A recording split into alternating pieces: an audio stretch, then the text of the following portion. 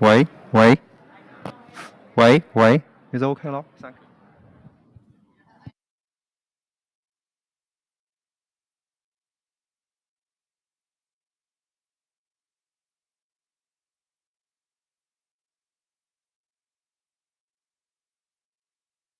可以了。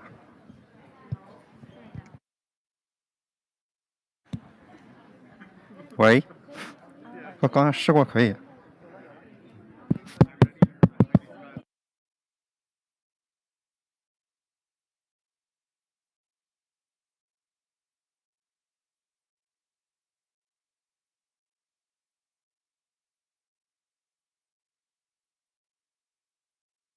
这是开。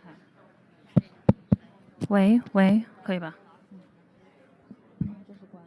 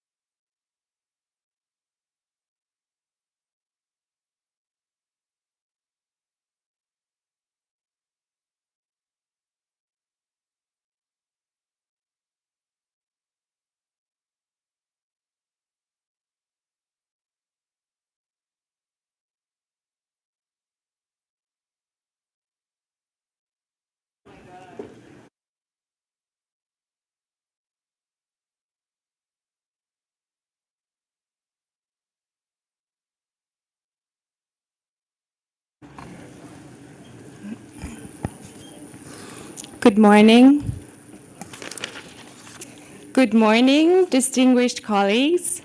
I would like to welcome you to the opening session of the 5th Science Policy Forum for Biodiversity and the 8th International Conference on Sustainability Science.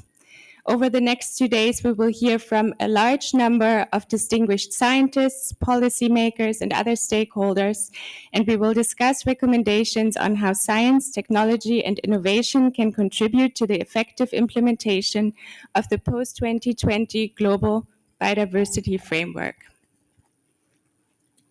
It is my great pleasure to introduce our esteemed opening panelists. First, I would like to invite Ms. Mona Niemer, Canada's Chief Science Advisor, to give welcome remarks. Thank you very much. Hello? Yeah, I guess it's working. Good morning, bon matin, bonjour tout le monde. As you heard, my name is Mona Niemer. I'm the Chief Science Advisor to the Prime Minister of Canada and his cabinet. I'm delighted to welcome you all to Montreal, actually my hometown in Canada, and to this 5th Science Policy Forum and 8th International Conference on Sustainable Science. C'est un immense plaisir que je vous accueille à Montréal pour cette conférence très importante. J'aimerais remercier le Happy to welcome you. Biologique. Et d'ailleurs, j'ai bien hâte to thank the Secretariat about diversity and biodiversity that planned the various sessions over the next 2 days. The fact that the Science Policy Forum is in its 5th iteration gives me hope because it tells me that people are recognizing how vital science is to resolving the biodiversity crisis. That there's an official Science and Technology Day on December 13 as part of COP15 is also very encouraging. It's a wonderful start, but I think we need to insert science much more in our policy-making decisions and make it more evident for those who perhaps don't fully appreciate yet the role of science in the decision-making process. From where I stand, I see 3 major roles for science, and this is true for biodiversity as well as global challenges such as climate change, pandemics, and food security, which of course we all recognize are interconnected. So science plays a key role in characterizing the scope and magnitude of the problem and its consequences, and identifying the causes of the problem, as we've been hearing. But science can also inform on solutions, and it can generate estimates for the expected effects of different solutions.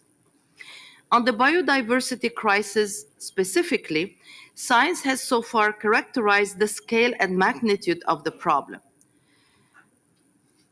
However, we know that now we're on the cusp of the planet's 6th mass extinction event, with profound implications to human health, security, and economic welfare, but especially in low to middle income countries. Science has identified the proximate threats to biodiversity, such as overexploitation, habitat loss and degradation, pollution, invasive species, and climate change. It's also identified some of the major drivers of these threats. You know them as well as I do. Solutions have been identified, such as habitat restoration, sustainable exploitation, and pollution reduction, among other solutions. But science and knowledge systems have other contributions to make, and I'll just name quickly 4. They can inform prioritizing conservation interventions based on the scientific evidence about the effects of these interventions, not only on biodiversity, but also on climate change mitigation and on adaptation and human welfare. All else being equal, priority should be given to those interventions for which there is compelling evidence that they will generate triple bottom line, meaning several net benefits. The second one is designing intervention implementations to ensure that irrespective of their success, the interventions provide a substantial return on investment in the form of scientific information. In other words, our actions should also provide learnings and knowledge for us to inform future actions. Science can also help evaluate the effectiveness of implemented interventions through rigorous post-implementation monitoring, and I know that this is very important to all of you. And last but not least, science can inform development and testing of technological solutions, including technologies for rapid biodiversity assessment, ecosystem restoration, innovative agricultural tools and practices, and many others. I want again to stress that in addressing the biodiversity challenge, we need all knowledge systems, Western science, indigenous, and community knowledge as well. We also need all disciplines, including the behavioral sciences. Ultimately, all solutions to biodiversity crisis, like for the climate change crisis, require changes in individual, organizational, and institutional behavior. And let's not forget implementation and evaluative sciences to translate ambitions into actionable policies with the highest chances of success. But of course, there is a disparity. Many of the most biodiverse regions of the world and where biodiversity is most at risk and underserved with respect to scientific capacity. Building internal capacity, as we all know, takes time which we simply do not have. So we need to rapidly develop and resource biodiversity, science and technology missions, if you want, missions that can be dispatched from higher capacity regions to those of lesser capacity to work with and enhance local capacity and knowledge. Science is, as I have said, critical for averting the biodiversity crisis. But critical is not the same as sufficient. Halting and reversing biodiversity decline requires that science-backed actions are indeed implemented.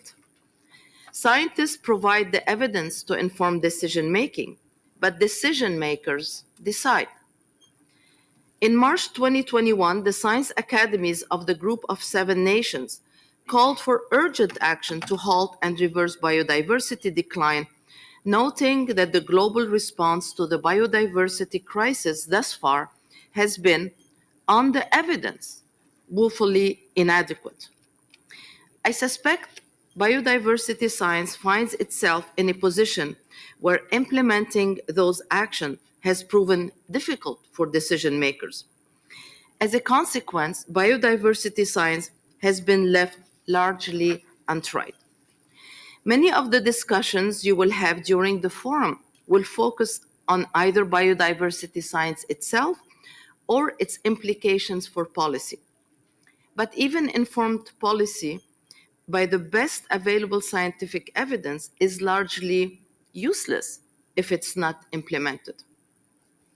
So I would encourage you to think deeply about how to best use science, not simply to inform, but also to persuade and guide, and do so in a manner that neither compromises nor undermines the principles of scientific integrity on which the credibility of science and scientists depends.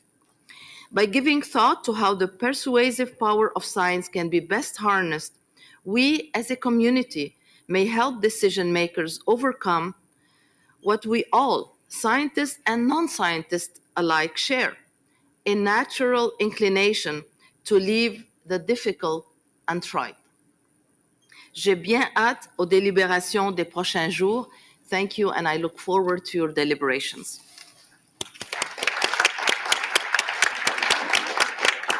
Thank you, Ms. Nemer. I would now like to invite the Executive Secretary of the Convention on Biological Diversity, Ms. Elizabeth Muima, to give her welcoming remarks.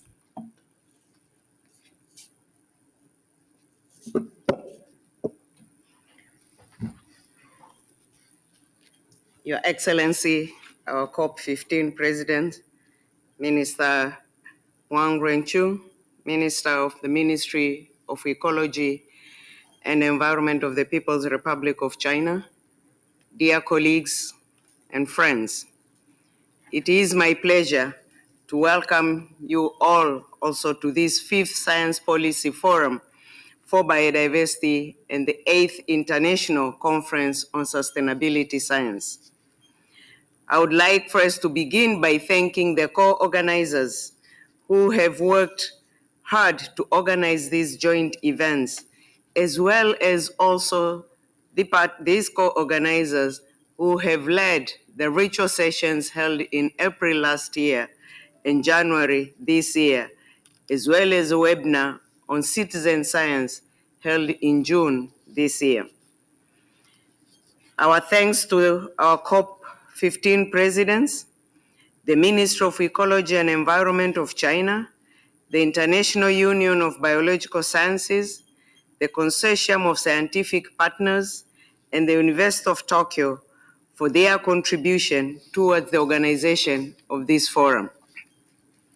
The Secretariat is honored to have collaborated with the various partners in organizing this forum. We are all aware of the power of science, which has clear messages and statistics on the alarming situation of the loss of biodiversity and the reason why we're all here in Montreal. Science has warned us. If we do not take action now, then we, the people, and the planet will be in a serious trouble. This forum, therefore, provides a space for scientists, policymakers, and other relevant stakeholders to discuss and make recommendations on how science, technology, and innovation could contribute to the effective implementation of the post-2020 Global Biodiversity Framework and bend the curve for the biodiversity loss. It is you, the scientific community, who is working tirelessly to ring the alarm bells for the devastating loss of biodiversity around the globe. Are we listening? We will know by the end of this conference. It is your research, knowledge, advocacy, and contributions to key scientific reports that have helped the global community, including policymakers, understand how critical it is that we act now to halt and reverse biodiversity loss. As we have seen during the negotiations over the last week, and will continue to see in the coming week, it is your knowledge that we rely on as we work to bring biodiversity to the center of decision-making. Colleagues, the post-2020 Global Biodiversity Framework will set us on a path towards achieving the ambitious 2050 vision of living in harmony with nature. To achieve this vision, we will need to take an approach that is both transformative and evidence-based. Governments and relevant stakeholders at all levels must have access to the most relevant scientific knowledge and information so that we can ensure that the threats to biodiversity are addressed. We must work together to identify the key factors for success so that we can reach measurable impacts on biodiversity at a global scale. There is much work ahead of us, and we at the Secretariat stand ready to help make your voices heard. I wish you all a successful meeting, and I look forward to the outcomes of your discussions, which I'm certainly sure will contribute in advancing the ongoing negotiations on the post-2020 Global Biodiversity Framework. Thank you. Thank you, Ms. Mrima. It is now my great honor to introduce His Excellency, Mr. Huang Runqiu, Minister of Ecology and Environment of the People's Republic of China and COP15 President.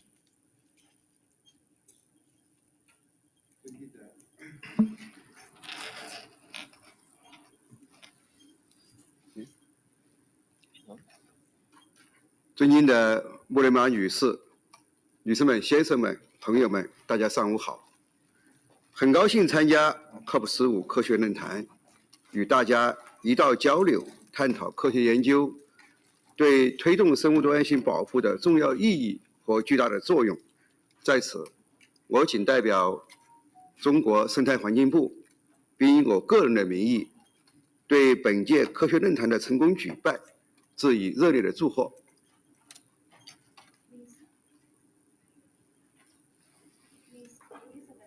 No worries.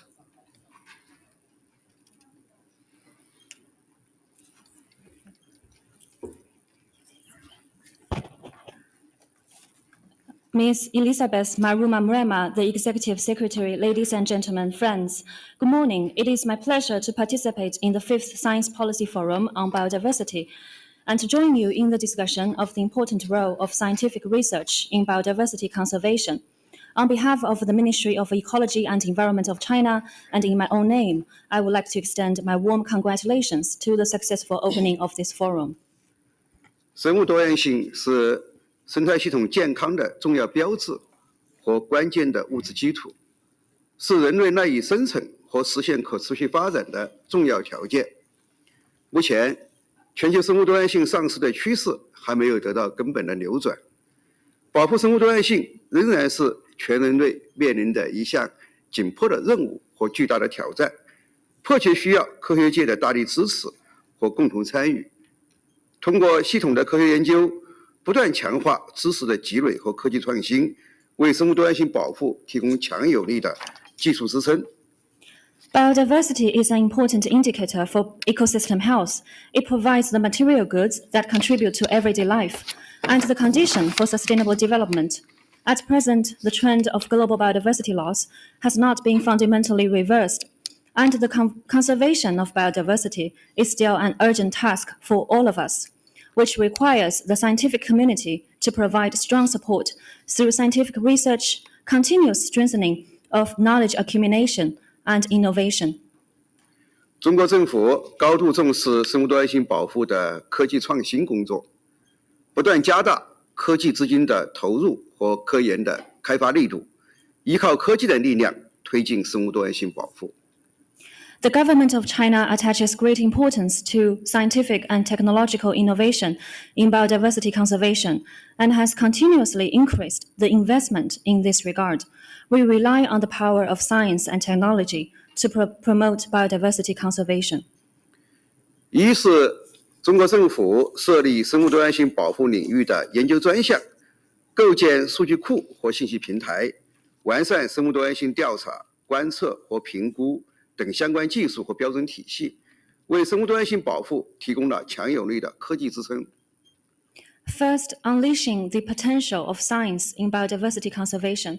We have carried out special research projects for biodiversity conservation, built databases and information platforms, and improved the technology and standard for biodiversity survey, observation, and assessment to provide strong support for biodiversity conservation in China. 通过生物多样性保护专项、典型脆弱生态修复与保护研究、物种资源保护专项、珍稀濒危野生动物保护专项等一批基础科学研究项目，加强濒危野生动物、植物的恢复与保护，种子资源和遗传资源的保存，生物资源可持续利用和产业化等技术研发，逐步构建起了生物多样性保护和生物资源可持续利用的技术体系。Those projects include the special project on biodiversity conservation, research on restoration and protection of typical fragile ecosystems, special project on conservation of species resources, and special project on protection of rare and endangered wildlife, and many more, through which we have strengthened the restoration and protection of endangered wild species. 比如我们在生物多样性的调查过程中，借助环境的 DNA 技术、谐波雷达、卫星追踪、无人机搭载、热成像仪调查等诸多的先进技术手段，有效提升了生物多样性观测、调查与评估的技术水平。Another example is biodiversity survey in China. We are now using tools such as environmental DNA, harmonic radar, satellite tracking, and thermal drones, which have effectively improved our work in biodiversity observation, survey, and assessment. 二是持续开展生物多样性保护的科普活动，加大科学传播力度，覆盖领域从传统的物种和生态系统保护到自然教育、物种种子资源、生物安全等，有效提升了国民对生物多样性保护的科学涵养。 Second, promoting the dissemination of science and public engagement. We have carried out public awareness campaign to disseminate scientific information on biodiversity, covering areas from species, ecosystems to nature education, germplasm, resources and biosafety, and so on, to raise public science literacy. 比如，我们每年在国际生物多样性日、世界野生动植物日、世界湿地日、6.5环境日这样一些重要时间节点，都要举办科普的系列活动。在电视台制作播出《打开生物多样性之门》系列专题节目，出版《万物同舟生物多样性大众知识速读》等科普读物，科学传播增强了全社会公众广泛参与与研究的与保护的意识。以观鸟的群体为例，在过去20年期间，已经扩大成为一个数十万人之众的公民爱好者群体，为我国鸟类本地数据积累了不可替代的贡献。 Every year, science activities are held on important occasions such as the International Biodiversity Day, World Wildlife Day, World Wetland Day, and World Environment Day. We have also produced a series of special TV programs such as Opening the Door to Biodiversity, and published books such as All Things in One Boat, a quick read on biodiversity knowledge. In the past 20 years, the bird watching community in China, as an example, has expanded into a group of hundreds of thousands of citizens, making an irreplaceable contribution to the data accumulation on birds in China. 三是我们不断加强生物多样性保护的国际科技合作交流，通过多双边的合作机制，推动多层次、多区域、多领域、多物种、多形式的科技交流合作。例如，我们积极推动大熊猫保护的全球行动，与17个国家、22个动物园开展了大熊猫保护合作研究项目，大熊猫的科研成果实现了全球共享。 Third, enhancing international scientific and technological exchanges and cooperation in the field of biodiversity through multilateral and bilateral cooperation mechanism and other platforms. We have promoted multi-level scientific and technological exchanges and cooperation in various forms with different regions on a wide range of areas. For example, we have actively promoted the global action to protect giant pandas and carried out cooperative research projects with 17 countries and 22 zoos across the world, and the scientific research results on giant pandas have been shared globally. 我们建设“一带一路”生态环保大数据服务平台，收录了100多个国家生物多样性相关的数据，为共建绿色“一带一路”加强生物多样性保护提供了数据支持。We have also set up a Belt and Road Ecological and Environmental Protection Big Data platform. This platform has collected biodiversity-related data from more than 100 countries, providing data support for building a green Belt and Road initiative and strengthening biodiversity conservation. 中国的华为公司联合雨林保护组织和智利的环境部，以网络和人工智能技术为动力，防止纳瓦尔布塔国家公园的非法盗猎行动，有效保护了当地濒危物种达尔文虎。China's Huawei has joined forces with the rainforest conservation organizations and the Chilean Ministry of Environment, among others, to prevent the illegal poaching activities in the Nahuelbuta National Park in Chile. Powered by artificial intelligence, this joint action has effectively protected the local endangered species of Darwin fox. 中国的生物多样性保护从科技进步中受益匪浅，有效保护了90%的陆地生态系统类型和74%的国家重点保护野生动植物种群，比如成都大熊猫的繁育研究基地、陕西扶贫的国家自然保护区、都采用人工繁育和演化放归等方法，大熊猫野外种群数量从40年间的1114只增加到现在的1864只。浙江省湖州市德清县的朱鹮种群重建与野外放归项目，经过15年的努力，使得种群数量从发现之初的只有7只，到现在野外和人工繁育总数超过了5000只。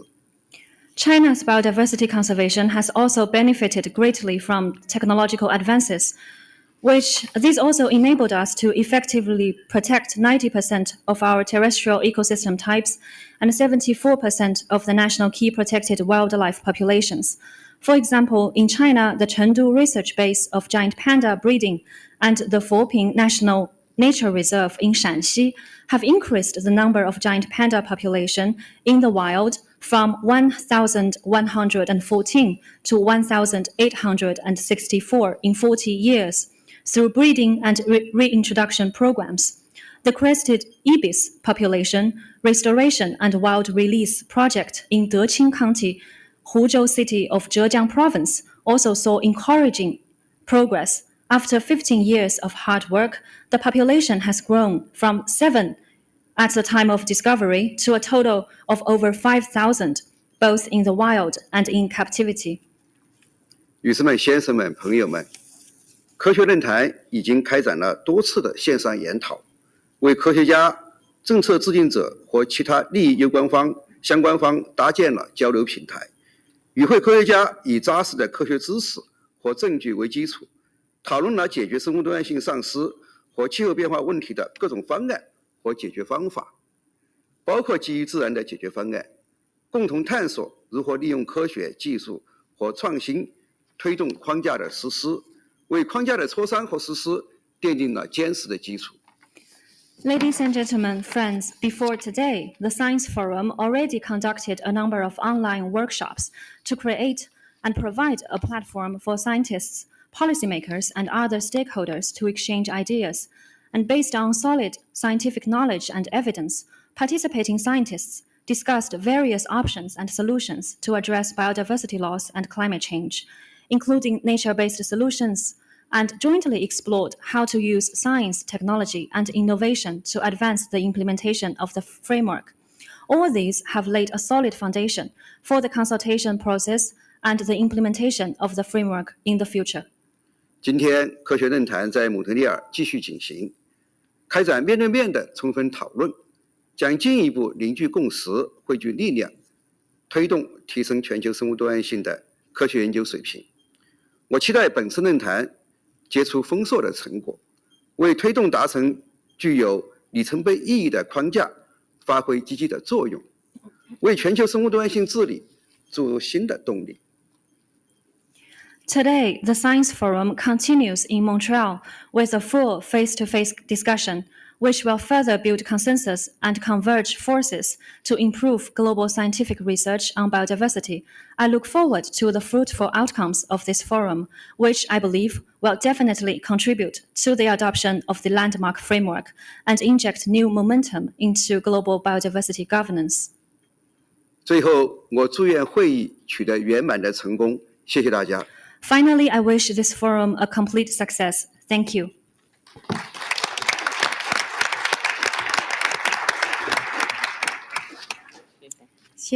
Thank you so much, Excellency. And we understand that Minister Huang and Executive Secretary Ms. Murima have to leave because they have a very full schedule, and we thank them so much for their participation and support.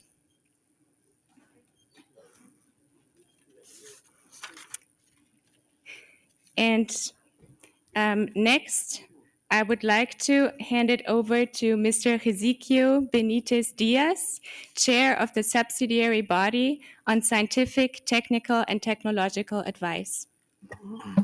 Thank you very much.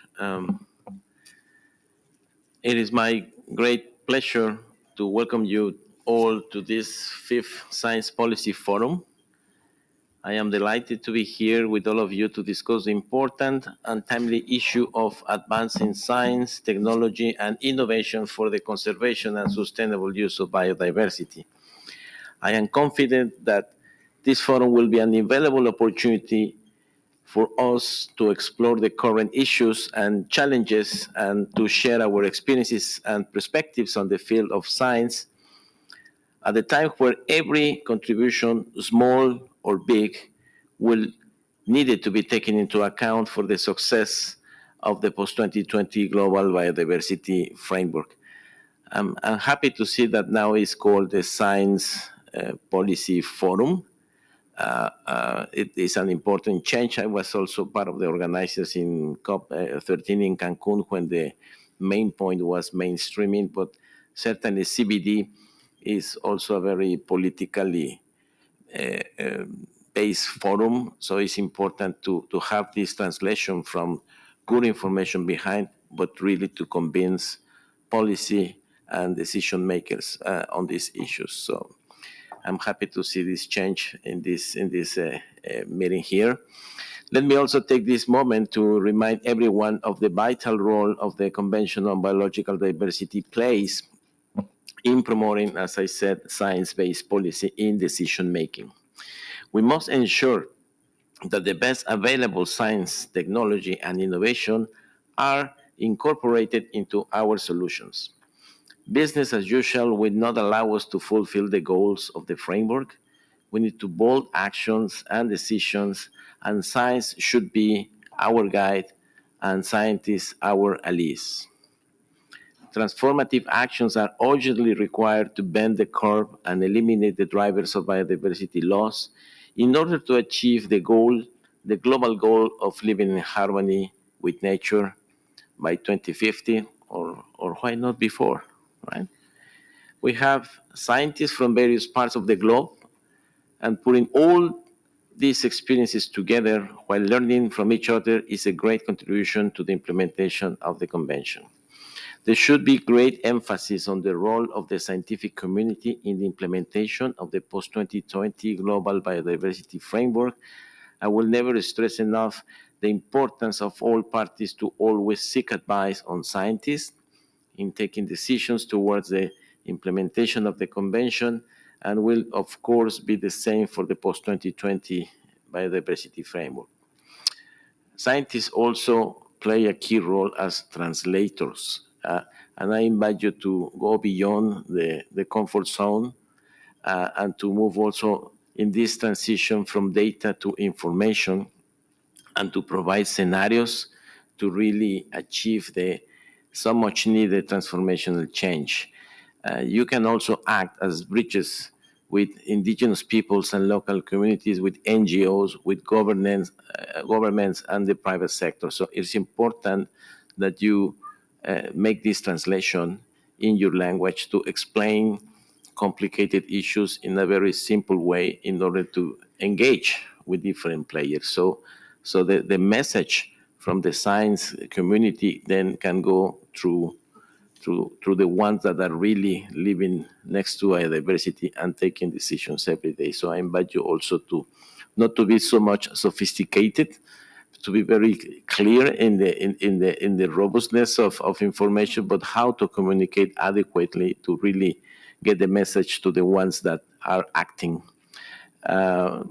It's important that biodiversity. I was looking at the program.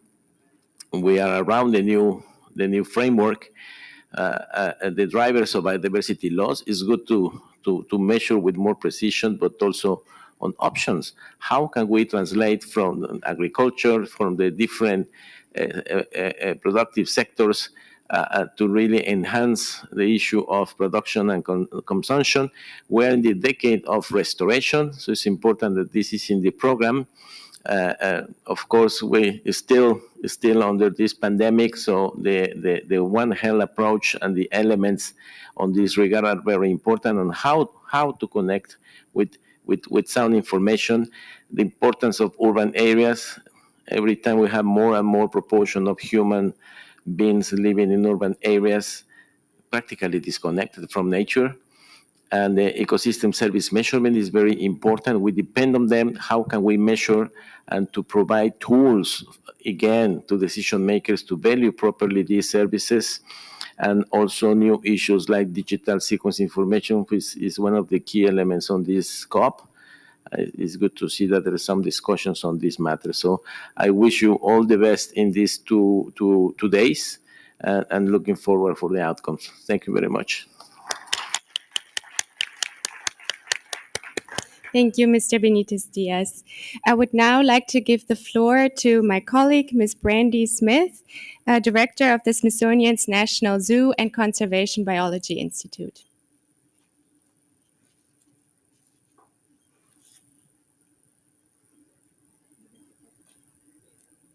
All right. Good morning, distinguished colleagues and friends.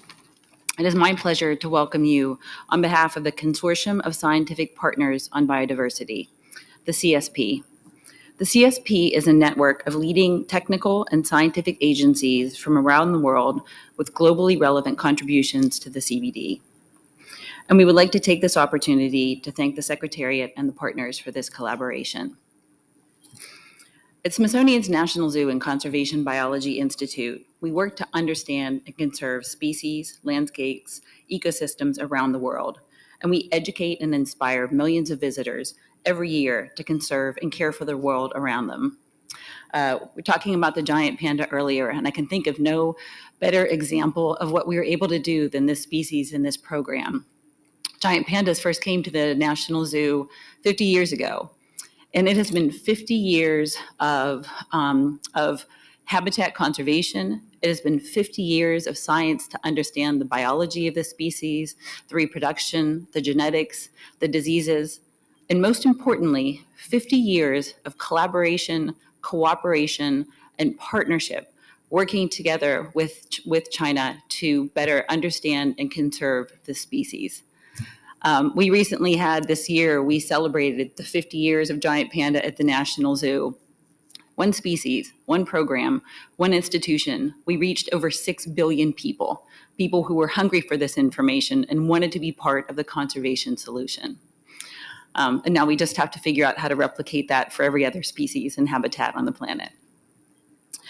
Smithsonian Institution recently launched Life on a Sustainable Planet, which brings together incredible Smithsonian resources from Smithsonian's National Zoo and Conservation Biology Institute to our Tropical Research Institute, our Environmental Research Center, and our National Museum of Natural History, and bring them together to develop and promote sustainable science-based solutions. And if we want to achieve the 2050 vision, or if we want the vision to happen sooner, so 2048. Why not? So if we want to achieve the 2050 vision in which we live in harmony with nature, we need to ensure that policy and decision makers have access to the best scientific information available. That is the goal of the CSP and the Smithsonian Institution's Life on a Sustainable Planet, to conduct the science that promotes evidence-based decision-making, to implement conservation solutions that work with local communities, to develop the partnerships that are necessary for success, and to educate and inspire the general public to want to be part of our solution. And this is all with the goal of producing sustainable, harmonious results. Thank you, and I look forward to speaking with you all throughout the conference.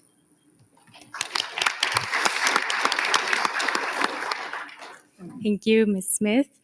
Now I would like to welcome Ms. Giselle Didier, Deputy Director of Research of the Humboldt Institute and also co-chair of the Consortium of Scientific Partners on Biodiversity.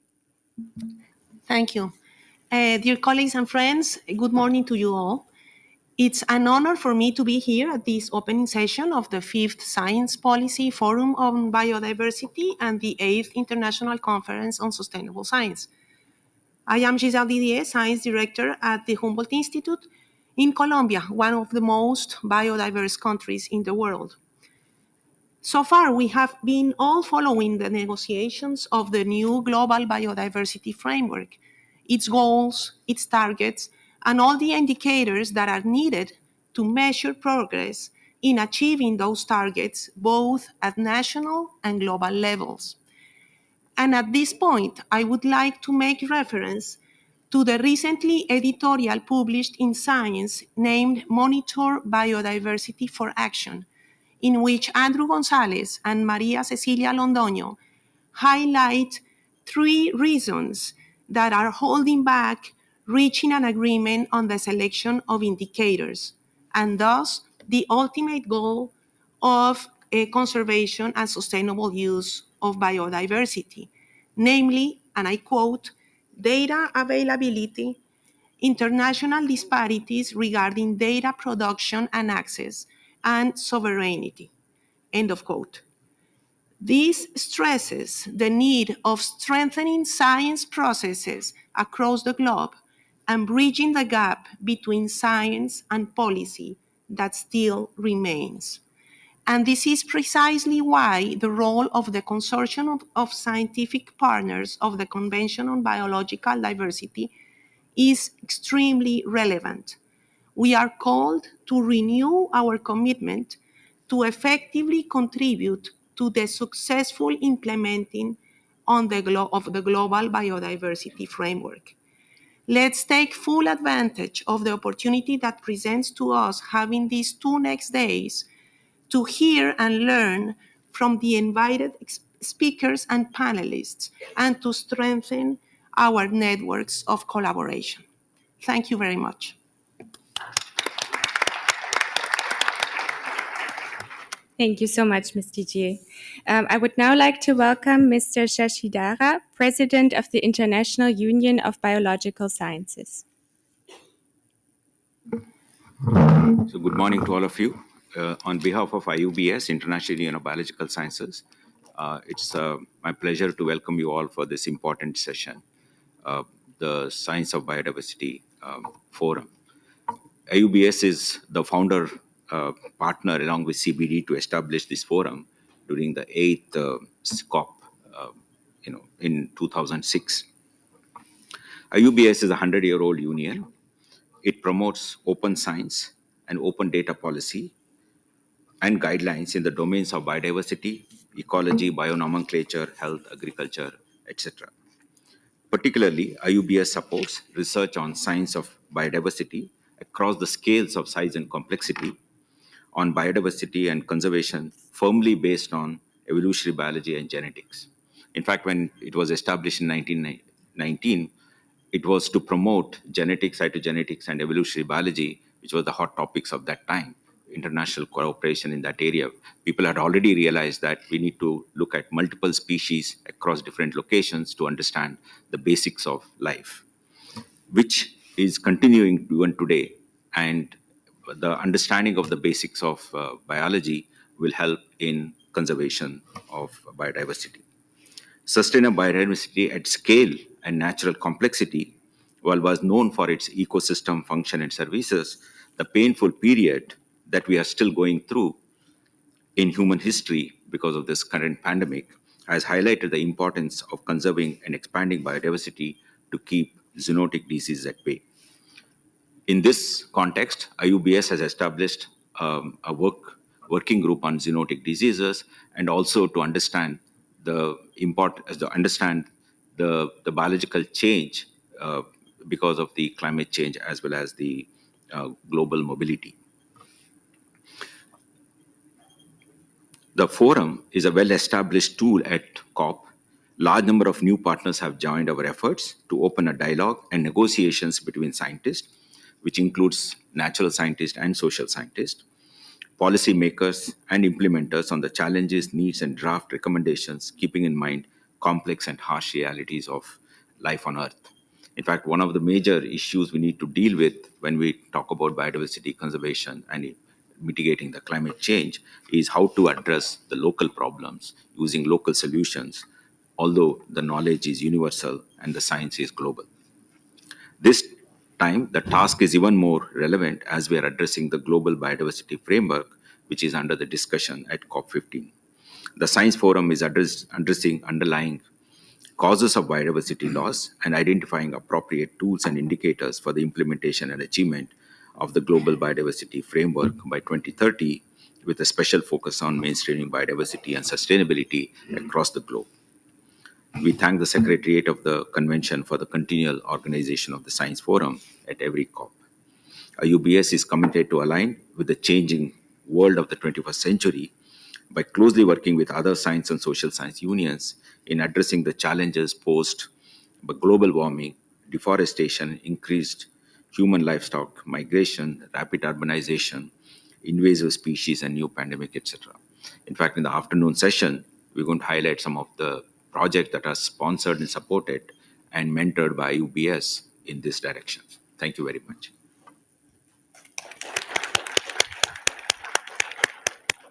Thank you, Mr. Shashidara. Finally, I would like to welcome Mr. Kazuhiko Takeuchi, President of the Institute for Global Environmental Strategies and the University of Tokyo. Thank you very much. Good morning for everybody. I would like to welcome all of you to the 8th International Conference on Sustainability Science, or ICSS, jointly with the 5th Science Policy Forum for Biodiversity, which will take place for 2 consecutive days starting from today. My name is Kazuhiko Takeuchi. I'm a president of the Institute for Global Environment Strategies, or IGES, and the project professor at the Institute for Future Initiatives of the University of Tokyo. The ICSS conference is co-organized by the Institute for Future Initiatives, IGES, and the United Nations University Institute for the Advanced Study of Sustainability, UNUIAS, and the Convention on Biological Diversity Secretariat.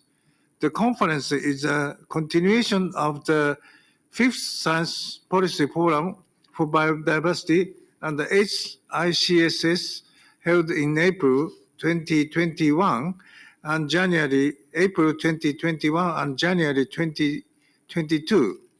I believe many of you also participated on these occasions. The ICSS is a series of a conference with a long history spanning more than 10 years. The conferences are led by University of Tokyo, with collaboration from various partners, focuses on sustainability science and urgent sustainability problems. During this conference, we will discuss the contribution of biodiversity and ecosystem services to human societies, which has been recognized amidst the current massive biodiversity and ecosystem degradation and loss across the globe. However, the role of biodiversity-based innovations and solutions has sometimes been overlooked in the sustainability debates. Innovative biodiversity-based practices may enable transformative societal change and address pressing sustainability challenges. Such innovation can provide the basis of various nature-based solutions, as well as having significant insurance values and reducing the substantial risks from climate and environment change. Such solutions can play a major role in reconnecting urban, peri-urban, and rural areas and involve various stakeholders, business, investors, and civil society. These solutions will be instrumental in achieving the SDGs in harmony with nature. We expect that the post-2020 Global Biodiversity Framework with its 22 new goals will be finalized here in Montreal. This new framework requires us to take further action toward transforming our society and lifestyle. Today, on the first day of the conference, we will review presentations and discussions of the previous conferences. Tomorrow, we will organize a session on nature-positive solutions initiated by the public and private sectors, as well as another session for students and early career researchers. I'm very much looking forward to seeing the interaction between speakers and participants, and hope that we can deepen our discussion on how biodiversity-based solutions can contribute to sustainable development. Thank you very much for joining the 8th International Conference and the 5th Science Policy Forum for Biodiversity, which I'm sure will be a great success. Thank you for your kind attention. Thank you, Mr. Takeuchi. And thank you so much to the wonderful opening panel. We will now have one keynote presentation. After that, a short break.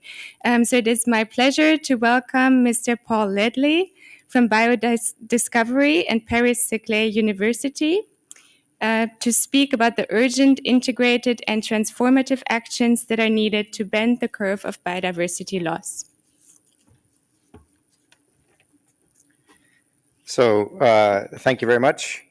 And this is not the right presentation that I have in front of me.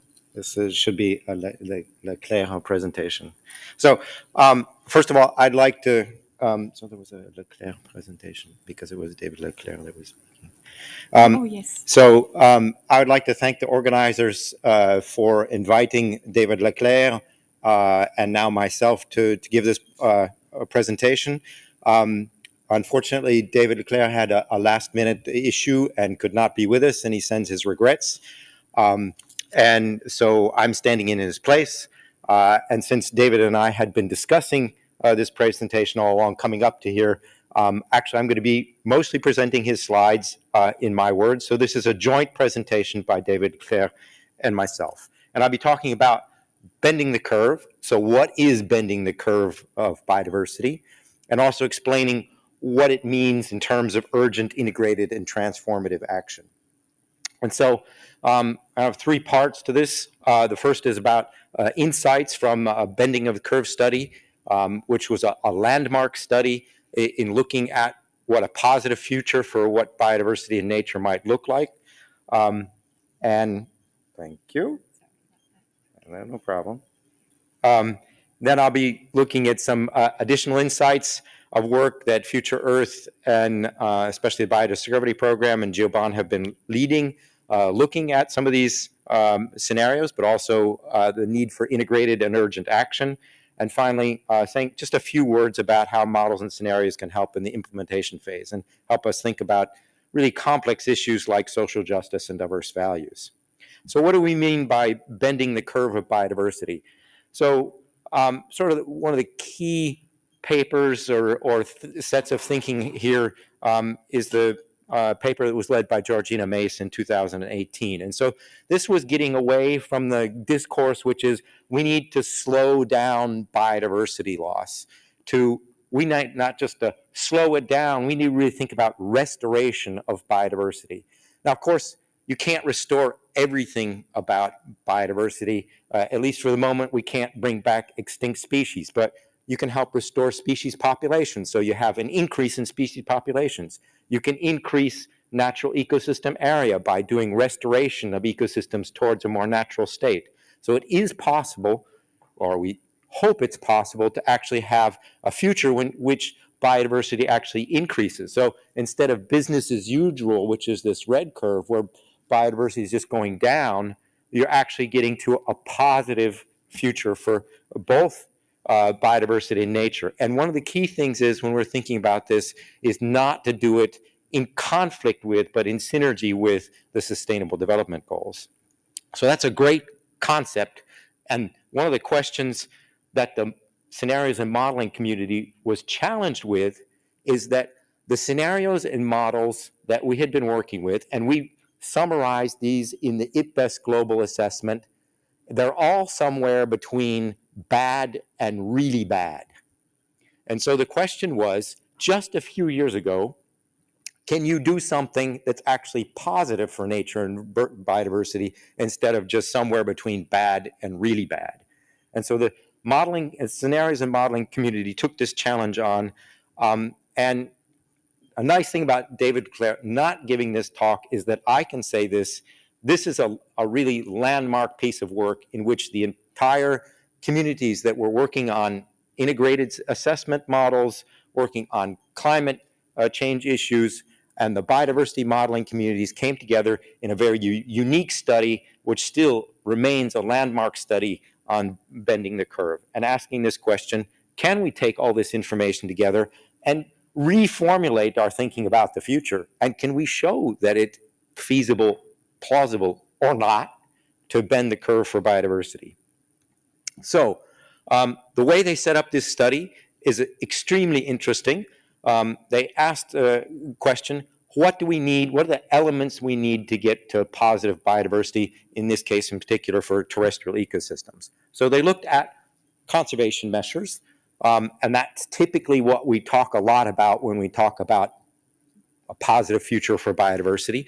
But they also looked at demand side measures like reducing waste from in the food system, from changing diets. They looked at supply side from the way closing yield gaps, increasing sustainability, increasing crop yields, to sustainably increased trade of agricultural goods, and asked how do those three things individually and then in together combine to help bend the curve. And what's really important is they looked at each one of those individually so that we could know how each one of them plays a role, and then they put them all together in this integrated action portfolio. And so this is a little bit of a complicated slide. I think this is the only one where I'm going to dig in a whole lot of detail. So what's really interesting in the study and still unique is that the biodiversity modeling community came together and they put all the models that we had that ran at global scales to look at a number of different indicators of biodiversity. So you see extent of habitat, you see wildlife population density, you see species richness, so the number of species per unit area, you see extinctions. We're looking at many different indicators of biodiversity, not just one, which still remains, most studies only look at one or a few. And we compared, or they compared, I wasn't part of this study, they compared a business as usual scenarios. Those are the gray curves here everywhere. And all the thing I want you to notice on that graph is all those gray curves just keep going down. And at best, they kind of flatten out towards the end of the century. The yellow curves are these integrated approaches. This is this package where you're doing supply side, demand side, and conservation issues. And each one of those bends the curve and creates a positive future for biodiversity. And so what I want to look at are a couple of things associated with that. One is, when do you bend the curve when you do these different things? Does it make a difference if you only do conservation versus only supply side versus only demand side? And this is a slide in which you're looking at different combinations. So business as usual, still in gray, integrated action portfolio, still in yellow, and then different combinations of supply side, demand side, and conservation. And what you see here are, if you start at the date at which you get to bend the curve. So when do you get to bend the curve? I'm going to point out just a couple of key things here. The curve, if you do the integrated action portfolio, now there's some problems, there are some shortcomings with this study, and it does not properly account for certain lags. And so bending of the curve in reality is likely to come after what's indicated here. But bending of the curve in the integrated action portfolio comes very soon. The bending of the curve, if you only do conservation, that's green, only comes at 2050 and probably later. That's really important to keep in mind. And finally, if you just do business as usual, basically you don't bend the curve until the end of the century. So let's just say you don't bend the curve. So the take-home message is increased conservations are absolutely key. We need better managed protected areas, we must have restoration, and we must have landscape level spatial planning. And that greatly reduces the time at which we get to bending the curve. But it doesn't work by itself. And I think this is the key take-home diagram of the talk this morning. The bottom curve is business as usual. That's biodiversity that just keeps going down. Conservation alone, 30 by 30 with species conservation helps slow the loss of biodiversity. You only bend the curve when you work on supply side and demand side issues. So you cannot bend this curve without diet changes. You cannot bend the curve, at least as we can tell with our scenarios. You cannot bend the curve without reduced waste, and you can't bend the curve without sustainable increases in crop yields. And I'll get back to some of these issues. And I'm going to get back to later some issues about sustainable development goals as well. Final take-home message, and this is the really positive one, and the Global Biodiversity Framework, at least in its first draft, looked a lot like this. Sometimes it looks a little less like this after it gets negotiated, but first draft looked a lot like this. If you do all these things, it does look feasible to bend the curve for biodiversity. And it needs conservation and tackling the direct and indirect drivers. So now you have my apologies. I'm going to go over a number of slides pretty quickly, and I'm not going to explain the details. And what I'm going to try and do is point to things that are going to be happening over the course of the next 2 days. So one has to do with scenarios, and there'll be a number of talks about scenarios. This is work that we published that actually was an information document that went to parties before the Geneva meeting. Don't look at the table here, just listen to what I'm saying, please. So this is just saying exactly the same thing as what I just showed you with the bending the curve. So the only difference here is we've summarized 6 of these bending the curve scenarios, and it says exactly the same thing here. 30 by 30 without an increase in resources is essentially business as usual. 30 by 30 with an increase in resources is incredibly important. It's very good. It does not bend the curve. It's only treating these demand side and supply side issues that allow you to bend the curve. That's it. That's the take home message for that. And you'll be hearing more about that as we go on. A second thing is, and this is a very complicated diagram, and I get the pitch from myself, which I wasn't planning on doing. So this is things that I will be discussing, and a number of us will be discussing later this morning. This is work that we did, again, leading up to the Geneva WG 2023 negotiations, showing that you have to treat all of the direct drivers if you're going to meet the different components of Goal A. You cannot pick and choose which driver you're going to treat. They're all absolutely essential. If we weaken any one of the targets related to their direct drivers, we will have problems slowing and bending the curve for biodiversity. And we'll explain where that information comes from, and this is directly derived from the IPBES global assessment. And we've gone even further in more recent documents that we prepared for the Nairobi negotiations, explaining actually that if you do set things up properly, you can actually make quantitative relationships between some of the targets and the outcomes in terms of goals.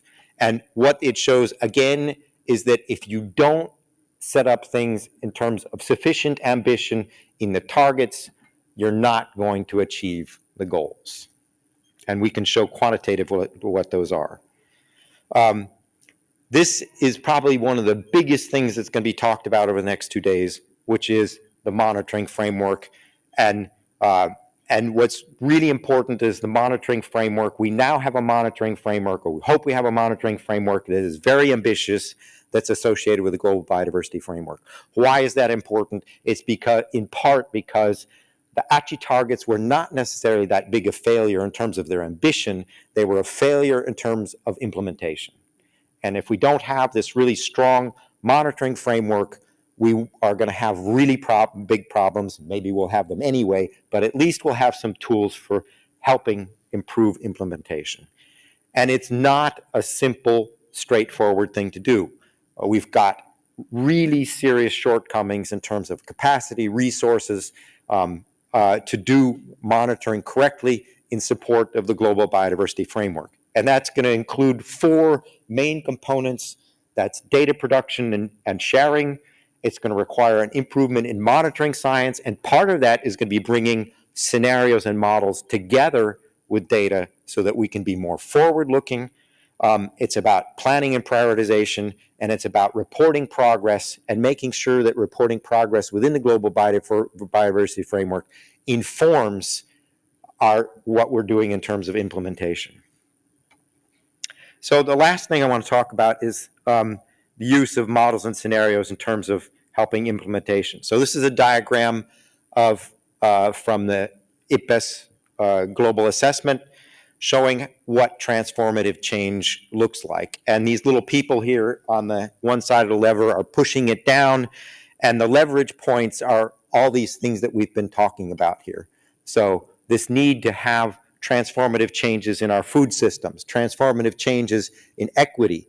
Those things are critically important, and some of those things we still haven't taken into account very well in our scenarios and models, and to a certain extent have not addressed sufficiently well in the discussions around the global biodiversity framework.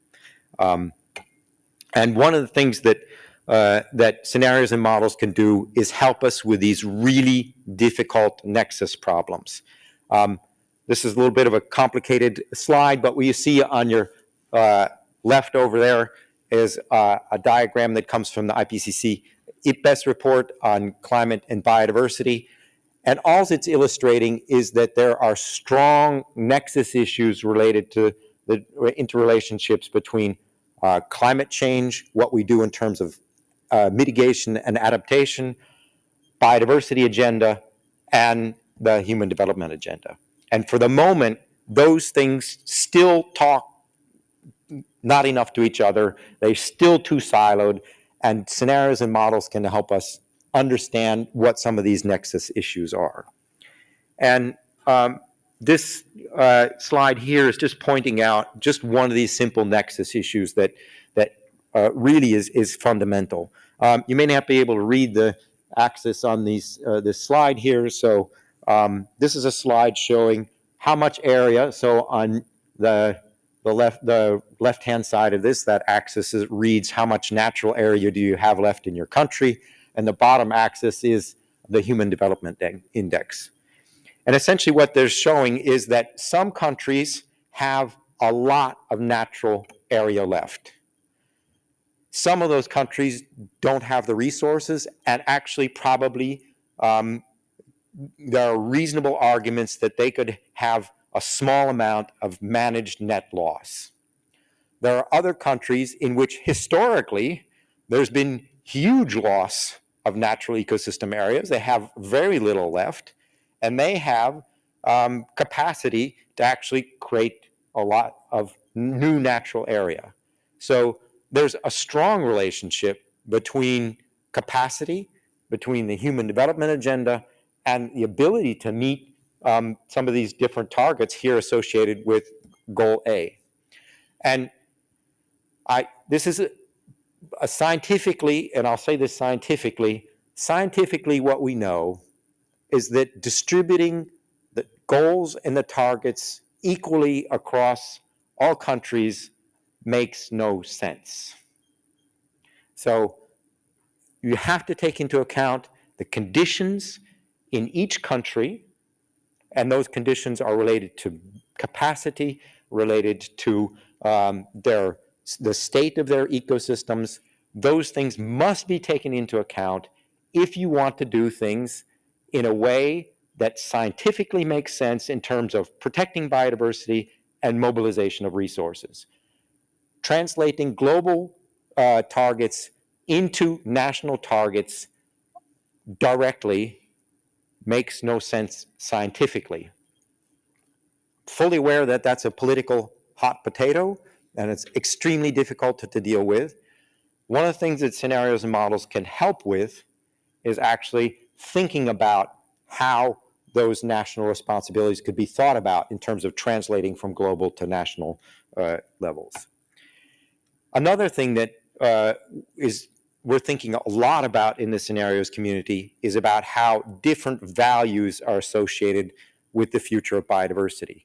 And I think Enrique Pereira is going to be talking about this briefly in the next session. So IPBES has been helping catalyze the development of a new set of bending the curve scenarios in which we look at different values So just as an example, some people put a lot of emphasis, some countries put a lot of emphasis on ecosystem services. Other countries put a lot of emphasis on preserving nature for nature's sake. And those things are different sets of values, and that needs to be taken into account in actually when we're thinking about what a positive future is. And finally, just another example of how this can be related to policy. This is an example that Piero Visconti will be talking about. And it's actually using scenarios to look at policy alignment. And this is an example from the European Union. So they have policy on nature. They have policy on agriculture in their farm to fork policy. They have policy on climate change in their Fit for 55. And they would like those policies to be aligned, but there's a paper that just recently came out using scenarios to show that their climate scenarios, Fit for 55, are very likely bad for biodiversity. So scenarios can actually help you figure out where you've got problems with alignment in policy. I haven't really talked enough about people, and I'm going to just summarize this, unfortunately, in 2 slides. So what about people in bending curve scenarios? So one of the most important things in all these scenarios, and I didn't say this enough when I was talking about the bending the curve scenarios, they are designed so they do not come at the expense of food security and eliminating hunger. They take that into account. These are not necessarily, though, positive scenarios as viewed by everyone. And I want to talk about some of the key assumptions. One of these key assumptions is that there is a very large reduction in overconsumption of especially food. And that's coupled with more equitable distribution of food. Now, that might, in the room of the converted, might go relatively well. There are many people who don't see a positive future is one in which they radically reduce the amount of meat that they eat. And we know from scenarios you can't bend the curve of biodiversity without that. One of the things that we also need to do are close yield gaps, especially in sub-Saharan Africa. And again, what does that mean?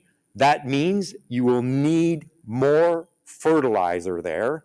And so that also might come as a shock to some people or contradictory to what they think is a positive future. But you can't feed a growing population without more fertilizer in sub-Saharan Africa. And that's absolutely essential to have these sustainable closure of yield gaps. And I can go on. There are strong synergies. If you view that as positive, these are really strong synergies between bending the curve for biodiversity and human well-being.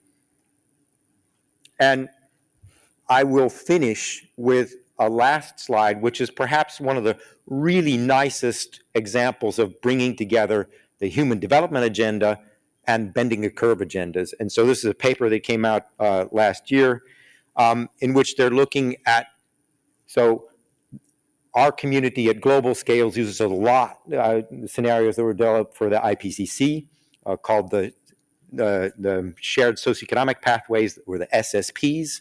And the SSP2 that you see there, the red curve for both greenhouse gas emissions, biodiversity, and underweight people and relative poverty. That's the red curve. That's the kind of scenarios a lot of the modeling community uses. And you can see it's not great for anything. Biodiversity, human well-being. This particular scenario is based on a lot of things that I just showed, and a really important one, which people may or may not view as a positive future. This requires carbon financing. Let's just say real clearly, basically carbon taxes in developed countries that are then used for human development aid. And that results in a very positive future for both biodiversity and human development. So to finish, bending of the curve of biodiversity loss, I hope you convinced you that it needs urgent, it needs integrated, and it needs transformative action. And as we look at the first draft of the Global Biodiversity Framework, it contained many of the things that are what we have just shown are elements of that transformative change.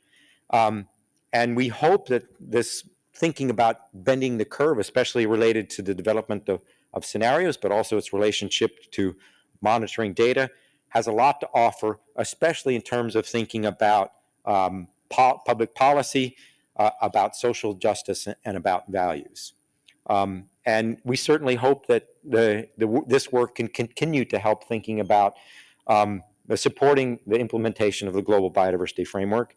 And I'd just like to finish by a pitch for Econario, the giant mechanical plant that is over in room 220B, developed it as part of one of the Bending the Curve initiators, in which this giant plant is actually going to illustrate in a mechanical plant way, giant plant way, the bending the curve scenarios. So when it does business as usual, it will look very sad and flat, and it will then illustrate how positive the future can actually look when they're actually tying it directly to these bending the curve scenarios. So I'd like to thank you very much, both on my behalf and on the behalf of David Leclerc.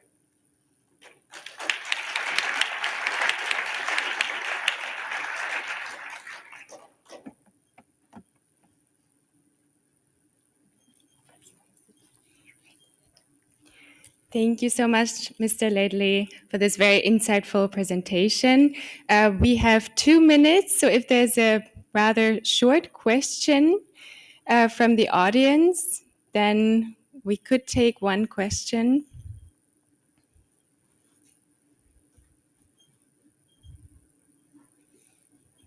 Yes. Thank you so much. You categorically you said that we cannot feed a growing population in Africa without the use of further fertilizers. I'm just wondering, what role do you see in terms of diversifying the food systems, for instance, using more legumes and other plants which are not requiring as much fertilizers as common crops from under the Green Revolution? Thank you. So I think it's really important to not be misinterpreted in that. So the idea is not to reproduce what's happened in other countries where fertilizer has been the primary driver of closing yield gaps. So ideally, much of that would come through what can be referred to as agroecology, other measures that actually can improve fertility and productivity without the kinds of very large inputs of fertilizer that have been used in other places.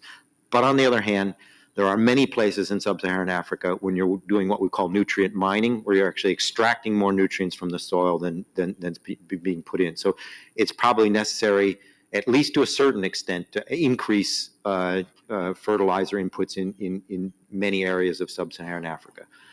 But certainly we want to keep that to a point where you're not getting, or you're getting very little nutrient loss to the environment. Thank you so much. And I would like to thank you again to the opening panel.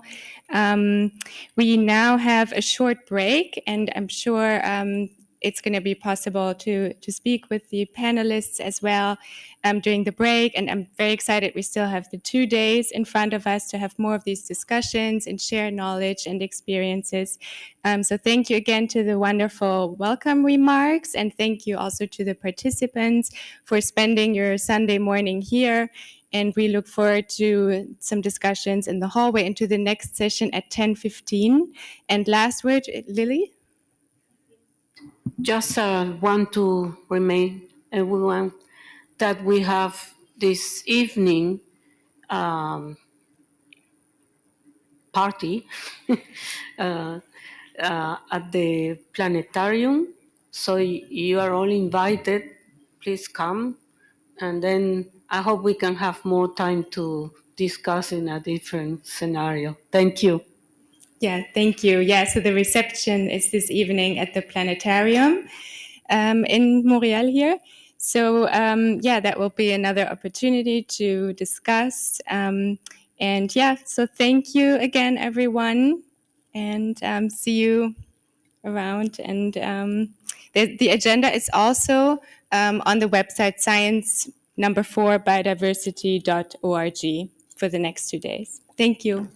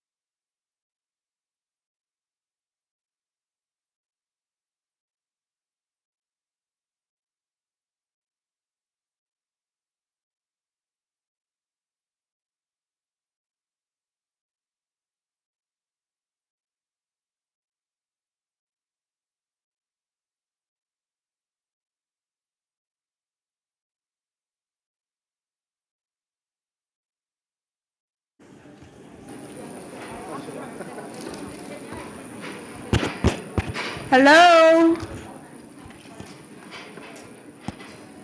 Hello, good morning. I hope all of you are rested and ready to start our session, next session.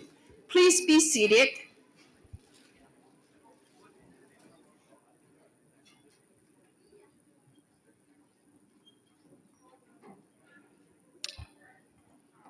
For those who are going to be here, please be seated.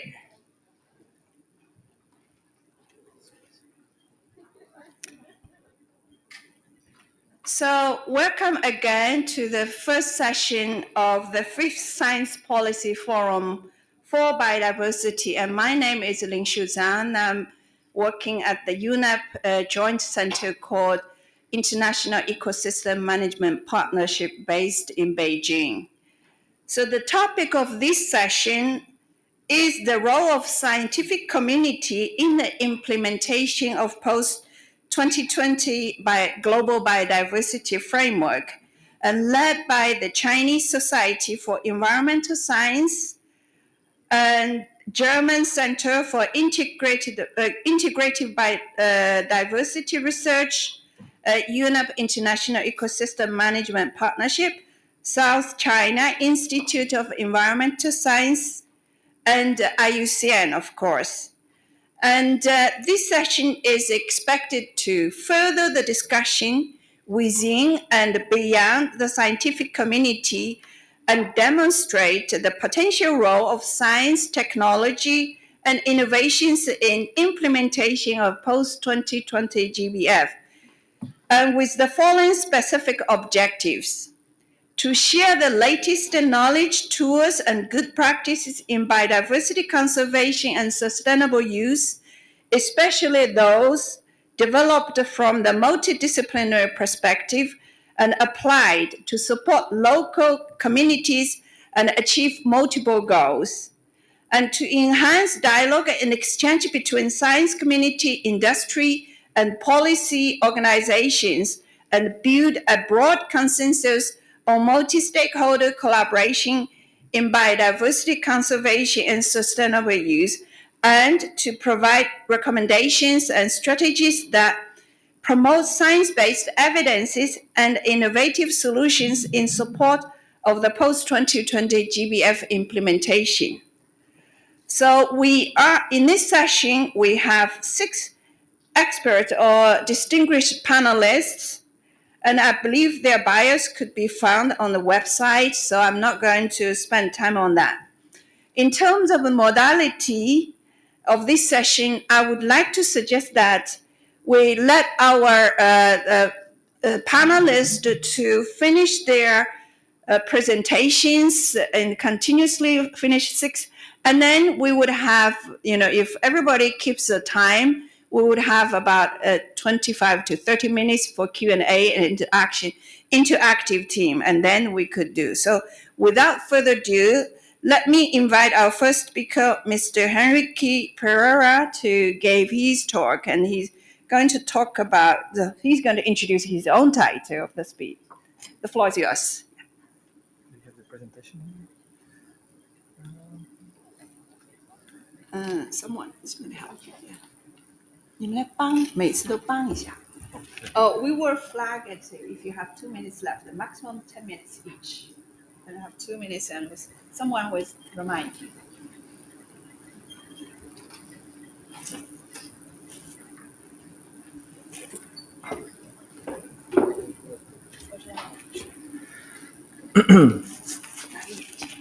Good morning. It's my great pleasure to be here today. And I wanted to start by providing a bit of context on the timeline of where we are. It's not the first time we're discussing targets. We have been doing that for a few decades now.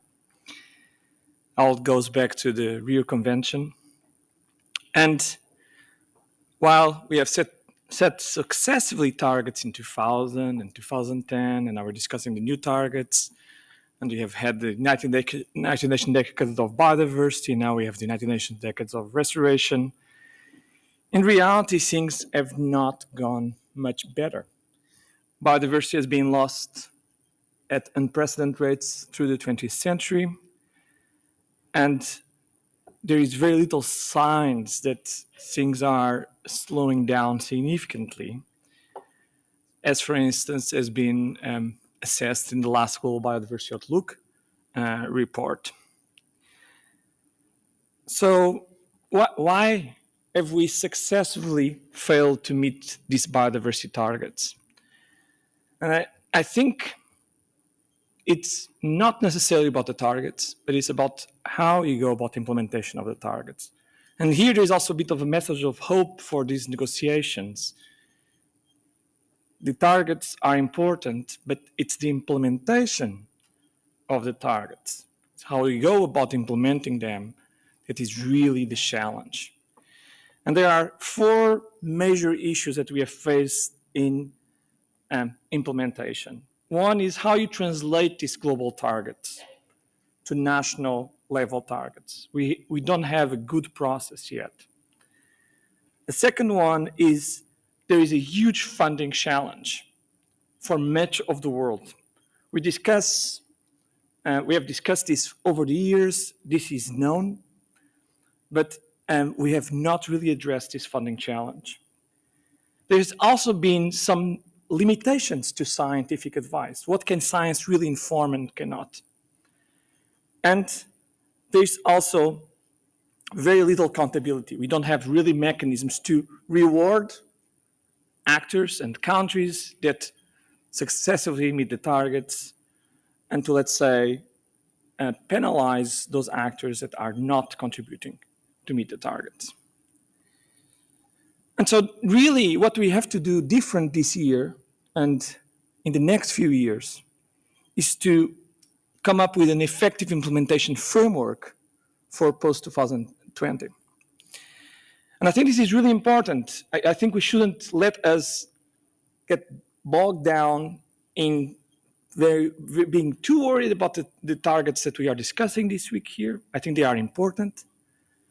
But personally, I think it's much more important that to have a nice set of targets, or let's say not so ambitious set of targets that we finalize successful in these negotiations, and then start worrying about how we go about implementation, because implementation is really what will make a difference in the next decade.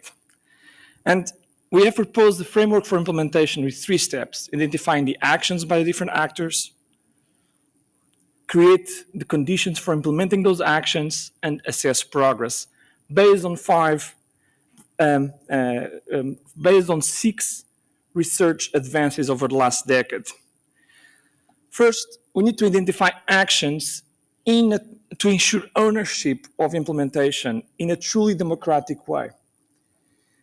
We have to involve many more actors than we are currently involved in different nations, from the private to the sector to the government sector, discussing how each actor can implement actions in post-2020. And we can use scenarios and positive futures, such as the Nature Futures framework that has been developed by the best task force on scenarios and models, to discuss what kind of futures we want for these communities in a way that incorporates, as Paul has mentioned, the diversity of values. Not everyone thinks the same. And that's why we really need a democratic process to discuss these futures and to incorporate different visions and different perspectives from people. We need to implement actions and mainstream those actions. Restoration is a big challenge for the next decade. And for instance, large-scale restoration is a major goal for the next few years. And for instance, there, rewilding has been one of the most important new developments in restoration as a large-scale restoration approach. But it's not only about restoration, it's about addressing remote responsibility. Who has responsibility for driving biodiversity loss? 30%, about 30% of the impacts are mediated by global trade. If we don't know who's driving those targets, 90% of the impacts, for instance, of Europe happen in the southern hemisphere on biodiversity.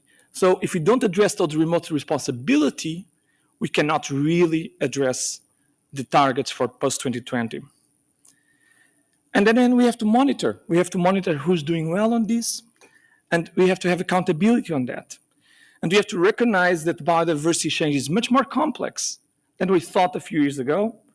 The biodiversity trends are much more complex, and we have to have much better data and much better monitoring using models to really fill gaps that we'll never fill otherwise. We'll always have to have gaps on our data. We need to draw up on models to have a really good overview of how well we are progressing toward implementing those targets. So these are my messages for these next few days, and particularly how we have to start thinking going beyond the targets themselves to implementing them in the next decade. Thank you.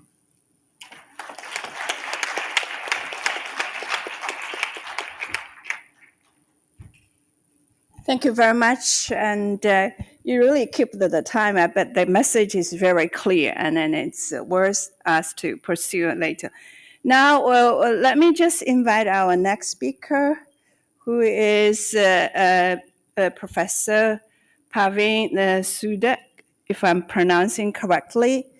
Among many titles he owns, I just only like to mention that he is UNEP's Goodwill Ambassador. Now the floor is yours, Professor.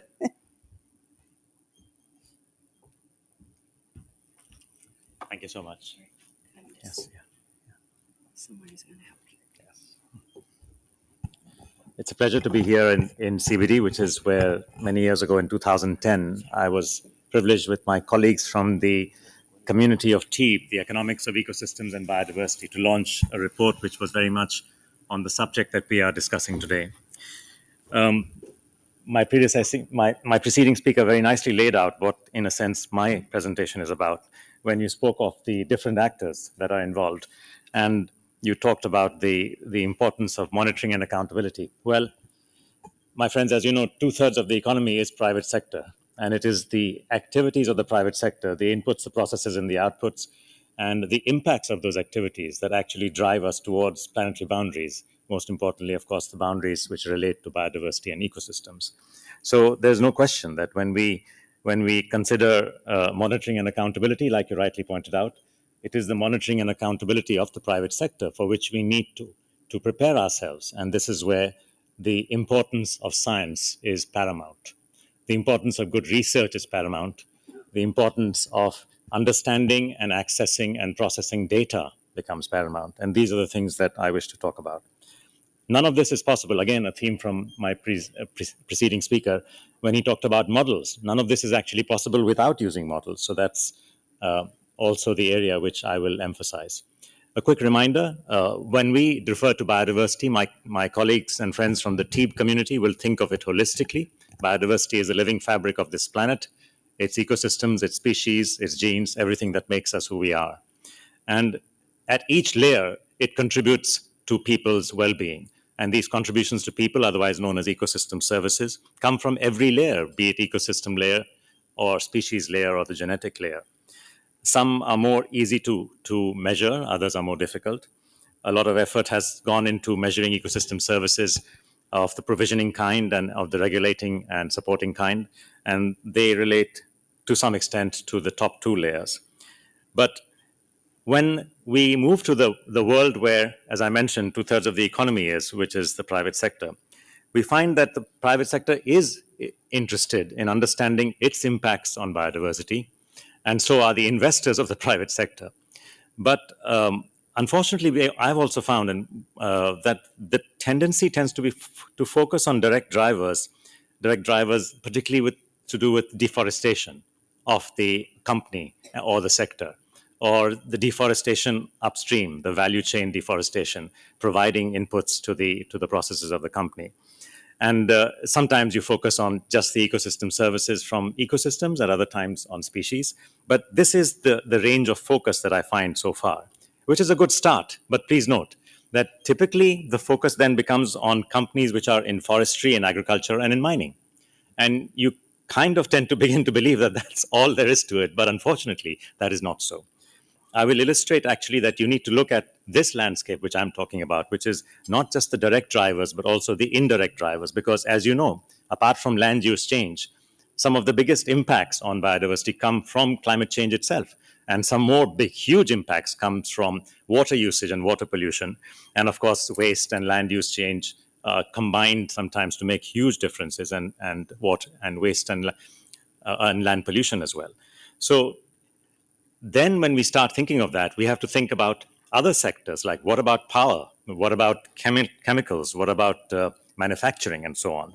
That's when we start having to focus on not just the direct impacts on deforestation and the wetlands recovery and so on, but literally all the operations of the company. I'll take just two examples and to illustrate the point I'm making here, which is let's take a thermal power company. And this is an actual company, so these numbers I have to disguise the name, but it's a significant company in the Asia-Pacific region. Among other things, you can see that their emissions are 100 million tons. You can imagine that is obviously a component of the overall emissions of the economy, which are then contributing towards the loss of forests, the movement of habitats, and the destruction of everything that's within. But we can model that. And through models, we can calculate what is this particular company's GHG contribution towards biodiversity loss. Yes, the overall total from climate may be 6-7%, but how much of it relates to this particular company's emissions out of the overall total? We can work this out. And when we look at this company's water usage, 2,383,000,000 cubic meters, that's 2.8 cubic kilometers of water use per year. Why? Because it's a power utility. It needs to cool its equipment, and the cooling is through water, and therefore you are heating the water, which goes back to the rivers and the water bodies from which it is taken. That has an impact quite significant on aquatic biodiversity in the freshwater areas from which it is drawn. Again, you need to calculate that impact, and we can. These are the things that can today be modeled, and that's the good news part of it, which is if we look even at the chemical company, and again, this is a real company in Europe, but it basically, again, huge, which is 39 million tons of GHG emissions, almost half a cubic kilometer worth of water usage, and a significant amount of hazardous waste as well, in addition to non-hazardous waste, which needs to be accounted for in its impacts on biodiversity. So when we do those kinds of calculations, we are looking at something like this as a framework, which is you need to consider not just the direct impacts, but also the indirect impacts, not just at the ecosystem layer, but also at the species layer. And thankfully, again, the good news is that due to the science that has been developed in terms of potentially disappeared fractions, PDF as it's called, and the huge amount of work that has been done by Wageningen and other people on the mean species abundance indicator way back, which was used by my TEEB colleagues as far back as 2008. I think we are at a place where we can get some answers. So we have applied, by the way, you don't have to worry about taking notes here. I've actually put this framework on the back of my visiting card, and I'm going to leave some copies here so you can pick it up. And those who prefer to use the QR code, you can do that as well. So don't worry about taking notes. It's all in the public domain. You can use it, please. So these are some of the advances that are there, but unfortunately, there's still a lot of work to do. Here's the challenge. Most of this information is useful for the risk management and the reporting requirements and the regulatory reporting requirements through SFDR and through EFRAG, which have been introduced by the European Union and by other regulators. And when we come at the portfolio level, we find, yes, it is possible to work out the indirect impacts, and lots of companies, including mine, are doing that. But when we look for direct impacts, and especially when it look in terms of the positive flows of from ecosystems, be it for forests or agriculture, we find very little information available.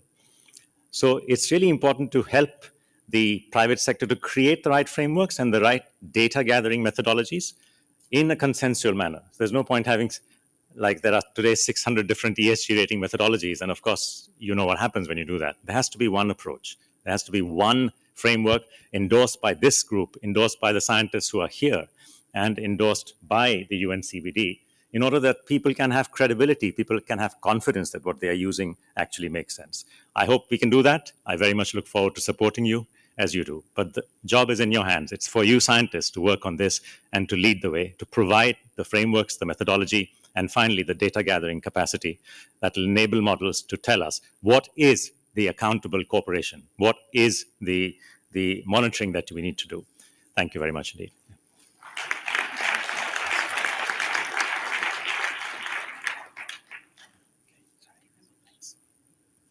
Sorry.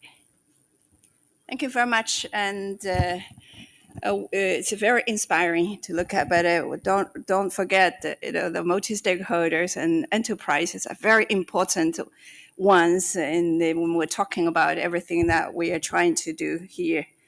And our next speaker is Mr. Alexandra Antonelli, who is the Director of Science, Royal Botanical Garden, Kew, and also Professor of Biodiversity in University of Oxford and Göttingen. And now the floor is yours. He's going to talk about tackling biodiversity, climate and food security crisis through integrated approaches. I like the word integrated approaches. The floor is yours. Thank you very much. Good morning. Okay, I think we all need a kick of energy this Sunday morning. So please, can I ask everyone sitting here with a microphone, if you can unmute yourselves now. And then I'm going to say good morning again. I want to hear an answer, please. So good morning. Good morning. Good, thank you. I think we need that. So just, can you click? Yes, it's in the computer here. You copied it here, right? Yeah. It's a technical issue. There we are. I think we're good. So good morning, everyone, and it's really great to be here. Fantastic discussions. Let's get this done. I want to, just before I start talking about my topic, I just want to ask, how many of you have been to Kew Gardens in the UK? Lots of hands up. Thank you. Those of you who have not been, please do come and visit. Kew is a beautiful place. It's a fantastic garden, but it's more than that. We have about 350 science staff. We have the world's largest collections of plants and fungi. That's both the cultivated ones in the garden, so we are part of the Guinness Record Book and we are UNESCO World Heritage, but we also have living collections of seeds, lots of fungi, and a lot of interest in working across many different countries and partnerships to help tackle some of the biggest challenges we're facing today. And that's really the topic of my talk. And we've been hearing about the great challenges facing the world's biodiversity. The first picture here is from Borneo, but it looks, as we know, very similar everywhere, including my home country, Brazil, where deforestation rates have been incredibly high for a very long time. On the right, you have climate change. Those are the stripes that show the average temperatures, and you see it's really, really red towards the right, which is basically now. And also the challenge of feeding a growing population worldwide. And this is illustrated by a picture of this lovely gentleman in Madagascar holding yams, which is the main source of nutrients for millions of people in sub-Saharan Africa, but also Madagascar, where many species of wild yams occur. So how can we tackle those challenges without making them worse? So how do we tackle the challenge of climate change, for instance, without destroying biodiversity, as we heard, is a real possibility if we don't do it right. So I just want to give you 3 examples based on the work we're doing at Kew with partnerships in many different countries. We're working in more than 100 countries nowadays. And the first one is going to be around reforestation. And reforestation is a fantastic opportunity. There are lots of people talking about planting trees, about capturing some of the emissions that have been released historically, but it's also a big danger if we don't do it in the right way. So last year, we published the 10 golden rules for successful reforestation, which will bring benefits not only to carbon sequestration, so the climate mitigation we need to see, but also to the biodiversity benefits and the livelihoods of the communities in those regions. And it's based on choosing the right tree for the right place in the right way, and also the monitoring which we've heard about earlier today, about using native species rather than exotic species. It's perhaps easier and cheaper to plant Africa and South America with eucalypts or other species that grow fast, but that could cause major damage to biodiversity, to the ground levels of water, so water accessibility, and in turn also food security in many places. So if you're interested, have a look at that. My second example is going to be about the goal being discussed now at the CBD COP15 on achieving 30% of the world's surface by 2030. So one thing we've been doing at Kew, also building on the work from Plant Life on important plant areas, is again to bring plants to the discussion about conservation. Of course, there are lots of iconic animals. We've heard about pandas. We've heard about so many different species that are really important to us. But we have to really recognize the importance of plants and fungi in creating ecosystems. Basically, every ecosystem, all life depends on plants. So we've been identifying what are the critical areas for plant preservation. And that's not only about the diversity and threats that plants face, but also the uses that people have in terms of medicinal uses or food sources, for instance. So now we have a program with more than 170 important plant areas identified across the tropics in 7 different countries and counting. And that's a good example, I think, of combining the knowledge from our collections and our partners with some methods about understanding the threats to biodiversity. And we are now also using artificial intelligence, especially a framework in reinforcement learning, where we are using different techniques to identify what are the most important and complementary areas for conservation or sustainable management. And for instance, seeing through all our results that actually, if you're just going for the area, for the maximum amount of area, you will have a really difficult situation where you can have less biodiversity than by focusing on something else. So under a limited budget, which is always the case in conservation, as we all know, if we have to invest resources on either getting the right areas for the right outcomes or just checking the box and protecting 30%, you will always select the cheapest areas. And there's some good examples of that. And of course, we need to find the areas which are going to deliver the best outcomes for biodiversity and for the people involved in being the stewards of that biodiversity. We are also working very closely with our partners, for instance, in Madagascar. That's where we have about 50 members of staff, which is an incredible place, over 28 million people facing extreme challenges in terms of socioeconomic issues, but also an extreme amount of biodiversity there. So last week, we published 2 studies in Science, where we worked with 85 authors from 50 different organizations to really understand what's there. So what are the different levels of biodiversity across the country, both plants and animals. And this is the kind of framework that we think should be adapted to many different regions where we need to understand what's there first. And that's through monitoring, capacity building, on-the-ground surveys, but also the use of new technologies. And by doing that, we are also able to identify what are the pressures and threats to the network of protected areas, again, linking to the 30 by 30 agenda. So here on the maps on the right, you'll see, for instance, the change in burned areas. So fire is one of the major threats there, but also deforestation and the impact it may have on species.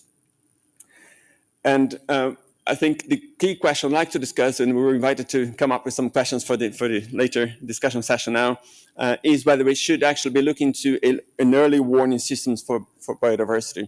A few years ago, I was in California with my family driving around, and then all of a sudden I got this text message in my phone with a big warning about flash flooding. I actually didn't know what flash flooding was. I had never seen one, and I looked around, there wasn't any clouds really, but within 20 minutes, we got this massive, water coming over from all over the place, and if we had not sought protection, I think it would have been a really difficult situation. So what we're proposing here is the combination of remote sensing, environmental DNA, and other technologies for assessing biodiversity, but also to identify when species are most likely to be threatened and which regions need immediate protection. For instance, when you have fires devastating large parts of Australia, the Amazon, other regions, or you have, by information from citizen science, that some species are more likely to be threatened, we need to come in as quick as we possibly can to protect those. So we cannot wait 10 years until the next decade to see whether or not we've succeeded in the implementation of the Global Biodiversity Framework, but we need to do that in almost real time, and I think the technology is here, so we just have to embrace it. So to conclude, I think that it's really important to concentrate on integrated approaches to tackle the challenge of biodiversity loss, climate change, and food security. We're not going to hit all 3 in every single project, but we cannot make one of those challenges worse by just thinking in one of them separately. And we also have to combine on-the-ground work by our partners with new technologies and international collaboration to achieve those goals. I also want to again raise the importance of plants and fungi to this important discussion. again, we cannot understate the importance of those organisms in sustaining the wildlife and human life across the world. And finally, we have to join forces. And I really hope that there will be interest here from the delegates and from people speaking today to really discuss how can we best create further synergies beyond what we've seen up to now. Thank you.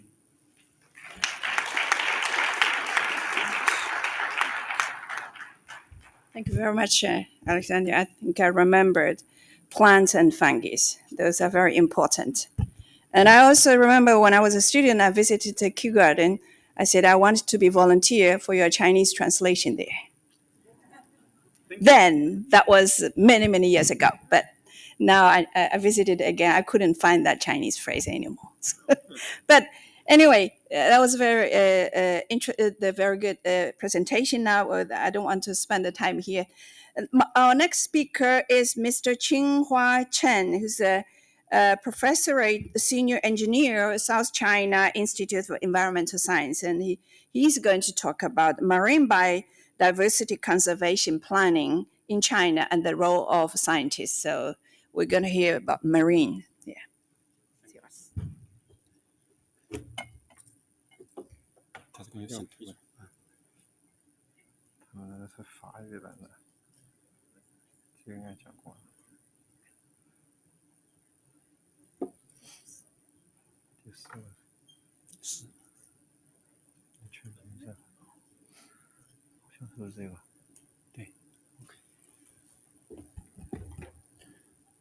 Okay, thank you, the chair.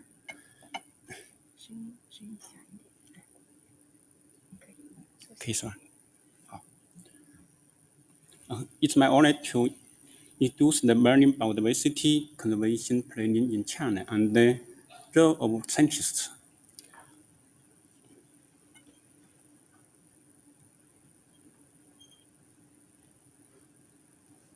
I'm from South China Institute of Environmental Sciences, MEE.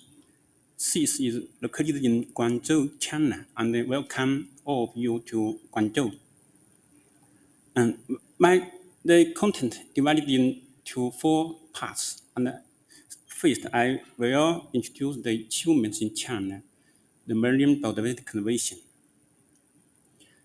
In the past 2 decades, deterioration has been increased from coastal ecosystems, such as estuaries, salt marshes, mangroves, and seagrass meadows, and the regional marine ecological environment has been significantly improved.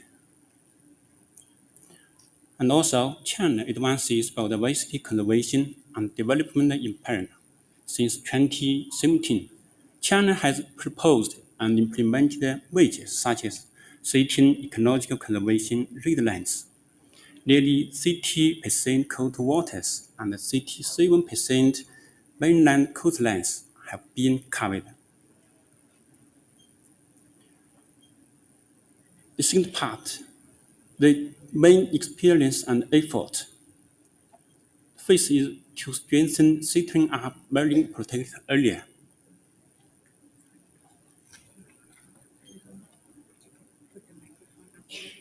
Louder. Louder speaker. Okay. Okay. I'm sorry. Since the first marine sanctuary was established in 1963, the network of marine protected areas has been initially established. It includes 271 marine natural protection areas with a total area of 124,000 square kilometers. And second, improve offshore environment. The aim is to tighten pollution control. As you know, good environmental quality is both the foundation and goal of biodiversity conservation. China has announced a battle against pollution to improve marine environmental quality. In 2021, the combined proportion of good quality offshore waters reaching grade 1 and grade 2 was 81% in terms of area, up by 13% from 2015. And the third, implementing marine eco-environmental conservation and restoration projects. In the past 5 years, China restored 1,200 kilometers of coastlines and restored 23,000 hectares of coastal wetlands. And the fourth is to reduce the occupation by construction projects. Two comprehensive and effective policies have been devised in the past years. The aim is to strengthen regulation and control over the use of marine resources and prohibit all coastal reclamation activities except those for major national projects. And then is to reduce the pressure on fishing activities. In the decades ago, China has implemented the fishing ban. Nearly all fishing activities were prohibited. And from May to autumn every year, and also China is the only country whose agricultural output exceeds the catch, which reduces the fishing pressure on fishery resources. And the third, China's marine biodiversity conservation plan in the next years. The first is to improve the legal and police frameworks in marine biodiversity conservation. In the next years, China will establish the legal systems based on 1 law and 5 regulations, and then strictly safeguard ecological conservation red lines and put red line system in place for ecological protection. China will establish the one map management of the marine ecological protection. And then China will promote the building of beautiful bay, implementing one bay, one police through land and marine pollution control. The aim is to substantially reduce the total amount of pollutants discharged into the sea and comprehensively clean up coastal garbage.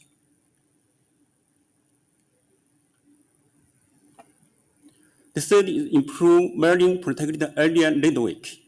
China will build a marine ecological security pattern of one belt, one chain, and many points, supported by coastal zone, sea island chains, and protected natural areas. Then carry out key marine ecological restoration projects on entirety.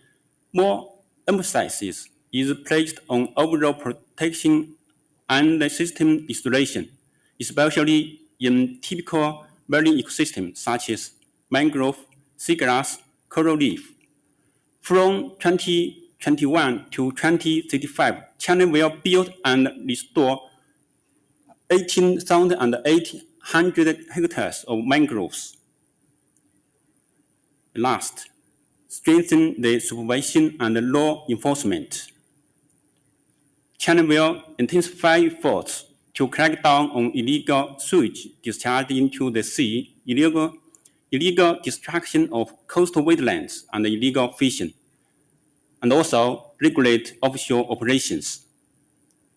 The aim is to reduce the negative impact of human activities on marine organisms and habitats, spawning grounds, and ecological corridors.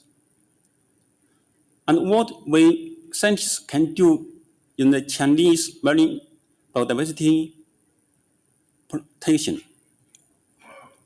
First, we are lucky the Chinese government pays more attention to the role of scientists in government decision-making, and more scientific researchers are involved in national and local marine ecological environmental protection. In building beautiful bay, scientists can do more work, support the establishment of law system, and do some work for help control pollution in a scientific way.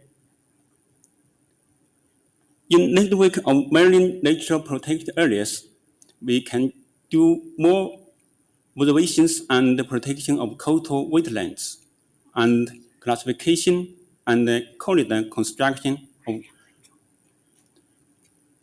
of protected areas. And also, fine management of fishing activities are needed too.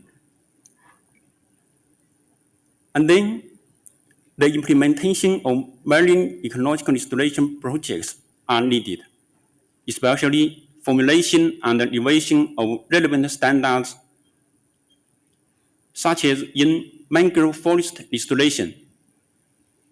Many problems are to be solved, such as way to plant the mangrove, which species can we choose, how to plant in different places, and how to evaluate the effect restoration. In summary, in China, scientists participate in marine biodiversity conservation in many ways. We can involve the police by recommendations, reports, and consulting projects. And in China, good advice often gets a quick response.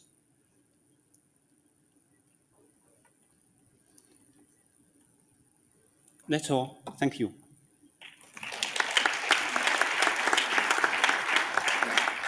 Thank you, Professor Chen, for introducing some experience from China and the role of scientists. Our next speaker is Mr. Thomas Brooks, who is the chief scientist at IUCN. He's going to talk about contributions for nature, but combating community-wide documentation with cutting-edge biodiversity science and data. The floor is yours.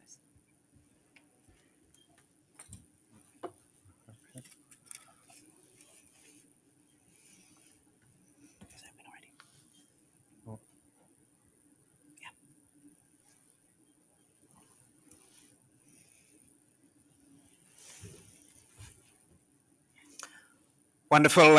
Thank you so much for the introduction. Many thanks indeed for the invitation and engagement to IUCN to join the discussion in this fifth Science Policy Forum for Biodiversity, Part 2. And thank you to you all for joining us this brisk and chilly Sunday morning. I'm going to pick up on one of the key messages actually from Enrique, from our first speaker this morning, on the crucial importance of documenting, of supporting, of incentivizing implementation towards whatever emerges as a new post-2020 global biodiversity framework. As we've heard from several of our speakers, from Alex and others, we have increasingly good data on the state of biodiversity, the wonderful Madagascar examples there. We have increasingly good documentation on the pressures facing biodiversity. But we're not keeping up with documentation of responses, of what the world's communities, what the world's actors are doing to contribute towards global goals for nature. We have some elements of that story. Maybe first and foremost, we have national biodiversity strategies and action plans and national reports that give us a picture from the governmental perspective, from the perspective of parties to the CBD. And we have, in terms of documentation of actions directly, we have the World Database on Protected Areas that's telling us about protected area responses. But those sets of documentation leave big gaps. They leave big gaps across actions beyond protected areas, beyond Target 3, if you think of it in the context of the new biodiversity framework, and crucially of actions coming from other actors beyond environment ministries, beyond governments. So last year in the IUCN World Conservation Congress in Marseille, there was quite a lot of discussion of this shortfall in support for implementation. And IUCN's membership of 200 or so governments and government agencies and subnational governments, cities and regions, as well as more than 1,000 civil society members, non-governmental organizations and indigenous peoples organizations, put together a mandate to IUCN as a union to document how the actions of the conservation constituency around the world are contributing in turn towards global goals for nature. So over the last couple of years since then, IUCN has been working on establishing a mechanism that brings together documentation from across the community, from across the IUCN constituency of conservation actions, puts that together with cutting-edge data on potential contributions towards global goals to allow progressively good insight in how conservation responses are taking us towards global goals from across society. It became clear quite early on in initial consultations and feedback across the IUCN constituency that it was actually necessary to see such a mechanism as comprising three really quite distinct components. The first of those has to be a component to support data entry, to allow IUCN constituents, governments and civil society to document their actions, their conservation actions. Crucially, that documentation has to be spatial. We know that conservation, that biodiversity is enormously spatially heterogeneous. Biodiversity varies around the world. The impacts of given conservation actions, even of the same conservation action, can be dramatically different between different places. So data entry. Then there needs to be some kind of validation. And IUCN as a global network is very well placed to provide this kind of validation, working through IUCN regional and national mechanisms to reduce the risk of errors in data entry. And then finally, a visualization module to stitch those data on documentation of the places where conservation constituents are undertaking actions and report on what those actions are potentially contributing towards global goals.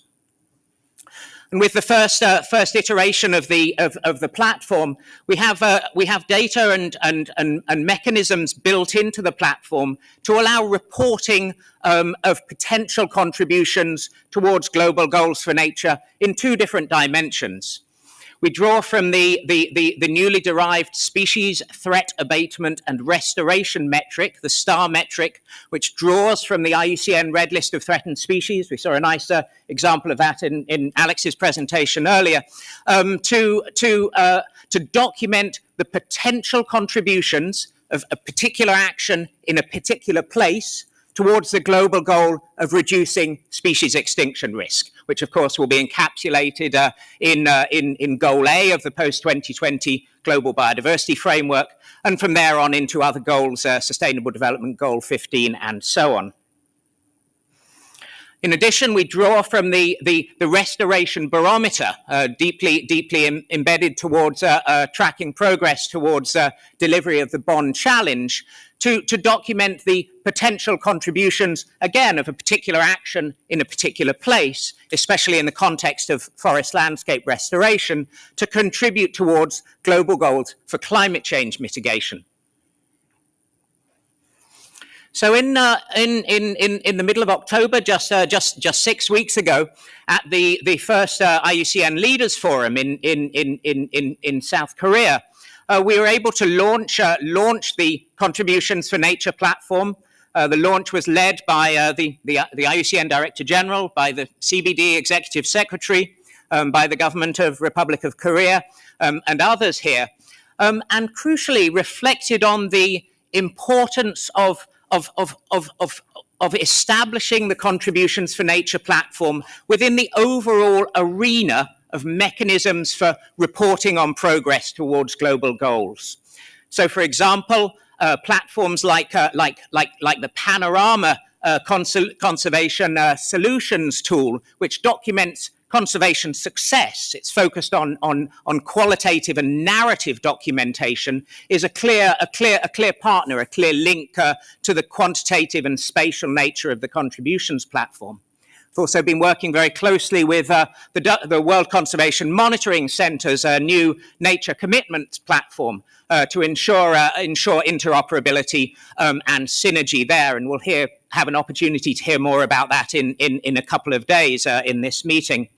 And finally, and crucially, and this very much drew from the remarks from the CBD Executive Secretary, to establish pipelines to feed the kind of documentation being generated from across the conservation community here through to official government reporting, through into, for example, the Sharm el-Sheikh to Kunming Action Agenda platform, and documentation through formal government sources. That platform's now up and running. I won't go into the technical details here, but just a couple of high-level points, and then I'll end with 3 invitations. The platform has since going into operation now been used to document more than 4,000 contributions for nature, actions underway in specific places from across the conservation community. I'll highlight in particular the roles of the World Wildlife Fund and of the BirdLife International Partnership in bringing comprehensive data into that platform, but also many other IUCN constituents, a number of government members, Republic of Korea, Costa Rica, Guatemala, to highlight in particular there, and civil society and indigenous people organization members of IUCN.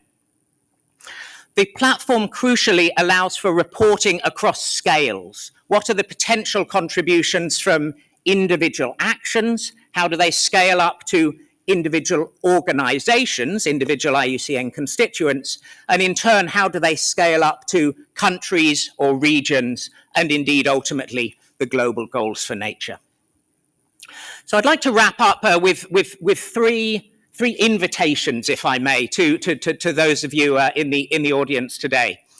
First, those of you, I suspect there are quite a number, who represent IUCN constituents, IUCN member organizations, or commission members. Please do use the platform. This is your platform to document, to celebrate, to incentivize the conservation actions that you undertake on the ground. Second, to the scientific, the academic, the researcher constituencies in the audience today, we're really keen to see this as a dynamic platform, continually innovating, continually making use of new data, new approaches to broaden the degree to which we can reflect contributions towards global goals for nature in all of its dimensions. And finally, to those of you here representing CBD state parties, we're really keen to work with you through your IUCN memberships, and work with you in general to make sure to establish pipelines further to that mandate from the CBD Executive Secretary, to make sure that this documentation of contributions for nature coming from across the conservation community broadly are feeding through into your national plans and national reports, to make sure that we get to a picture in 10 years' time where the beautiful, steaming hot global pie of the post-2020 global biodiversity framework genuinely comprises the tens, the hundreds of thousands of individual slices, individual contributions from across the community. Thanks very much indeed. Thank you very much. And I know from the program, I was only named with a hat as a moderator, but actually I'm also one of the panelists. So I'm going to be the last one to speak, and I'm mindful of the timing. So I'm going to be fast. Let me see, I don't have my reading glasses with. 帮我弄一下。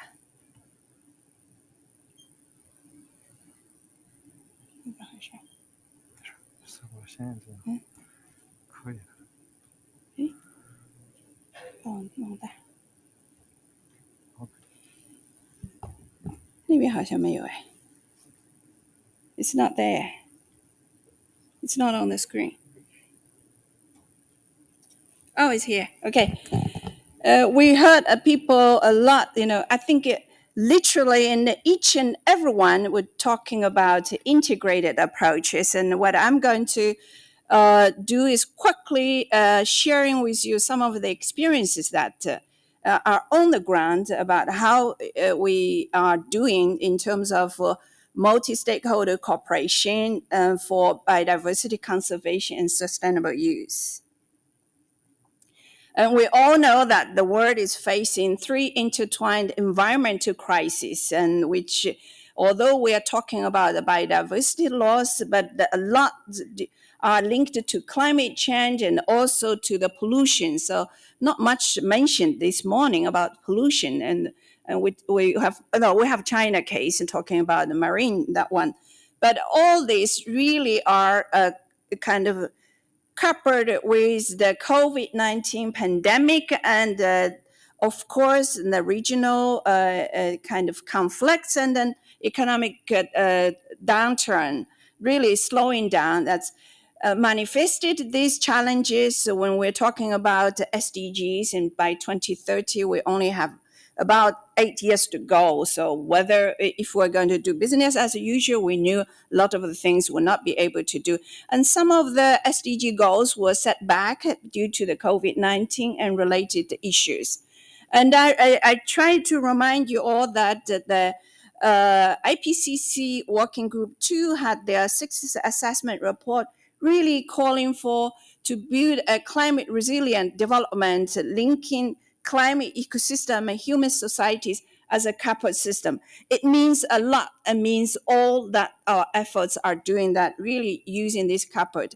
But I was happy to see, because we at UNEP IMP started implementing a flagship program on climate ecosystem livelihood with emphasis on Nexus approach. So this was a program launched as a major South-South cooperation initiative between UNEP and China in November at UNFCCC COP22, I think in Marrakesh then.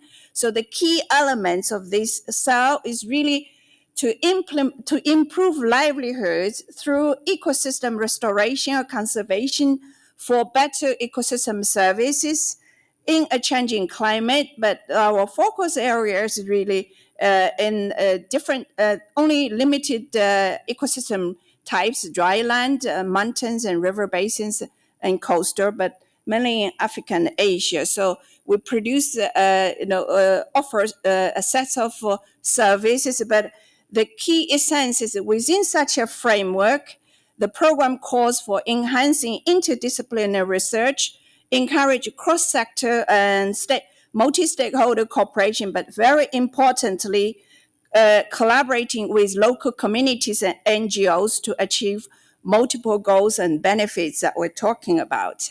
So I'm going to walk you through of the cases that we collected on assessment about using this approach. Recently, we have collected more than 10 cases here. I'm only elaborating 5 of them from Asian countries, looking at the different kind of ecosystem types. The first one I want to highlight is really an agrobiodiversity conservation for resilient livelihoods in the Rupa Lake watershed in Nepal. I don't know whether we have Nepal colleagues. That's in collaboration with a local NGO called Liebert. So some of you probably heard. And the key issues addressed then was really the climate change impact, decreasing the annual precipitation and ecosystem degradation due to unsustainable agricultural practice and overuse of watershed resources. That biodiversity loss was one of the key issue there. And of course, as a consequence, and community would be less with livelihood options and high dependence on the nature and ecosystem services become a vicious circle.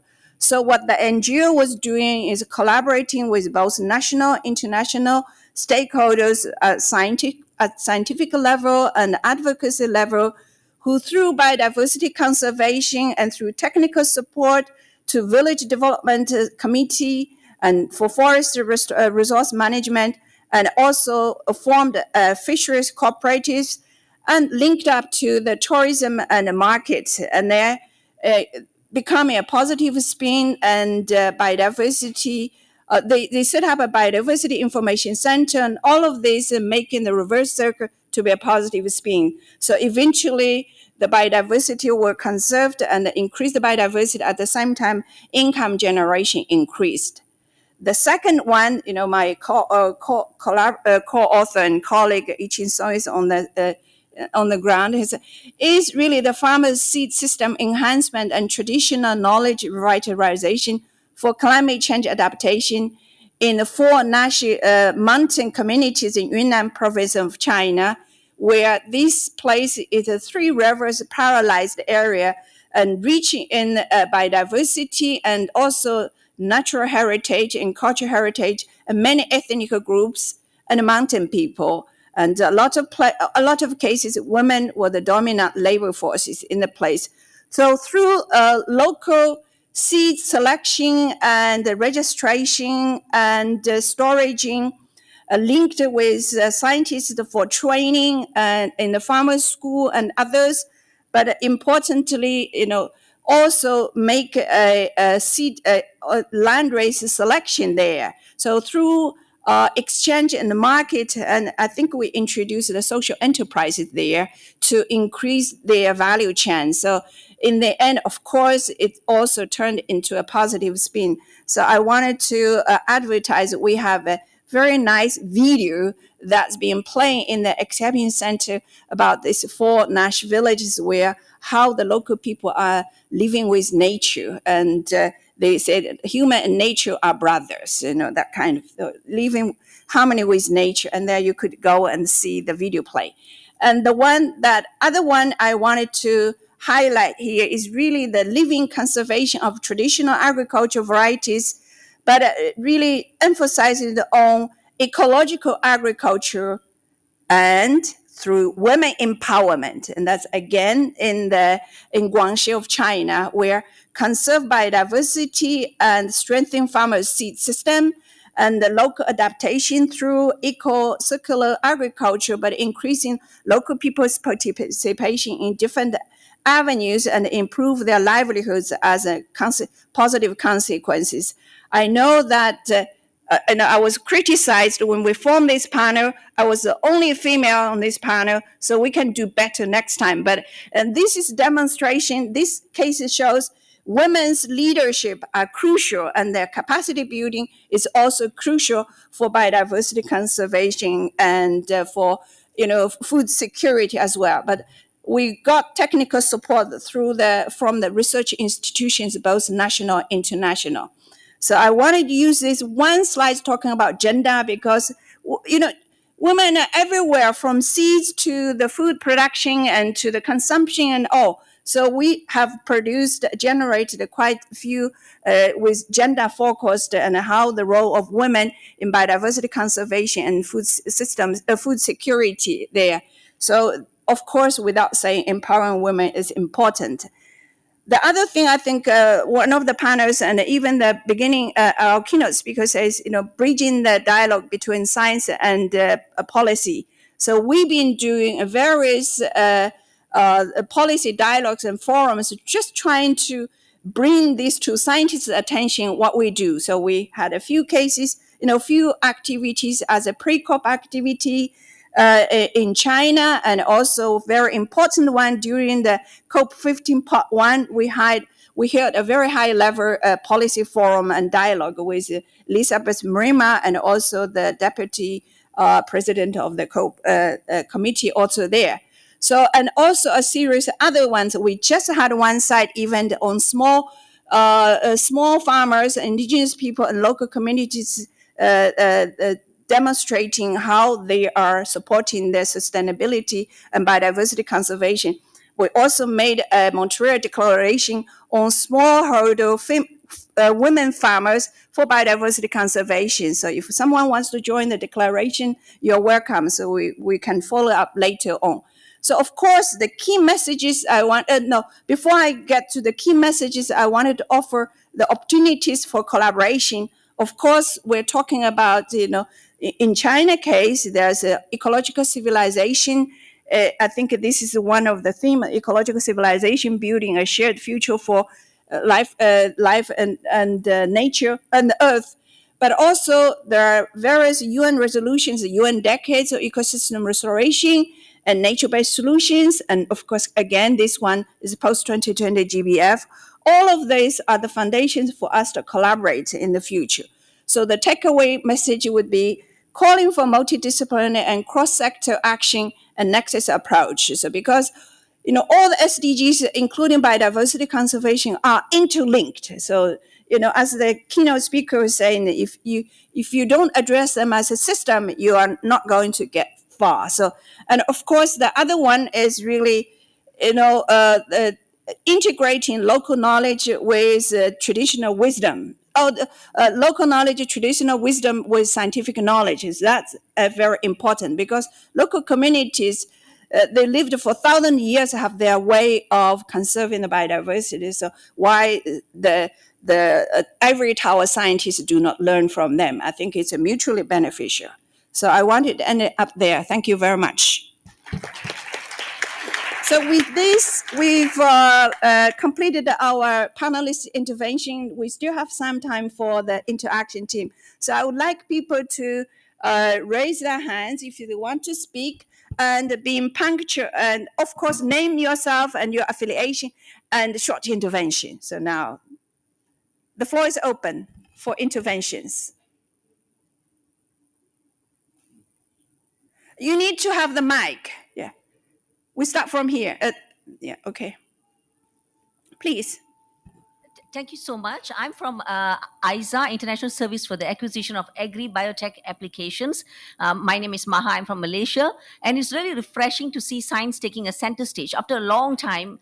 And we need to not only talk about science in side events like this, but also bring it to the plenary session, because we need science to be infectious among IPLCs, youth, women, and other major groups, and also among parties. I think it's long overdue. And to be part of this, my organization, ISA, which is a not-for-profit organization, and we are science-based, together with PRRI, Public Research and Regulation Initiative, and Youth Biotech and Alliance for Science, we have formed Biodiversity Innovation Coalition. And our aim is to formulate and promote integrated innovation to support the Agenda 16 of our CBD and also the post-2020 GBF. So we really look forward to working together with everyone. We are a group of scientists, social science, science communicators, and lawyers. And congratulations for bringing science as a focus. Thank you. Thank you very much. I guess this is an intervention. And others, I saw this gentleman was raising his hand. Yeah. Okay, thank you. I'm Qian Hu from Environment Diversity Fund, EDF. EDF is just was established in 1967 by scientists, and in the past 50 years, we are the pioneer using science and other perspective to ensure the environmental health and also economic healthy. So my observation is just based on our experience in the past 50 years. That is the role of scientists is not just about academic research, and the role could also be trying to turn the scientific research into actions, just as what Madam Zhang just introduced. So in several levels, this kind of role could be really play its role. First, to work with the lawyers, and we should establish support the lawyer to stand at the court. And one of our important cases in our history is that we help the lawyer to win the lawsuit in phase out DDT. The second is to work with the economists. So EDF really design kind of a market-based instrument to protect not only the ecologists, but also help to reduce the pollution reduction. And for example, we have designed some solution like habitat exchange and also cat share exchange pollution solution like that. Third, I want to suggest that we should partner with the corporate. So corporate play a very important role, as has been discussed on various meetings. And especially for this leading company, they really need some support from science. Thank you. Yeah, thank you. Thank you very much. I heard corporate sectors and regulations and law enforcement and incentives. That's economists, right? Thank you. Yeah, we have it here, please. Can you hear me? Yes. So hello everyone. I'm Omnayan Amrani. I'm from Egypt and I currently work as the youth envoy for the UN Climate Change Conference, which is COP27 presidency. I'm also a medical doctor and I'm now working with WHO. So I have two questions. And first of all, I'd like to thank each panelist for the amazing presentations. The first question is for Mr. Pavan in terms of the assessment that was conducted for the impacts on biodiversity. My question is, after assessing and doing the models and the monitoring, I'd like to ask you if there are concrete examples of how this influenced change within the enterprises, within their ways, as well as seeing how they affect biodiversity. Is there a way that they then change or mitigate such impacts? The second question is for Mr. Thomas from IACN. I really loved your presentation, and I'm very curious to know, in terms of really working with communities, integrating their perspectives and their efforts, I'm wondering whether you've had the opportunity to also work with youth, especially indigenous youth and youth from local communities who undertake conservation efforts, and if their perspectives or if there are certain mechanisms in way that you involve their efforts and solutions. Thank you. Thank you. Do you want to respond? Yeah, quick respond, and we have more questions. Thanks for the question. And I think I would say it is early days, so this kind of information is now available for companies to respond. The people whom I call co-creators of this approach, like Sveaskog, which is Sweden's largest forestry company, they've already internalized this approach, and they use it for their decision-making in terms of forestry policy and actions on biodiversity. Others are just literally at the early stage. So the floor is genuinely open in that sense. Yeah. Wes?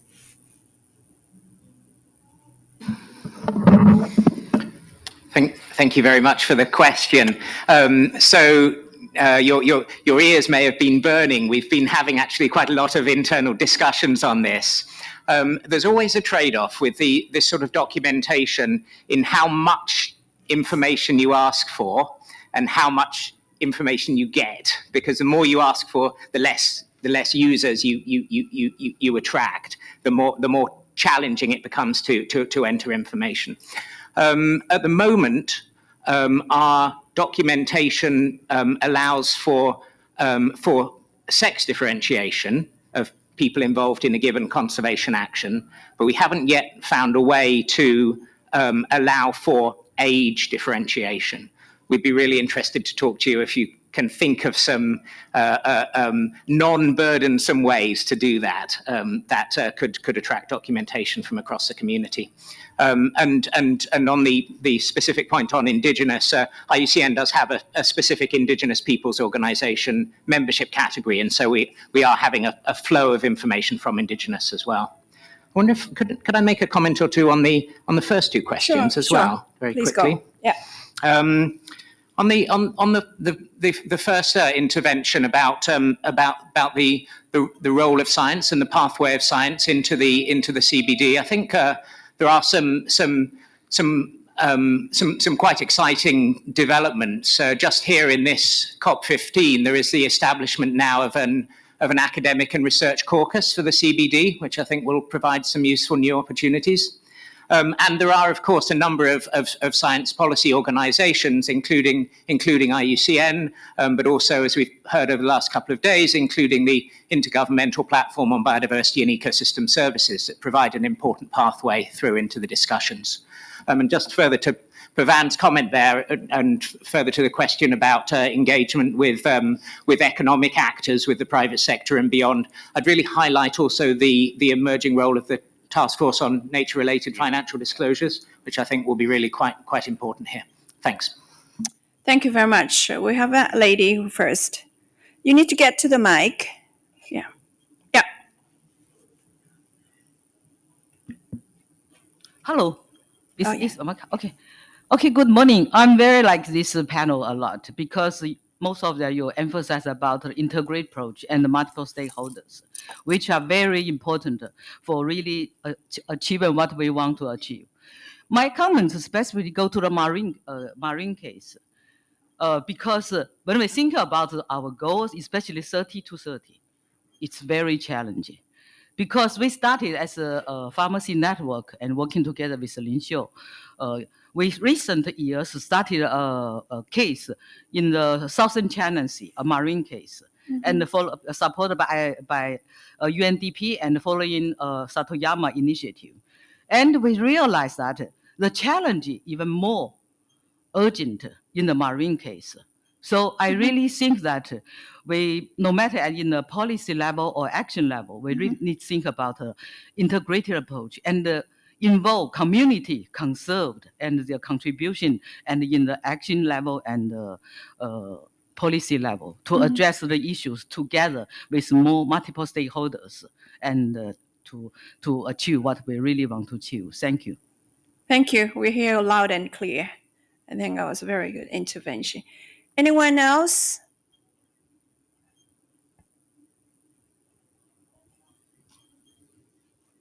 Anybody? Oh, yeah, please. Is this on? Yes, so my name is Tuck Hines. I'm the director of the Smithsonian Environmental Research Center in the United States. Given that pollution flows to the sea, climate change is having a tremendously increased impact in the coastal zone, and human populations are increasingly concentrated in urban port cities. I'm surprised that really only China has been addressing the issues, as our previous commentator said, about coastal marine systems and the difficulties of protecting that, where much of the protein that's going to be needed to feed the next 2 to 3 billion people is probably going to be coming more from coastal systems and the impacts of aquaculture and overfishing than from the problems in expanding terrestrial systems. So I'm kind of wondering about the balance of emphasis in these discussions. Thank you. Any of the panelists wants to make an intervention on or response to that? I think I couldn't agree with you more on this. And then, as my colleague Yichin was said, I regretted I didn't pick up our coastal case to highlight here. But I think I think the issues you raised are very critical. I think the attention has been paid.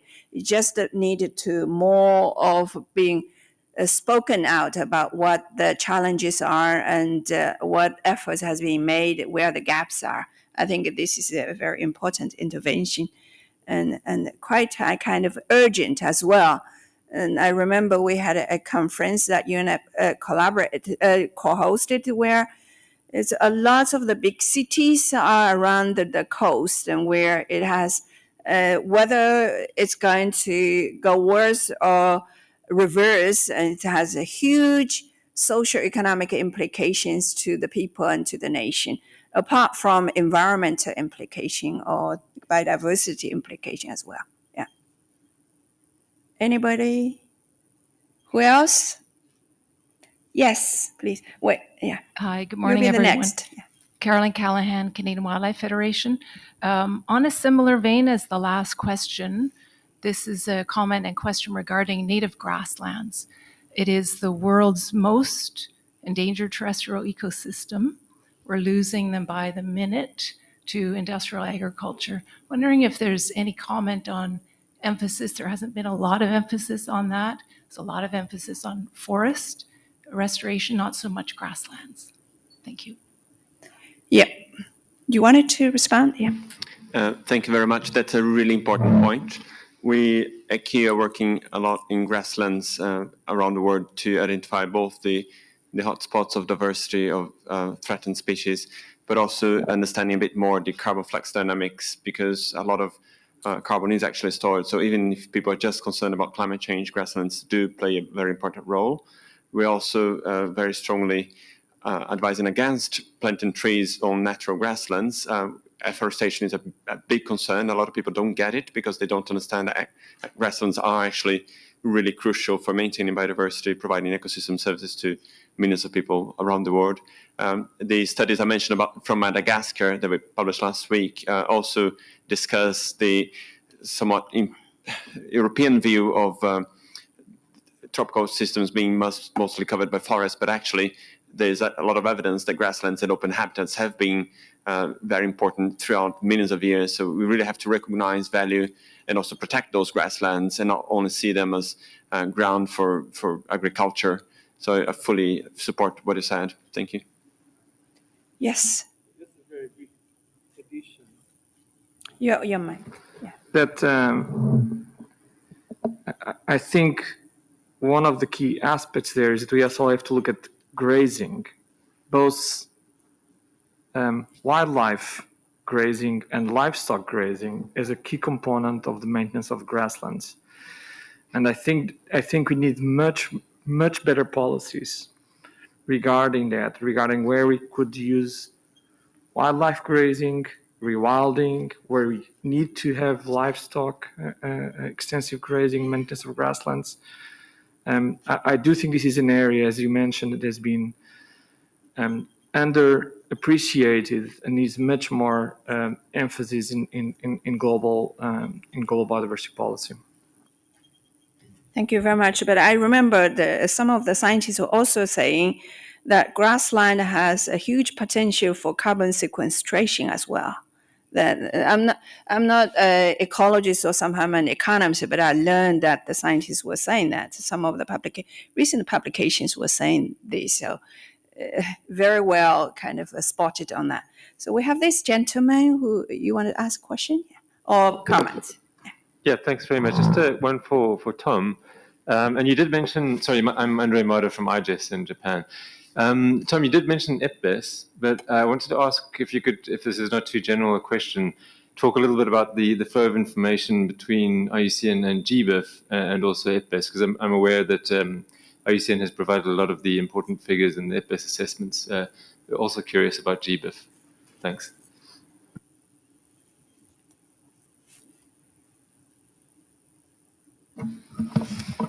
Great. Yeah. Thanks for the question.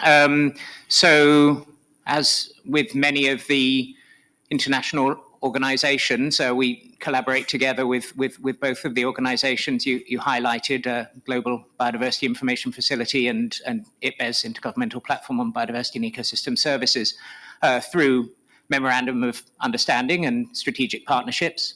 As relates to GBIF, the primary intersection between IUCN and GBIF is in support to generation and crucially in support to maintenance of the red list of threatened species, of assessment of species extinction risk, which feeds through to generation of things like the metric that I highlighted, the species threat abatement and restoration metric. As regards IPBES, the flow is primarily actually towards supporting stakeholder engagement in IPBES. And so IUCN provides a secondment through to supporting implementation of the IPBES stakeholder engagement plan, as well as collaborating at the level of individual assessments. You highlighted the role of data based on IUCN standards in the global assessment or the regional assessments and so on, and also supporting the other functions of IPBES on capacity building and knowledge generation and policy support. Thanks. Thank you very much. I'm mindful we have 2 minutes left. We can allow one last intervention. Okay. Hello, everyone. So my name is Abir Baramdan. I am an environmentalist expert at the Sahara and Sahel Observatory. First, I want to thank each panelist for their brilliant presentation. And my question is for me as youth, as an early career scientist, how could an early career, for example, scientist could be involved to take part in the implementation of the post-2020 global biodiversity framework, especially for African scientists, because it's not necessary that we have opportunities to be more involved. So if you have some recommendation or to share with us. Thank you. I believe so many of you can make comments. I'll let you to briefly comment it as a wrap-up, last words for this. I think this is very important. I think there is opportunities both at the national and the international level. At the national level, I think I would suggest that if people find out, if you are interested in that, who's your national focal point for the Convention on Biodiversity? What kind of assistance they need. My experience is that usually they are very welcoming of support because they are always so overwhelmed with so many things they have to do. So if you are a young scientist and you want to engage, they really, in most cases, I think will be very welcoming. At the international level, I think there is a couple of opportunities out there.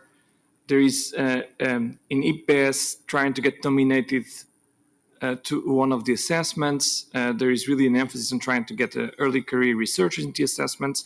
IPBES also runs a program called the Fellows Programs, where they support young scientists with fellowships to engage in IPBES assessments. And then at many other organizations, the scientific societies, try to get engaged in working groups in scientific societies. I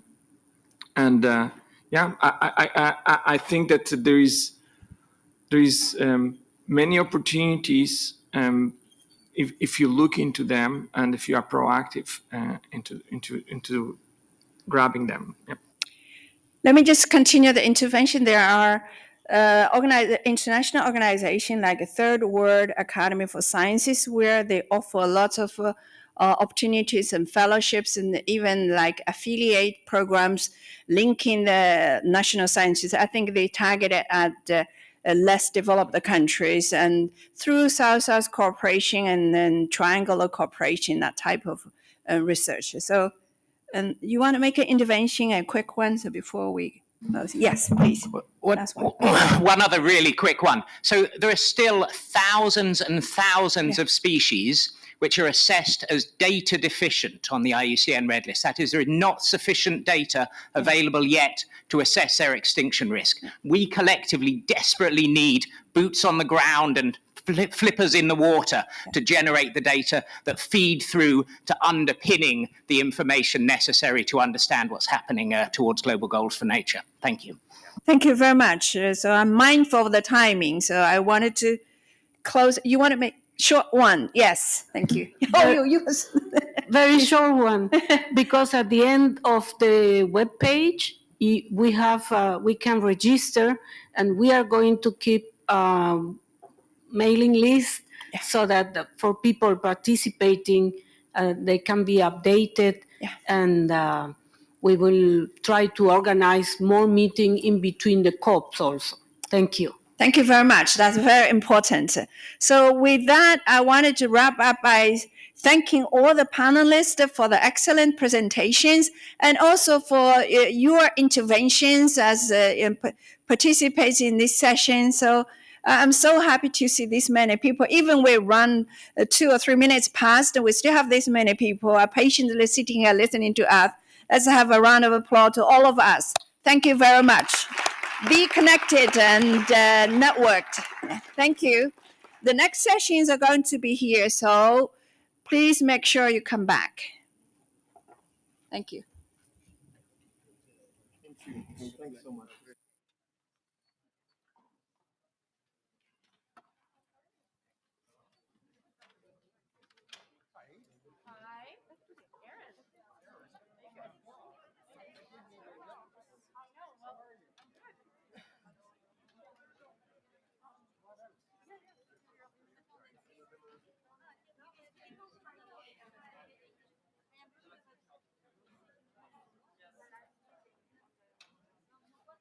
He's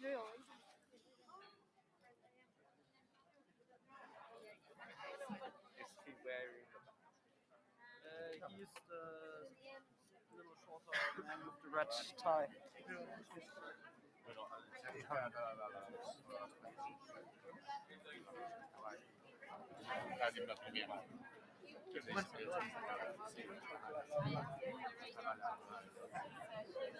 Yo tenía punto que era la cara. No, no, pero Ça va. I'm looking.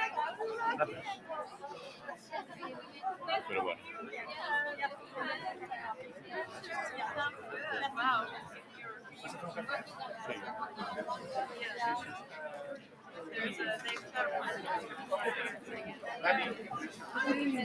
I'm not in pictures.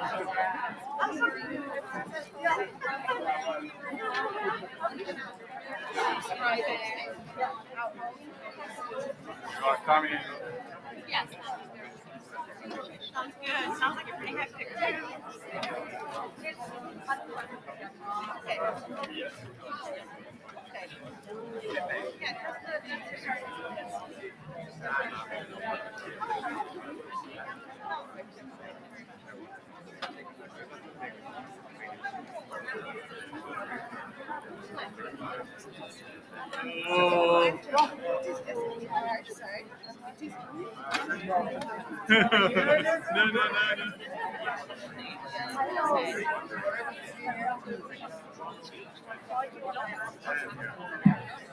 Their tummy seems to be a little stuck there. No. I'll...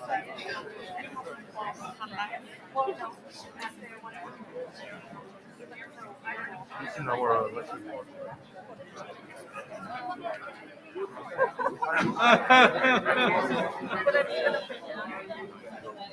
To talk to Lily. Okay.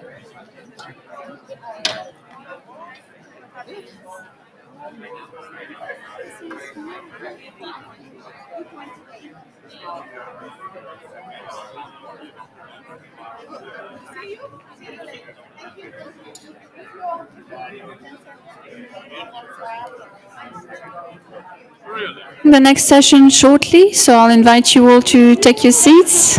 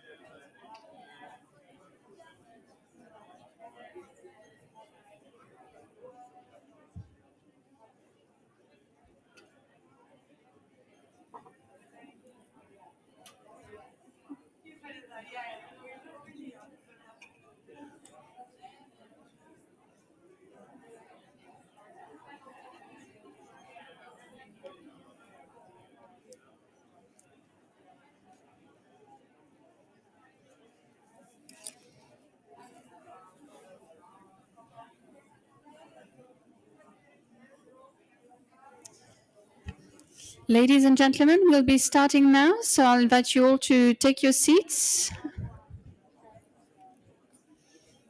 including our last panelist.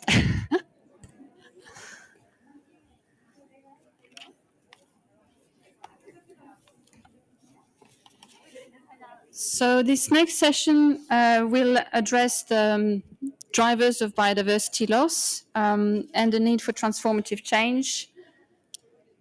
So my name is Anne-Sophie Stevens. I work at the International Science Council. It's a non-governmental organization that promotes international scientific cooperation and evidence-based decision-making.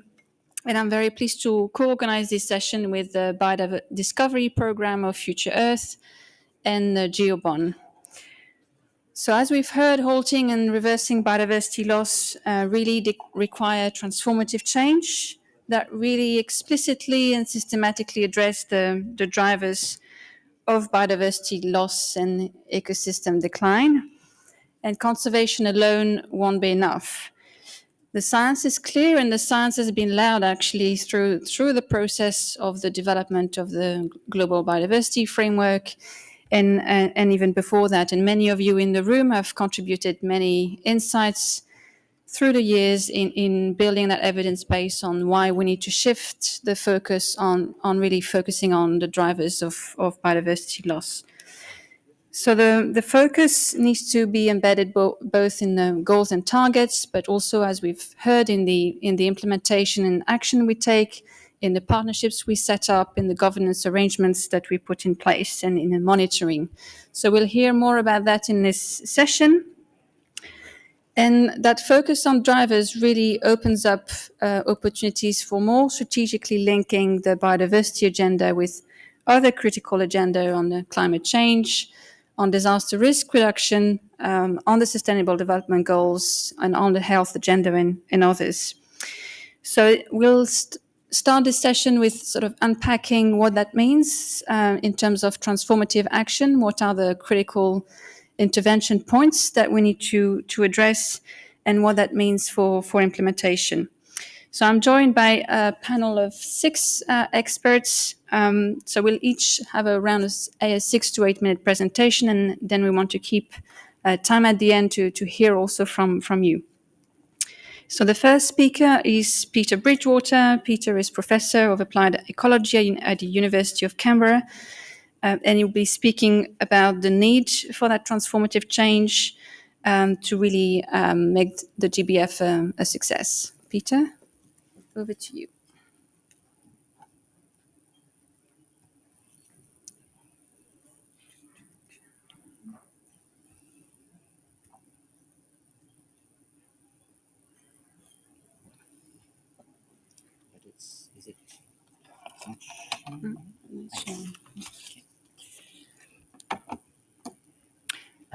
Thank you, Madam Chair, and good morning to everybody. I would just like to start by acknowledging the First Nations on whose lands and waters we are holding this meeting. We are talking about science, but there is another series of worldviews that as scientists we should also be cognizant of. So what I want to talk about in the very brief time is how to try and make the global biodiversity framework a truly transformative agenda. And there are just 3 pictures there. One, a sculpture that was made from a dead tree that in turn has been colonized by fungus, turning the sculpture back into nothing. It's an interesting example, I think, of the principle number 9 of the CBD's ecosystem approach, which is that change is inevitable. And when, as we heard in some of the previous speakers, talk of restoration, rewilding, I think we should also be questioning restoration to what and rewilding to what. I think, unfortunately, the speakers have gone, so my barbs are not being heard by them. We're not the only meeting that's been held in this short period of time. And the GEF Council meeting, number 63, was held quite recently. And the chairperson, Carlos Rodriguez, among many other things, said, "We want to enhance policy coherence and explore innovative mechanisms to bridge the financial gap. We are working closely with countries and stakeholders to use GEF resources wisely and efficiently on transformative actions to halt biodiversity loss and restore nature." I think the word there that I want to emphasize in all of that sentence is coherence. He was talking about policy coherence. We need coherence between policy and science. We need coherence between the different elements of the broad area of knowledge we call science, and we need the coherence between policy and science and policy. It's a two-way process. The key words, I think, in this series of presentations are about the transformative agenda. And IPBES in 2019 agreed assessments on transformative change and on the nexus between biodiversity, water, food, and health. And you heard some examples of that in the previous speakers. And I think in the next session, we're going to have a big focus on health, which is, I think, very welcome because it's something that I feel is slightly missing in where we are in the discussions on the GBF. And human health, as with the health of all other species that form biodiversity, is crucial in our understanding.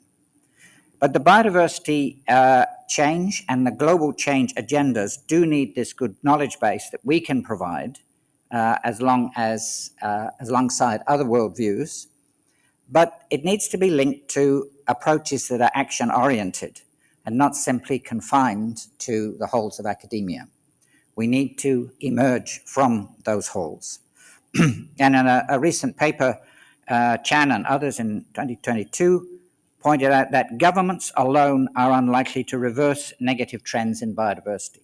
So all the meetings that are going on in all the rooms around this building, moving square brackets, changing one word for another, sometimes going back to what the original word meant, are not by themselves doing very much. And when we will end up, as one of the other speakers said, I think it was Tom Brooks, with a GBF, there will be one, we don't yet know quite what it is, the question will be then on how do we make that GBF work? I think every executive secretary of the Convention on Biological Diversity has emphasized the need for implementation. And yet we are still way, way behind, as many of the graphs show. Here I just want to touch on something, which is the Greek word oikos. And Greeks have a way with words, and they don't always translate easily, certainly not into English. They sometimes mean a whole series of things together. And the word oikos means in English, family, can also mean house, and it can mean property. And so the etymology of ecology and of economics are the same word. And yet you would think they are two different, living on two different planets. The UK undertook a review of economics and biodiversity, following on from what Pavan Sakdev talked about recently in the previous session, his TEEB project. And when that review was launched, one of the questions to the key author, Sapatha Discuspa, was, what is the first thing you would change? And his response was, my colleagues in the economics profession. And I think we need to take that, not just in that rather fun way, but we all need to think about how can we change our colleagues in our professions to think more widely, more broadly, and embrace other and new and novel ways of thinking.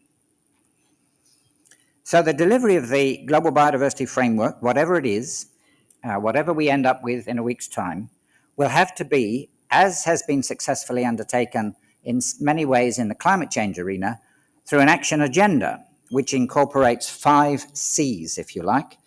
And those 5 C's are that the agenda must be complementary, the agenda must work alongside governments. Catalytic, it must inspire social actors. Collaborative, the agenda must involve other relevant conventions, scientists, existing agreements, governments, and NGO initiatives. We do need to broaden how we interact rather than live in separate areas. It has to be comprehensive. It must mobilize the full diversity of actors, the full diversity of expertise we have across the world. Credible, it must also be available to facilitate and require regular reporting to track and evaluate actions. You can break that down by saying it's about integration, removing silos, informing, engaging, and of course monitoring. So what's missing from the GBF that makes it transformative? Well, the UN General Assembly passed a resolution in November this year, and it said that there was a great need to recognize the need for concerted enhanced action through transformative change, those words again, towards realizing the 2050 vision for biodiversity of people living in harmony with nature. I would say it with the rest of nature. I think this is one of the key things we miss. We must reframe the narrative to remember that we are but one species in biodiversity. We're a big nuisance species, but we are still one species alongside the others. We have to go beyond the focus on endangered species in places. We need to support a diversity of governance approaches. We need to embrace new technologies. We heard a little bit about that just now. We need to link business and biodiversity in a better way and have business understand more about what science can offer. And we need to leverage the power of international agencies and programs. So towards a transformative future where people thrive and the rest of biodiversity flourishes, to get there safely, we need to be, here I will be controversial, freed from the tyranny of targets. People are focusing on numbers. Numbers are nice, but they don't actually help in the end.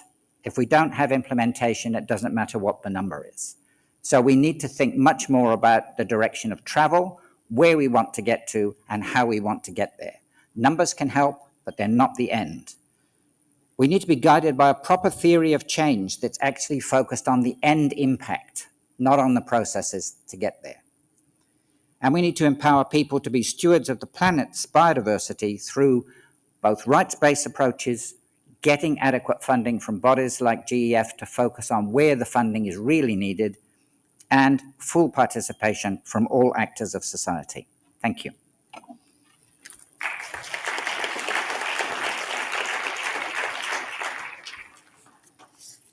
Thank you very much, Peter, for getting us back to the fundamentals of what's at stake here in the key question of reframing the narrative and putting people as part of nature.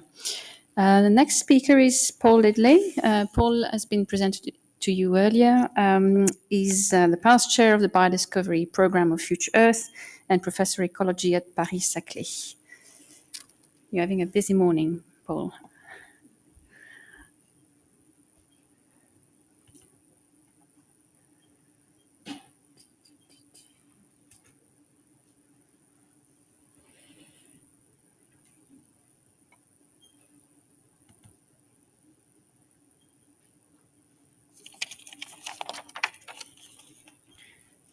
Thank you very much. What I'd like to talk about in this talk is about this importance of treating all of the drivers to achieve the objectives of the Global Biodiversity Outlook, and essentially insist on messages that you've already heard and providing a little bit of quantitative background to that. And this is going to be based on work that Future Earth and GeoBond coordinated in support of the Global Biodiversity Framework negotiations. And it was published as an information document and as a scientific article. And I just want to present the organizing committee of this work and the two sources of information that you can use if you're interested in the work that was done here. One is this information document, and there was a question about how you get science into some of the negotiations on the Global Biodiversity Framework. What we know is that has to be done quite early on, and that's why we did it into the negotiations up in January, leading into the negotiations in Geneva. And then I've also published this. The other thing I'd like to comment on is that ideally this would be done like by a structure like IPBES, because what you really want is the legitimacy that you have behind IPBES. What we've tried to do as much as possible is copy that, and that's why there are 50 authors from across the globe that have contributed to this work that we've done to try and help support the Global Biodiversity Framework negotiations. So we had three big objectives of the report that we published. One was about how the 21 actions, maybe now that'll be 22, are related to the outcomes, so the goals and milestones of the Global Biodiversity Framework, and specifically focusing on Goal A around biodiversity. And we did two other things. One that I'm not going to be talking about, which was to synthesize the evidence base for setting ambition to meet those. And that was talked about a little bit earlier in the talk that I gave that prepared by David Leclerc. And another component about indicators and monitoring, and that's going to be covered by quite a few people over the next 2 days. So I want to get to the,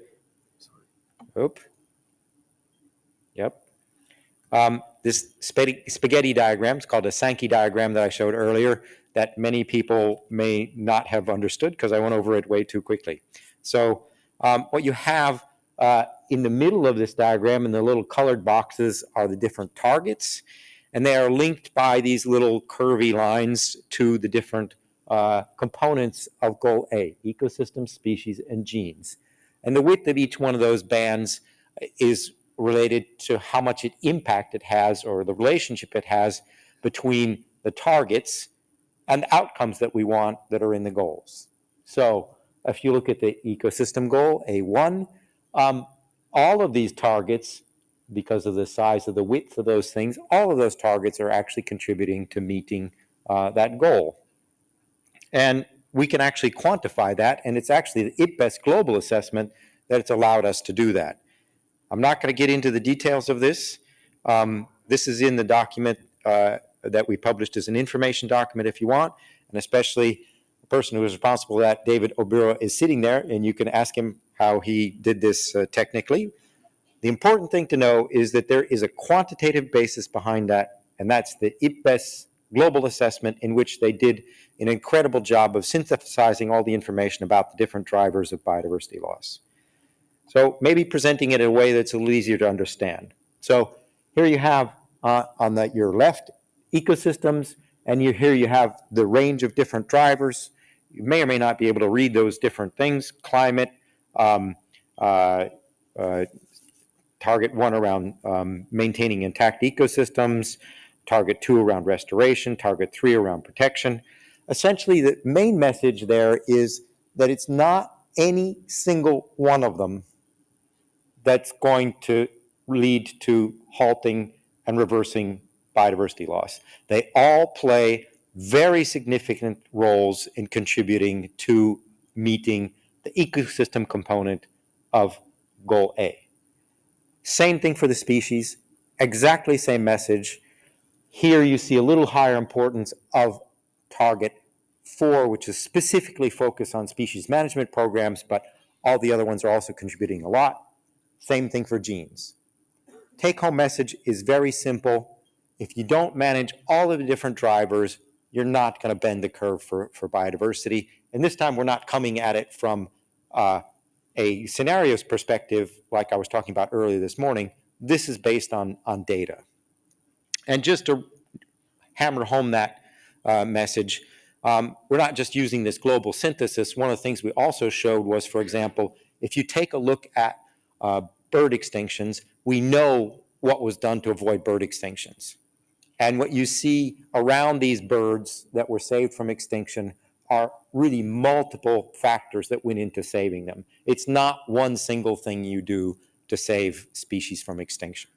And you see lots of percentages there, and if you add them all up, you'll see that they add up to 450%. And that's because each species required on average 4 to 6 different kinds of interventions coming from all different aspects in order to save them from extinction. And so the key message would be, there are no silver bullets. There's lots of people here looking for silver bullets. There are no silver bullets for addressing the biodiversity crisis. And our global analysis, based on case studies and analysis of the IPBES assessment, shows that it's halting and reversing all the direct and indirect drivers of biodiversity loss that's absolutely essential for achieving the biodiversity goals of the nature's contributions to people goals of the global biodiversity framework. Thank you.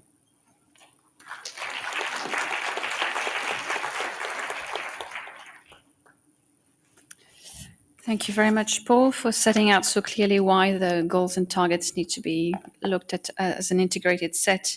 And we hope that stays at the forefront of negotiators as we progress. The next speaker is David Obura. David is founding director of Cordio and a member of the Earth Commission, and will address why we need to move away from conservation to address the drivers of biodiversity.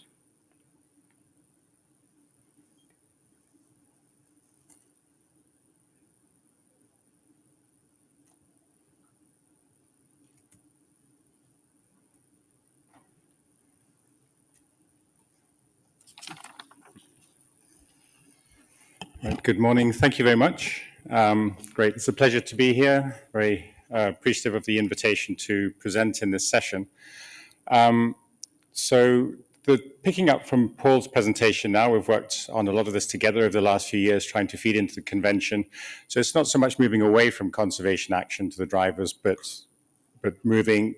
being much more inclusive of the type of actions that are needed. A lot of this work has been done in the context of the Earth Commission as well, and some of my colleagues in that are here also. So hopefully they'll recognize that.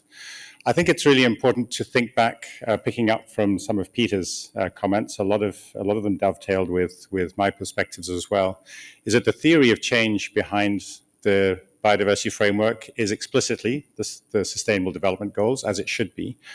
And I think it's really useful to look at the structure of these goals in the context of biodiversity and people. And they stack really well into these 4 tiers here of nature, ecosystem, goods and services, or contributions to people, societal or indirect benefits, and then some of the governance or implementation support goals at the top there. I'd love to have, Pavan Sukhdev, who was instrumental in the wedding cake model of the SDGs that we've seen a lot, that puts economy as sort of on one end with society and then nature below. But I think thinking about what we do and operationalize and thinking about implementation of the framework, basically we extract things from nature and benefit from those, and our actions do damage.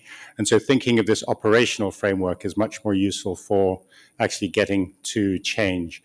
And funnily enough, these do line up with the goals of the convention as well. So the theory of change is very approximately, of course, you could think of it in different ways, but there is a rough mapping. And if you look more explicitly at the targets of the framework as well, as you can map those targets across various of the Sustainable Development Goals in the 3 different tiers, the 4 tiers of that model. Many of the conservation targets that we think of are in the bottom tier, of course, and many of the other ones around benefits to people and implementation address the transfer of benefits from nature through the various activities that we do in exploitation and farming and so on towards the top. And then many of the targets are implementation support targets as well, up in the top tier there. Now, work we have been doing in the Earth Commission is thinking about global goals. Is there a 1.5 degree C limit for biodiversity that we can identify that's simple to communicate? It's not as simple as that. We've been thinking about the safe. So not just safe, what are the right levels of biodiversity to make it healthy and to sustain biodiversity into the future, but what's just for people also, thinking about the planetary system, so Earth system boundaries. And we've really come to look at it in 2 frames. One is that intact nature is necessary for many of the things that we depend on. The planet is our life support system. And these really relate to, perhaps in a big way, to goal A in the convention. About half the planet can be recognized to be under largely intact natural ecosystems, not pristine, that there are people there now, indigenous peoples and local communities living, extracting things from nature and using it, but without a major impact on those natural systems. And the other half is strongly altered by us already, but there the ability for us to use and depend on ecosystem services is very important. And there is a growing literature on there being about a 20% at the local level boundary that's very important. That's in a paper by Garibaldi already. And we have a couple of papers that are coming out from the Earth Commission sort of amplifying that message. But the important thing here, so this is perhaps you might think, is this a half-Earth type approach? The important thing is that the model is fully integrated. This is not a separation of people from nature, but you have these large intact systems and the varied altered systems fully in a mosaic amongst each other that is very different from continent to continent and across the oceans as well, in an integrated patchwork. With a group of African authors who wrote about this in a science paper last year, talking about shared spaces approaches, or shared Earth, or shared ocean approaches to sustainability and moving forward and implementing biodiversity targets as well as sustainable use targets as well. And my last slide now is in the context of the negotiations of the framework and moving forward. Now, this is a paper that we developed from the Earth Commission as well, sort of an early interpretation from our work on the main messages and the things that we're talking about in the global biodiversity framework, and really to push from, yes, we need to have nature positive actions. What does that mean? We need to have a nature positive outcome so that we don't harm nature in the future. We get to a better state of nature. That was very well described in Paul's presentation at the beginning of this, but these actions need to be people positive as well. We can't anymore separate people and nature from one another.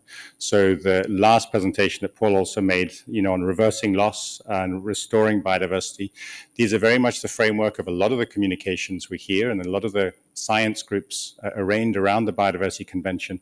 But we identified two other areas that really are essential for being able to achieve those, but also achieve them in people positive ways. So one is reducing drivers at the top left, and we've already heard about this during this session, so I'm very pleased to hear that. We don't talk enough about the need to reduce the drivers on biodiversity loss. This mainly comes from high income, sort of overconsumption settings, because if we don't do that, the biodiversity actions won't be very effective. And then on the right, there are the various people positive actions. We need to raise welfare. Again, we need to improve, get better farming in sub-Saharan Africa so people have enough food. But in order to make space for the biodiversity impacts in lower income settings, the impacts on biodiversity from high income settings need to be reduced. So there's definitely a distributional aspect that needs to be done there, as well as repairing and restoring from past impacts too, and then upholding justice on the bottom. So there is a campaign around this actually that has started up over the weekend. There's a sign-in sheet if you want to sign a letter. It's a bit.ly, Bend the Curve 2030, bit.ly Bend the Curve 2030. Please join us. We're trying to really see if we can really push ambition in these negotiations to react against the tendency for negotiations to pull away from strong targets, with quantities, with timelines set. We need to really have a strong framework. And the last thing is, even if we don't get a strong framework, as Peter has just mentioned, we can move forward with actions so that the framework is the best framework it can be, even if the text is not that great. The implementation is really up to many in the room, governments, local governments, companies, communities, indigenous peoples. We can make it as strong as it can be. So thank you.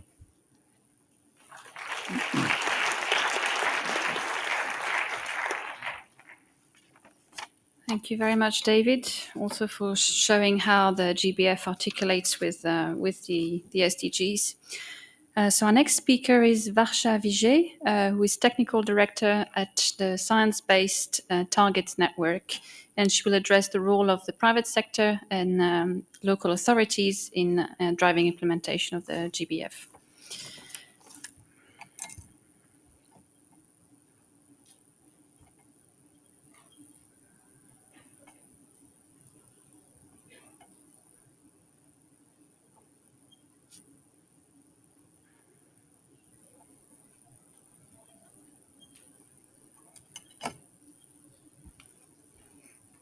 Thank you very much. It's an honor to join you all here today to talk about this very important moment that we're at in terms of addressing biodiversity impacts and, again, as we heard, bending the curve of biodiversity loss. I want to start first by acknowledging that we're here in a place of learning and gathering for First Nation people for millennia.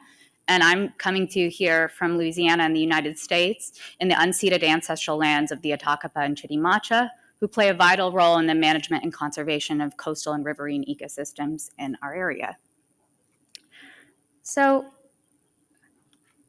I'm going to be talking about how we move from what we acknowledge is absolutely a biodiversity crisis. So if you see here, we're talking about 1 million species at risk of extinctions. We're talking about population declines of species. And of course, as many of the panelists have already reminded us, there are so many dimensions of biodiversity loss that we're currently facing. At the same time, people are being threatened by things that are very much associated with this loss of biodiversity, loss of ecosystem functioning, including threats due to natural disasters like flooding and hurricanes. And then finally, our economy as others have drawn the linkages already in this wonderful panel, is really dependent on biodiversity. Here, this is just one number of about $13 million currently dependent on nature, of industries currently dependent on nature. So our work at the Science Based Targets Network builds on an important legacy of progress made in the climate space. So our sister organization, Science Based Targets Initiative, set up these targets for climate, for actors to kind of actually move the needle on their impacts on climate. And we're broadening that to acknowledge the deep connection between climate and nature in all its dimensions, drawing on a strong collaboration between NGO organizations, academic scientists, and others. So what are science-based targets? Well, we're talking about targets that are different from these kind of global targets that we've been talking about a lot in the context of the negotiations. Here, science-based targets are targets for actors that are aligned with Earth's limits and societal sustainability goals. So again, connecting to and drawing from the knowledge we get from global goals. But the targets themselves must be measurable, actionable, and time-bound objectives. So these targets and the methodologies we're developing give clear pathways for currently companies and eventually cities to address their impacts on nature and on biodiversity in line with the best available science and technology. So we're here obviously in the context of negotiations on the global biodiversity framework and global goals for nature. So in building out our approaches, we're taking the science we've heard about already, thinking about planetary boundaries, Earth system boundaries, working with colleagues in the Earth Commission, like David Abura and others, as well as other academic scientists who are informing us about those critical places where the pressures that we're causing, anthropogenic pressures, are going to drive critical changes in the environment and in different dimensions of biodiversity. We're then translating that and looking at the state of nature in different places that we're working, in this case, specifically in the places where companies work, to understand the urgency of action. We're then trying to attribute and kind of associate that needed change to stay within those clear limits, both those environmentally safe boundaries that were already discussed, as well as eventually the integration of societal limits as well, to allocate the responsibility to specific actors in order for them to kind of make the change needed to move the needle on kind of the state of biodiversity and nature. Crucially, in developing these methods, we've developed this 5-step framework, which takes actors from where they are currently, thinking about the impacts and dependencies of their businesses to assess and prioritize those places most urgent for action. And I would kind of link to all the other talks we've heard today to emphasize the fact that this is a spatially explicit systemic perspective.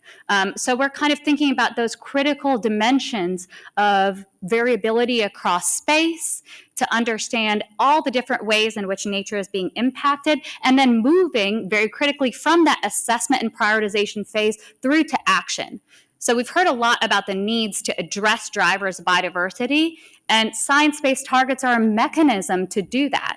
So as companies are setting those targets relative to their baseline, understanding how much change they need to make, we're also providing and will provide guidance on the actions, the kind of actions that they can take, and also frameworks for monitoring these. And as part of all of this, it's important to note that this is a really rigorous process. It's been extensively reviewed and is validated so that we have a measure of accountability for the kind of changes that we're incentivizing here. So I've mentioned this already, but this is about taking actions, the right actions in the right places, the right locations, and at the right time. And others have kind of emphasized this important temporal element too. We have to act now. And so this is happening across dimensions. And I already said here that the kind of disconnect between the climate and nature is one that's kind of going away in this framework. So we're talking about reducing carbon emissions. We're talking about preserving and provisioning freshwater resources and water security, supporting biodiversity and ecosystem services at multiple scales, preserving and regenerating land systems, talking about restoration here connected to bond challenge and other goals, global goals that were discussed in the earlier session. And finally, securing healthy and diverse oceans as we build out our methodologies for the marine space as well.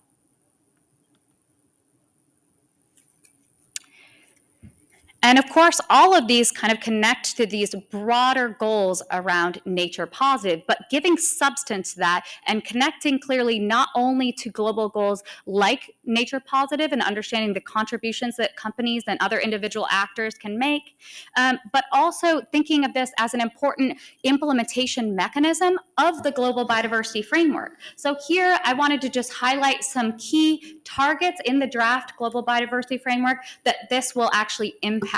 So the science-based targets framework is actually explicitly addressing the need for integrated spatial planning as identified in Target 1. It's thinking about restoration and the context in which that makes sense in order to increase the function and intactness of ecosystems. We're also thinking about pollution through targets associated with nutrient pollutants in freshwaters and what the kind of safe levels are for that. And finally, through integration with our sister organization, Science-Based Targets Initiative, we're addressing climate impacts as well, which is a kind of important indirect driver of biodiversity loss, as we've already heard.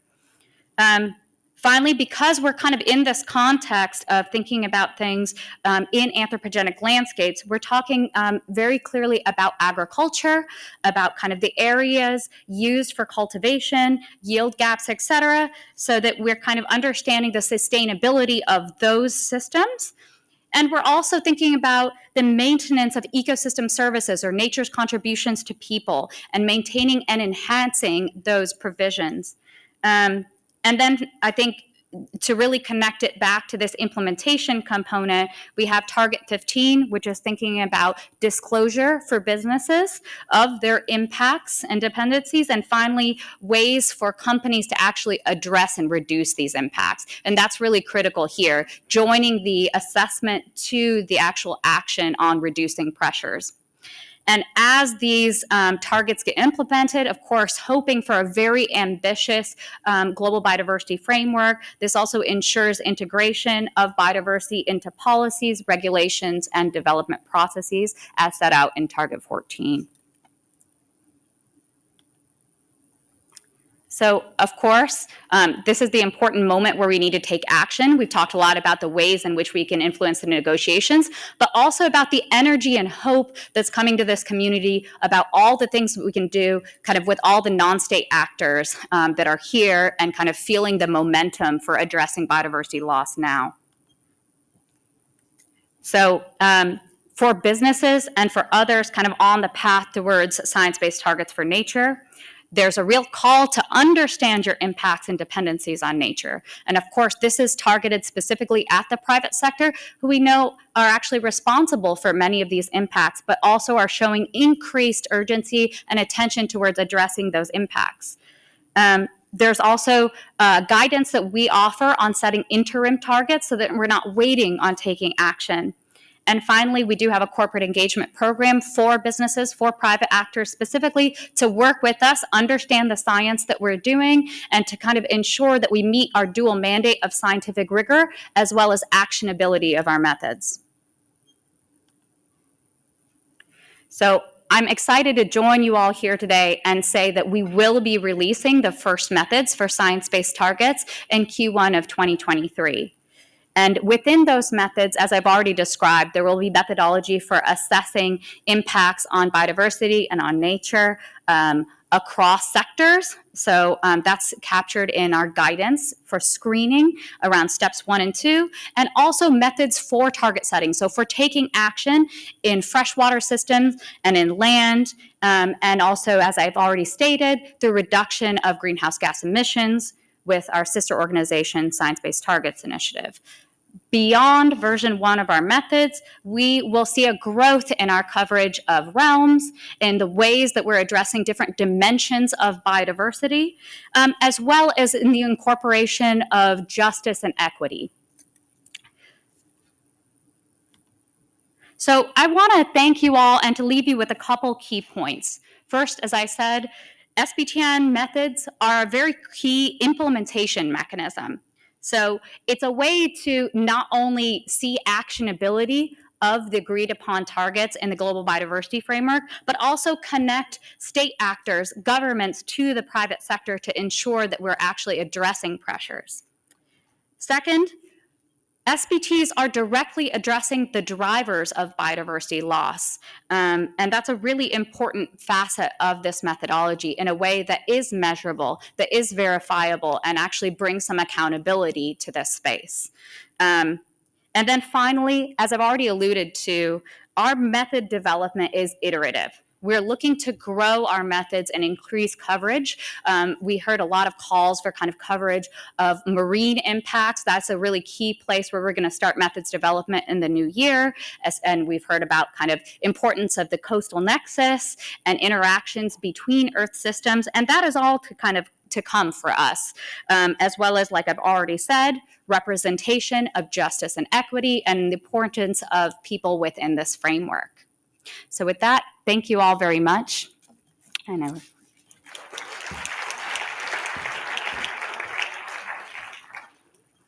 Thank you very much, Varja, for really the key insights in how we drive change and engagement and accountability as well from a range of actors and especially the private sector. So the next speaker is Katy Millett. Katy is a science officer at the GeoBond Secretariat in McGill University, and she will be addressing the monitoring and framework and the indicators underpinning the GBF.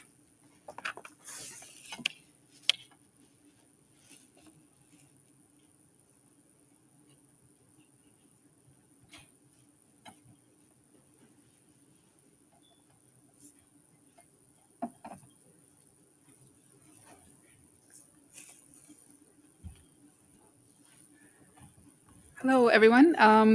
I am speaking on behalf of Maria Cecilia Landonio, who is our co-chair of GeoBond today. So my name is Katy Millett. I'm a science officer at GeoBond. And today I'll be talking about tracking the drivers of biodiversity loss, the data and monitoring framework needed to support the transformative action. So Paul has presented this figure. I think you've seen it 3 times now, and I'm really glad that he already presented it because I don't have to explain it. So what we did was provide parties to the CBD information on what actions are needed to achieve the goal of Goal A, in particular the GBF. And what we've shown is that while the image is complicated, the message is very simple. It's just it is a many-to relationship, and there's no single action you can take to achieve the goal of the GBF.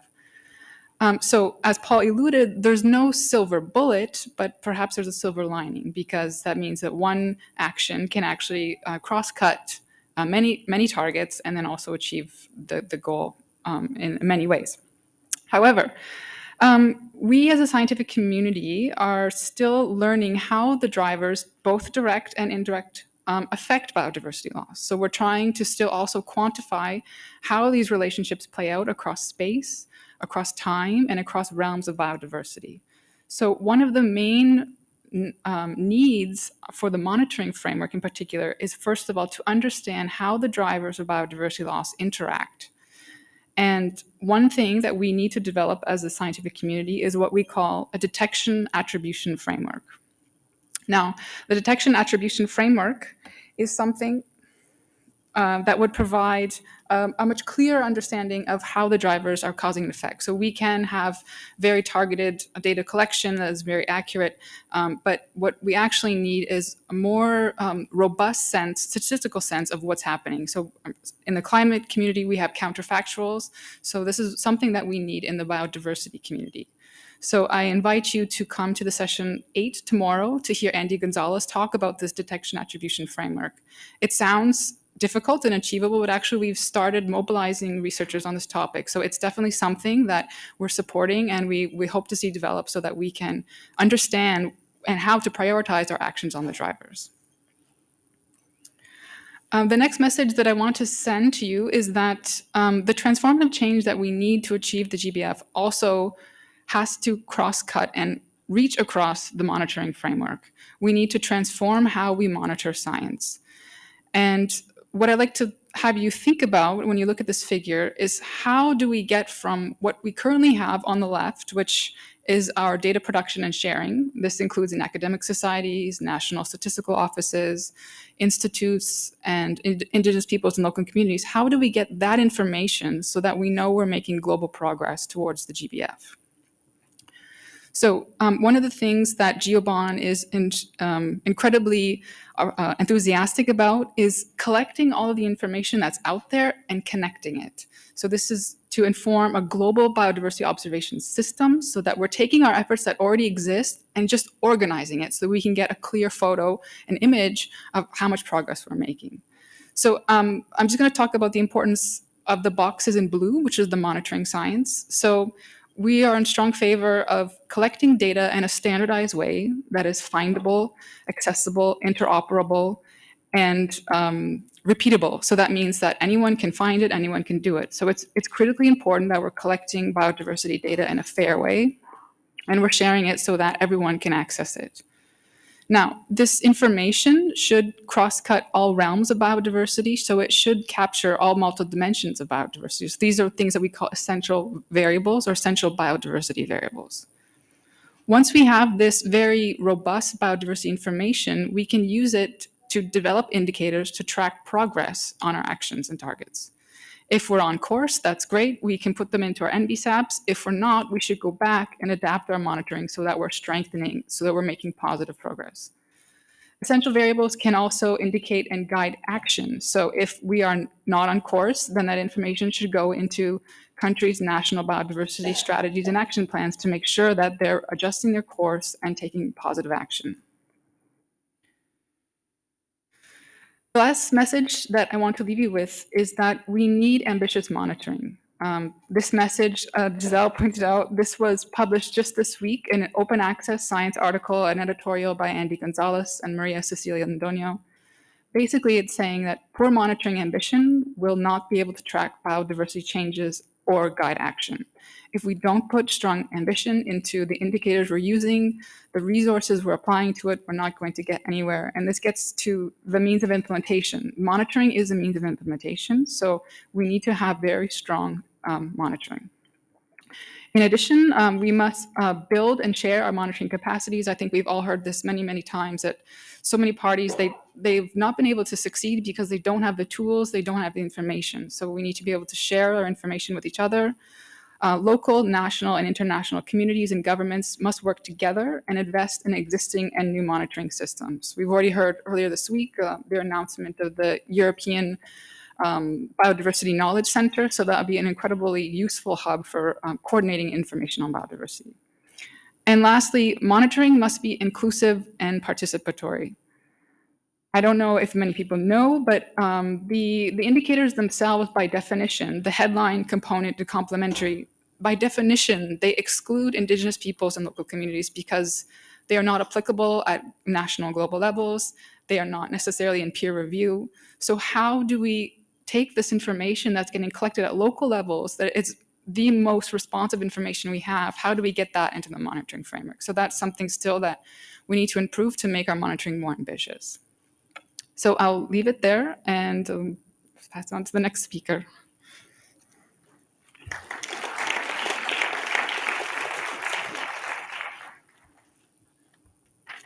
Thank you very much, Katie, for really pointing out the need to deepen our understanding of the drivers and importantly linking in the monitoring framework trains with drivers so that we can steer implementation. So the next and last speaker is Balakrishna Pisupati, Chief of Biodiversity, Land Law and Governance at UNEP, and he will be addressing the question of strengthening the science policy interface across multilateral environmental agreement.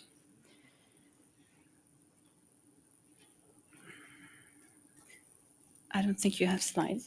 That's correct.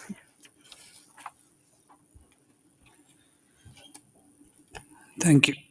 Thank you and good afternoon, colleagues and participants at this very, very important event. And in fact, I'm just coming from an event being organized by UNDP, UNEP, and the Global Environment Facility that is discussing how to help 138 countries put together their monitoring frameworks as and when the Global Biodiversity Framework is going to be agreed and the targets set.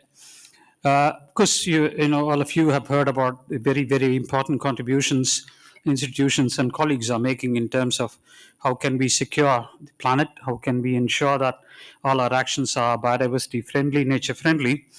But I'd like to take a little bit of a different tack on this issue because the focus that we are having is on how to connect the science and policy, the science policy interfaces. I'd like to start with a very quick example of a very, very important issue that is very relevant for this topic of connecting the dots, science and policy. And most importantly, when we are talking of science policy, we forget often the practice or the society element of it. And that's why at UNEP we are pushing for not just science policy interface, but science policy society interface, because whether we do policy or whether we do science, society is the one which actually is going to be at the center of our interventions. Many of you or some of you have heard of the discussions that is happening in the convention for the last almost 12 years on synthetic biology. A lot of you have heard, and there are discussions that are ongoing in terms of how countries would be dealing with the issue of synthetic biology. So there is a long-standing interest. There is an ad hoc expert group that is focusing on it. We are discussing how to deal with horizon scanning, how to deal with foresight. And that is in the context of how we are going to be coming up with a global framework that will deal with the impact of synthetic biology on biodiversity environment. But the other side, the industry or the application of synthetic biology, the scientists and the industry colleagues actually are moving forward with synthetic biology applications. 2 years ago, we never have heard of a synthetic biology organism other than the Craig Venter Institute's issuance in 2010. But currently, if you look at the investments that are going, and to an extent also triggered by the COVID-19 pandemic, what the investments we have seen for 10 years happened in just 1 year between 2020 and 2021 on synthetic biology. And 2021 alone, we had seen $11 billion worth of investment going into science and deployment of synthetic biology products and organisms. And the expectation is that by 2027, which is just about 5 years from now, this figure of 11 billion is going to be growing to $44 billion. And the reason I mention these numbers is that the science on one part, or the application of the science on one part, is moving at a very different speed compared to the discussions that we are having in a policy forum like the convention or the negotiation processes here. So when from UNEP, we actually wanted to connect the dots of how this science and policy are being connected. To our surprise, we realized that the industry, to a large extent, is oblivious to the fact that there is this discussion happening in the convention on regulating and working on a policy framework that will guide synthetic biology. They said, we don't even know about it. So we organized a series of 3 webinars that we brought together, the industry, the scientists, and the policymakers together. The result of it actually is a very, very important connection that we all need to have in mind, that science informs policy, but policy impacts science also. And we have seen it in the context of the convention a number of times. And the reason I just gave you that example is that as we are in 2022, which is the 50th anniversary of the UN Environment Programme, we had a high-level event that was organized in Nairobi in February this year, where the member states asked us that one of the key elements that we would like UNEP to focus on into the future is how can we strengthen the science policy interface. We have enormous science, we have brilliant scientists working on many of these issues, and we have policymakers who are discussing on how to basically use this science. But if somebody is going to be looking at what could be a best expression of science policy interface at work, it is the multilateral environmental agreements. The conventions, the Biodiversity Convention, the CITES, the CMS, a number of conventions that belong to biodiversity, climate change, chemicals and waste, regional seas. A number of them actually are the best acts of play on how science policy interface is working. So I'd like to sort of mention about 4 or 5 different things that UNEP is now trying to put together. One is to actually connect the dots in terms of the available science. When we talk of biodiversity conservation, many of you may not be aware that we have 500 plus multilateral environmental agreements, regional and global, that only speak about biodiversity. But the science that we are trying to apply in the context of the convention is certainly relevant to the science related to the Convention on International Endangered Species, or CMS, or Ramsar, or the International Treaty on Plant Genetic Resources, to name a few. But to an extent, that science is being discussed not too connected. So one of the things from UNEP we are now exploring is the possibility of creating a network of the chairs of the scientific bodies of a number of multilateral environmental agreements, so that it is not that each of these conventions gets informed by the best available science, but also we connect the scientists in terms of ensuring that the policy making that happens in relation to biodiversity. Of course, the Convention on Biodiversity, all of us or many of us call it as an umbrella convention that focuses on a large element of all the elements of biodiversity, but each of the other conventions are also individual processes on their own, guided by their governing bodies and guided by their standing committees. The second element is that a lot of us also have understood the potential power of data and how data and information can transform the way we can connect science and policy. A case in point that we now at UNEP are putting together is a policy tracking tool, an environmental policy tracking tool, which we hope to have it in about next year, focusing on the issue of air quality and air pollution as a pilot. And the intention of it is not to have yet another platform or an online element that will bring the science and policy. But the way this particular tracker is being designed is that it will connect the dots of science, policy, and society together. And we are very excited that we'll be able to do it. The third and the most important element of it is connecting natural and social sciences. I was in the other panel, as I mentioned, on NBSAPs, and very clearly one drive home point is that 30 years since the convention had come into force, as we are in 2022, the connect between natural sciences and social sciences is still very weak.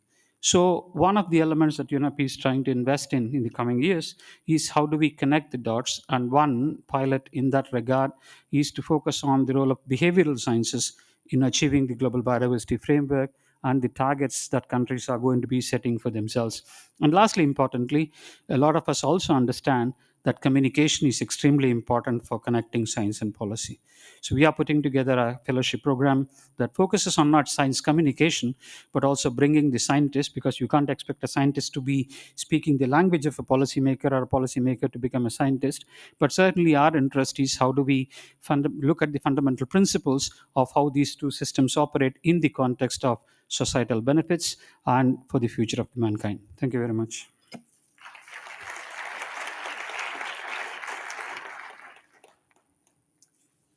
Thank you very much, Balakrishna. That need for dialogue across international instruments and across scale actually is very much needed, and we're very glad to see the initiatives that UNEP is taking in that regard. So we're now moving to our Q&A session, where we welcome questions, comments, reflections from what you've heard so far from the panel. So you have microphones in the room. Yes, please. Thank you very much. Is this on? Yes, we can hear you. Thank you very much for a very sort of interesting perspectives. My name is Anna Metaxas. I am working on oceans. I'm here as a delegate of the Deep Ocean Stewardship Initiative. But I also have had a lot of experience working with ecological connectivity in the marine environment. And one of the difficulties that we have been faced with is, even if we communicate to the policymakers what the concept is and that it's important to go measure it, then we have the people on the ground, the implementers, so we want to go into implementation, who have had a really hard time grasping what connectivity is how to measure it, etc. So I'm looking at the essential biodiversity variables on the GeoBond website, the list that is there, and I think, it's my personal opinion, that many of those are going to be intractable for the people on the ground to understand, measure, report on. And so I worry that as scientists, we produce this very, interesting and what we think are all-encompassing and very important indicators that then we're going to give to policymakers and the people that they will give them on to actually deliver on those. And that's a big gap. And so I'm just wondering if any of you, particularly I'm looking to Giobon, have any more concrete ideas of how do we go? Like, how are those proxies that are going to go from, trait diversity, which is great. How is that going to become a measurement, a metric that somebody on the ground can measure? There's a lot of steps there. It's not just communication. So how do we go from, the interesting science to the actual implementation of a metric that states can report on? Thank you very much for the question. So we'll go to Katie. Thank you for the question. It's a really good question, and it's something that I think maybe the marine community struggles a lot with too, because the ocean is so big. I mean, we live in an aquatic world. We have a really, really strong marine bond. It's called MBON, and they do partner with a lot of people that work on coastal systems. So I know there's a lot of work that goes into grasslands or seagrass beds and coral reefs. At a higher level, understanding what's happening across the global ocean, we're relying on more modeling, more remote sensing temperature data to sort of model what types of plankton and other species would be there as a result. But I understand what you're saying, that how do we get to this, something that we as science find really, really interesting, this essential biodiversity variable, to a policymaker, which may sound complicated, but in all honesty, it's not that complicated. Essential variables can be very simple, but for a marine realm, those essential variables don't necessarily have to be species traits. They can be more ecosystem-based as well. Thank you. David, do you want to comment as well? Yeah, thanks for that question, Anne, and I'll pick up on that as well if I can, because I've been part of the GeoBond or marine bond processes and also on the Goose Biology and Ecosystems panel. And I work a lot in coral reef monitoring in the Global Coral Reef Monitoring Network. And coming into this essential variable framework, so I did see how the essential biodiversity variables developed from, yes, this huge range of variables and data that are collected on land. And so the identification of these 6 classes, and then a range of variables within those 6 classes that you could collect data on. In the ocean sector, when we were developing the first essential ocean variables for biodiversity, because of the complexities of measurement, we were starting with what are people measuring? And so plankton was one. There's been plankton collections for over 100 years, and that's very operational. There's large networks that do that. Coral cover was the second most operational essential variable. So it was, as you're saying, it's from a very pragmatic point of view, and we're trying to bring these together to see how the ocean variables that we have, how do they fit into the 6 essential biodiversity variable classes? And then to think, well, what next? What are the next tier of variables that we could, develop in ocean context that could fit into the different classes on the EBV framework? So it is complicated and moving forward, but there are practitioner groups who are very engaged in that. And I think it might be that, for example, with the pelagic systems in the deep ocean, because they are so big and so challenging, is it might be that we can identify some at least pilot variables and then go through the process of identifying how do you get to ramp them up so they become more operational and implementable across all the countries that or can or could possibly measure these things. So it is a complex process for sure. Thank you very much for that. Do we have other questions? Yes, Marcos. Marcos Regis da Silva, Inter-American Institute for Global Change Research. Hello, Bala. A question for you. You refer to the fragmentation of environmental governance through the many different conventions with their own governance bodies.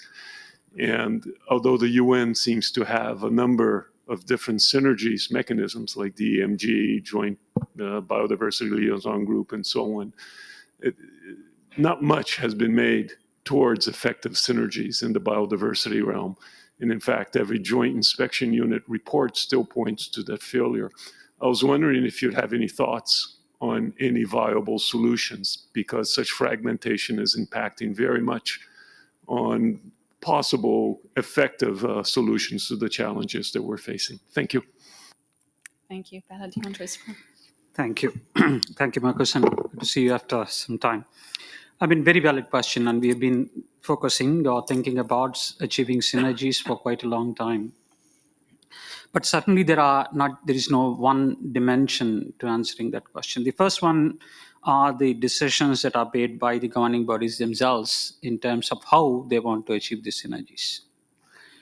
And many times, when working in the area of environmental governance, I ask for myself that in a given country, we have the same individual who serves as a Minister of Environment, focusing on climate change and biodiversity.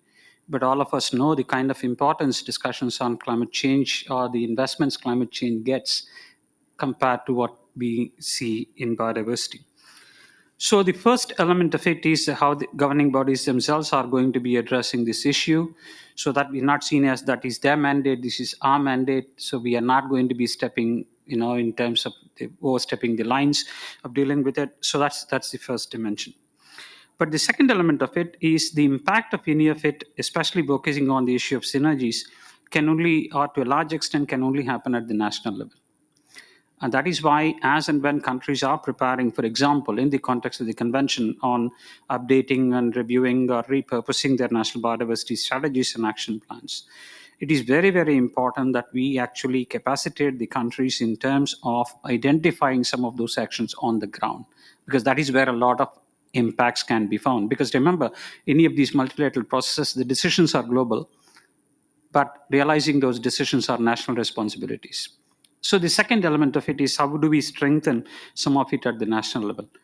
And the third point is that to a large context, the discourses that we hear, whether it is in terms of policy making or the role of science, is that it is always looked at from the practitioner angle.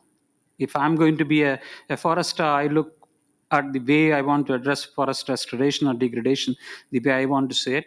But to an extent, that narrative also need to change, because we need to actually take science in the context of the person who is going to be receiving that or who is going to be impacted by that. That's also a very, very important element. And I don't have a single answer for you, but it's actually a multi-pronged approach that we should have. The governing bodies need to address it, because decisions are the ones which are going to be guiding countries on what they will do. The countries need to be prepared on looking at synergies and actions, and we do see a lot of them. And the last and important point, it is not that synergies are not happening, but we still have not finessed our ability to capture what is happening on the ground. You go to ask a farmer, he doesn't really, he will not sort of worry whether the mandate is coming from the international treaty or the agrobiodiversity work program or the convention or any of it. For him, how is it I'm going to increase my productivity? How is it I'm going to reduce my costs? And how am I going to get my nutrition or the ability for me to sort of practice agriculture better? So for him, it doesn't matter where the mandate is coming from. So that particular element of how do we connect at that local level in terms of what we want to see happen based on science we practice, based on the policies we put together, is something which also need to be addressed. Thank you. Thank you very much. Do we have? Yes, Peter. I can't resist responding here, because I've had some experience of this in my life. I think the problem, as Bella has mentioned, is essentially a national one. And while there is sometimes cooperation at a national level, sometimes you find there's actually not cooperation at a national level, because responsibility for Convention X is in one ministry and Convention Y is in another. And you find that the individuals that turn up have not actually spoken. Sometimes, even when the convention responsibilities are in the same ministry and the individuals are in adjacent offices, they still haven't spoken. So you actually find messages being delivered in a different way from the same government in different conventions. And this is something that only national governments can solve. And the real problem comes from the fact that biodiversity-related conventions have been more adventurous than many other conventions and multiplied in an era when various aspects of environmental problems became clear. So Ramsar Convention on Wetlands came into being as essentially the first one, largely because of concern over reducing number of wetlands. By the way, even though the convention's now over 50, the continued decline of wetlands continues, and that's another issue, the effectiveness of the conventions. But then you found that only a little bit later, CITES came along because of the issues of trade and so on and so forth. And then eventually in 1992, the Convention on Biological Diversity itself came along, which encompasses in its objectives all that these other conventions also are supposed to do. You mentioned the Environment Management Group. This is an internal UN structure, which I think struggles to gain traction, and yet it ought to be the body which brings together at the UN level all the activities at the Secretariat level and so on, so that the secretariats can at least work in a joined-up way. The other real problem is that the scientific input and the scientific support for the different conventions varies in the way in which they're structured. And although CBD has a subster, it has taken a long time, and I think it still has not reached the idea that it is a body that discusses science and technical and technological issues related to the convention in a way that does not include a political element, which should be reserved for the COP. And bluntly, until and unless at CBD level there is a clear focus in subster dealing with science as science and transmitting that to COP for political discussion, I think we're still going to be bogged down. So there are no easy answers because these are human constructions, and all of this would be a lot simpler if there were fewer people. On that note, yes. So if I can just add to what Peter said, on the last thing I'd say, actually, I think the science is going a lot more showing if there was less consumption would be a bigger sort of part of the equation on that.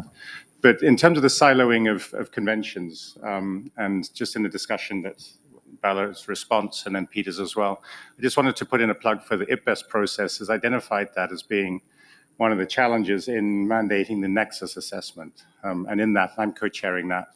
And there's a couple of our CLAs in the room here and some of the lead authors as well. And part of the purpose of that is to try and give practitioners, more tools to deal with these cross-sectoral challenges, dealing with more nexus-type issues. If you can have more nexus-type governance approaches and processes, can you come to solutions better? So that's an ongoing discussion, and hopefully we'll have some interesting results in 2024. Thanks. Yes, IPBES has been definitely adventurous on that front. Varja, do you want to comment? Thank you. I appreciate what everyone is sharing here because I think these are really important perspectives and realities. Another thread I wanted to connect from the previous question that was asked about kind of complexity of indicators and metrics through to these questions of implementation is I think there's a really critical fit question that we have to solve.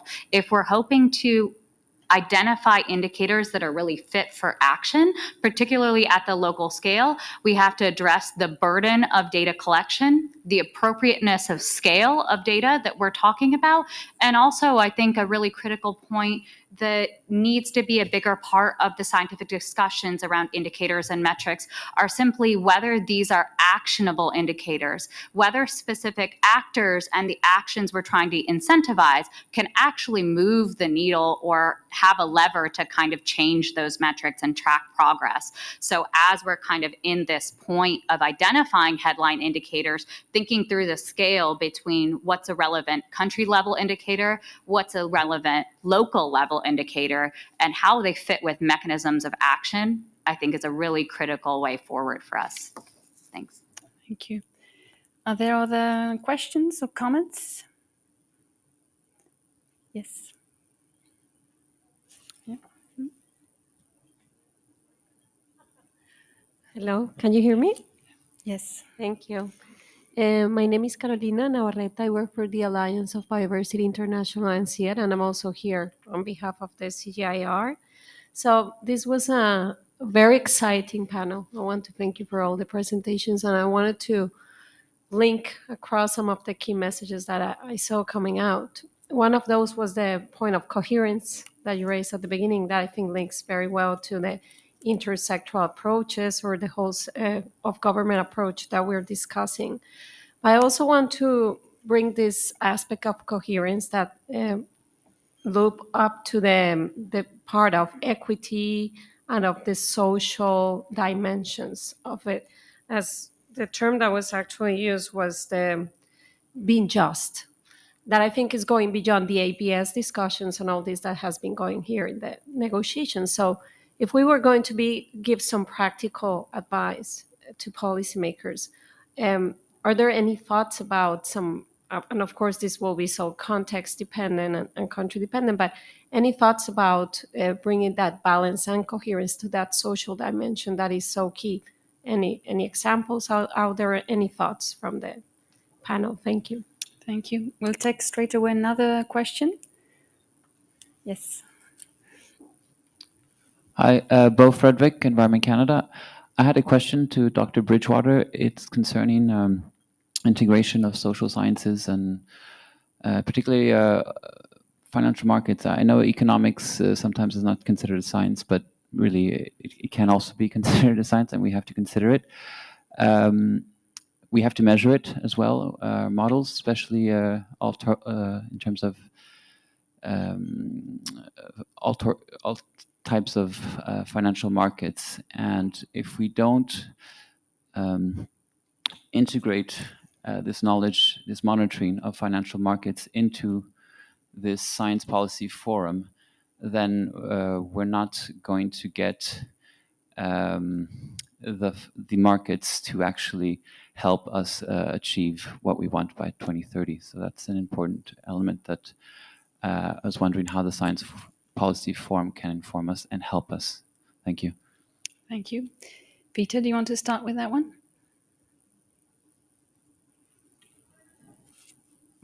Not really, but yes. Look, I think it's clearly an issue, and that was dealt with to some extent by the previous panel, who had some very useful insights on this. But the papers that were referred to by Paul and David also have really good links to the social dimension and thinking about biodiversity. And when I think about the discussions from the early years in this convention to where we are now, we really are talking about biodiversity as an element of a social ecological system rather than a pristine nature situation. And I think that's actually progress. It may not seem like it, but it actually is.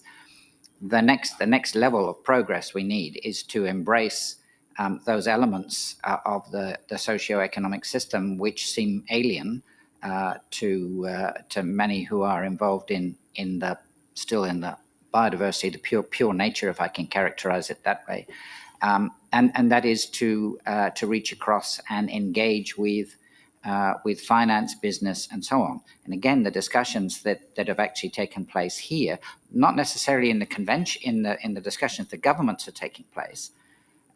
And my mind goes back to the meetings in Rio in when was it, 2012, that established the SDGs. That much of the effort that came out of establishing the SDGs was not actually happening in the governmental discussions.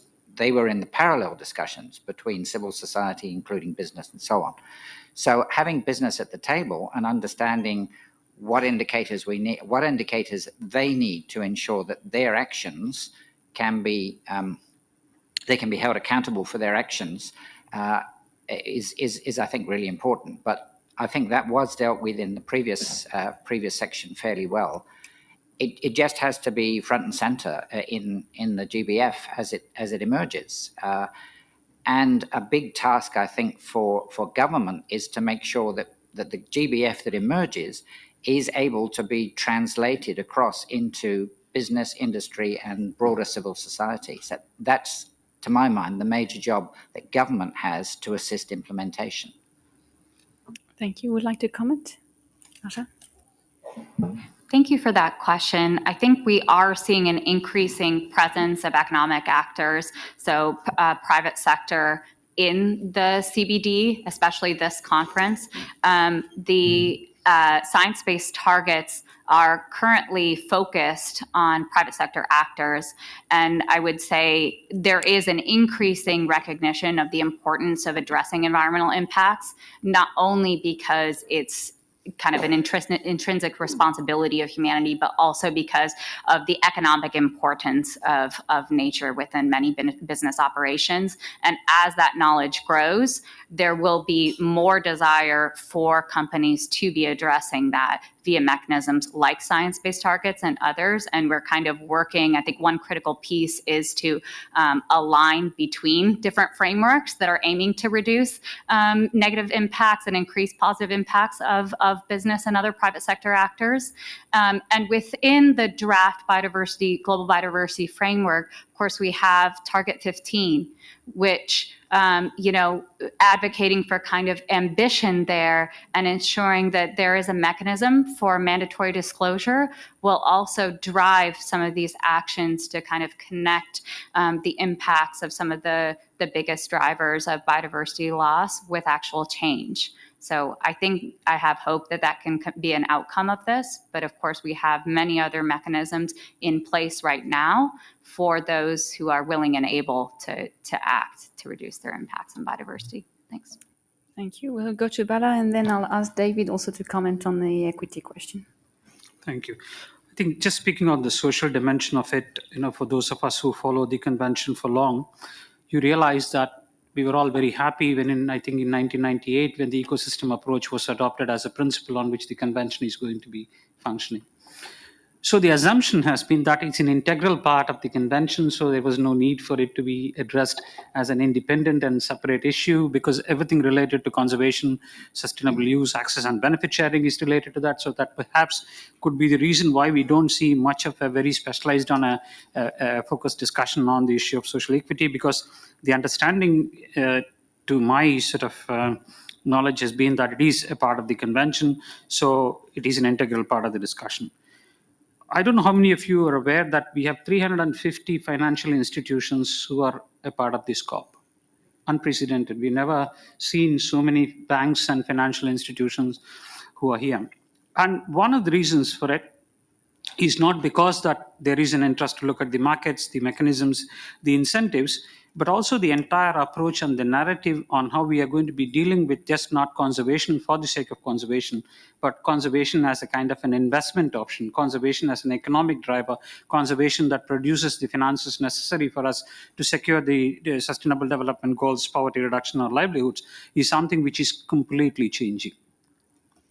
And that is a very, very important indication of how some of those mechanisms are emerging, and they will continue to stay with us in the years to come. Thank you.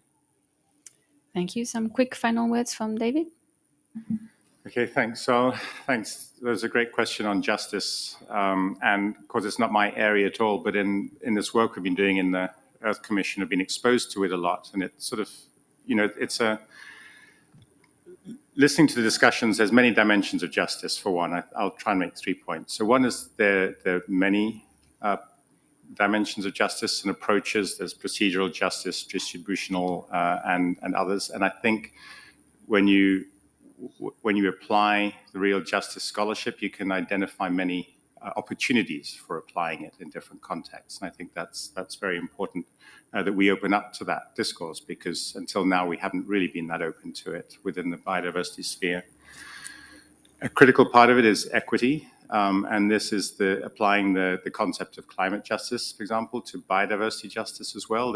We are on a finite planet, and we have come to a point of reaching those limits in many ways. And so there are actions that need to be done to address the bottom of that pyramid and actions at the top. But many of these tools are already applied. They're not necessarily that alien to us. We apply them in progressive taxes, for example, or different pricing, subsidies, directed for specific purposes, and they can be applied to redistribute funding and actions in different places. So I think there's many opportunities there that once they're thought through well, can probably be done without novel effort perhaps. But I think so coming finally to the IPBES values assessment, I think put it very well in that it indicates that a lot of what we're seeing happening, at least to biodiversity on a global scale and climate change, is the expression of one particular value system or a narrow set of values that promote certain types of actions, and just opening up to the plurality of values that already exists on the planet in many different forms. And that inclusivity can change practices a lot and help us to really understand what is just and how do we apply it? How do we open up the discourse to really understand how we can move forward? So I don't think there are easy answers to it, but I think there are many approaches building up to help us move in those directions. Thank you very much. With that, we'll close this session. Join me in thanking our panelists.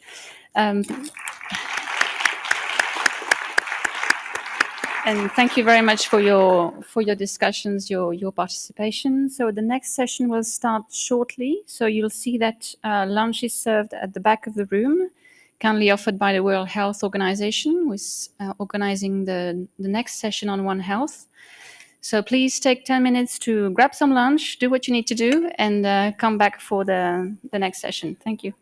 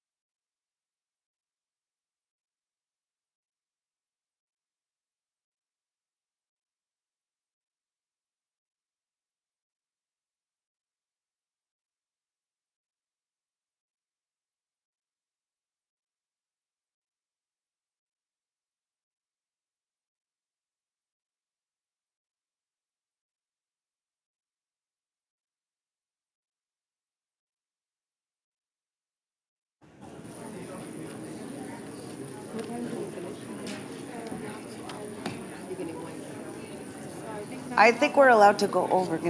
Oh, now it's working. Okay.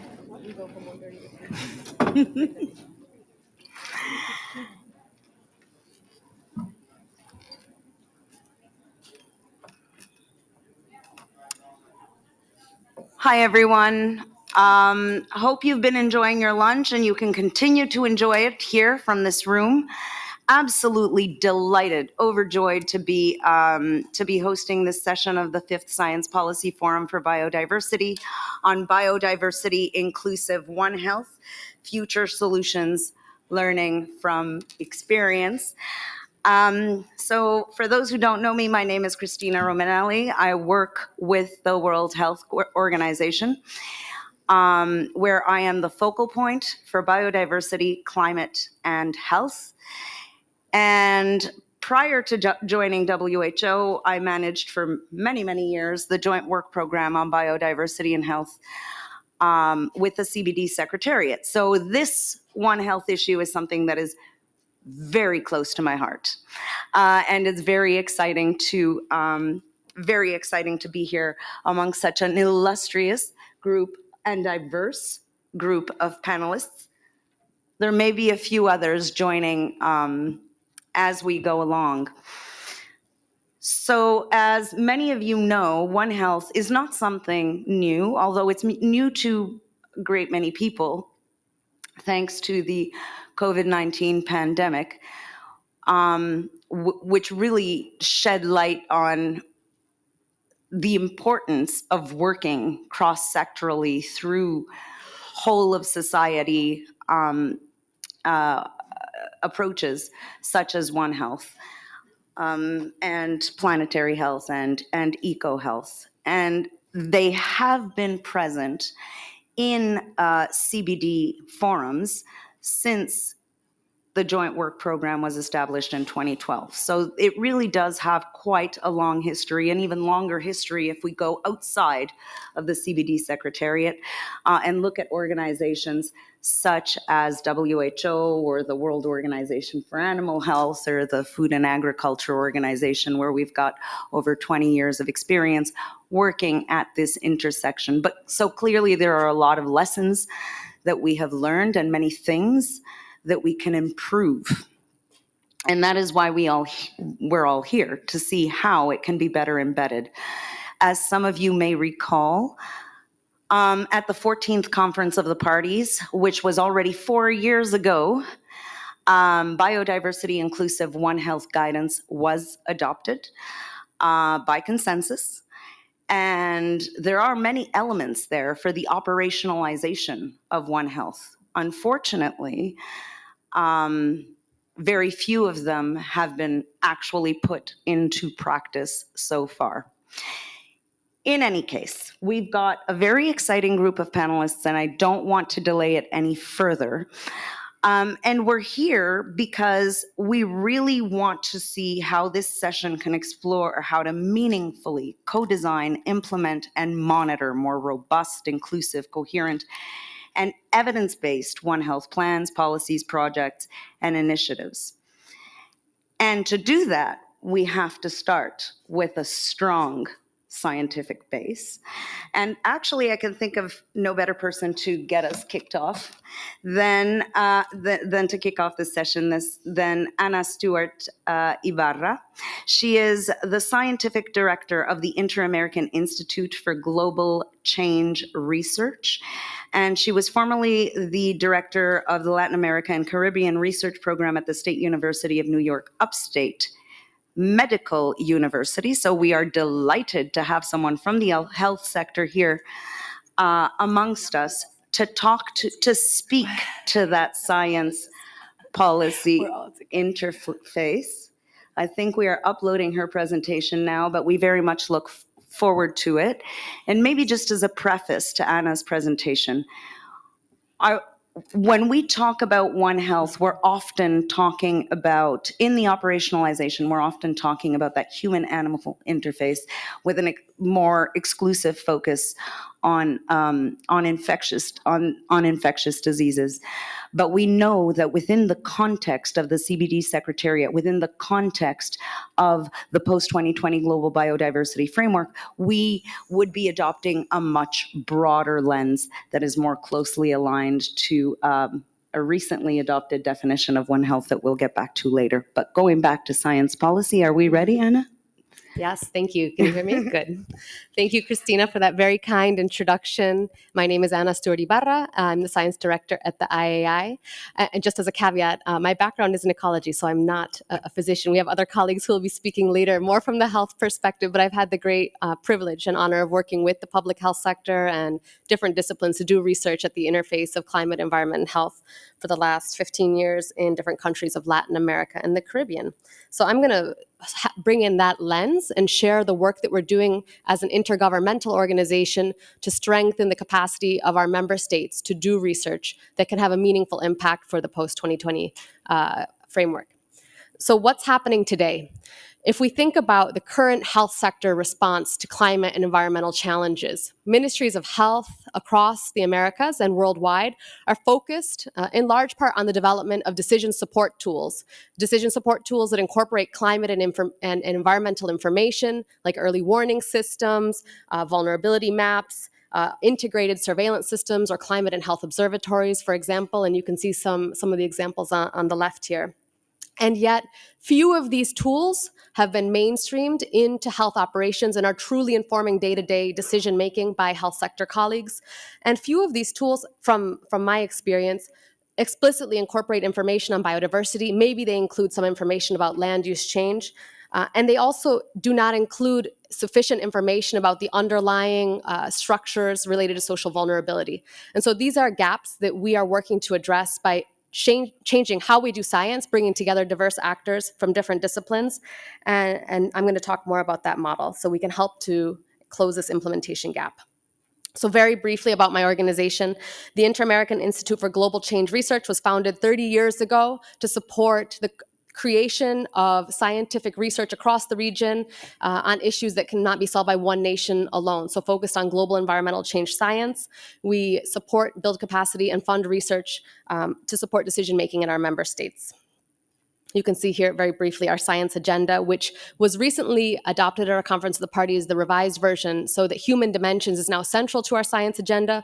Clearly, health is an important aspect of that agenda, and we have other pillars related to ecosystems, biodiversity, climate, etc.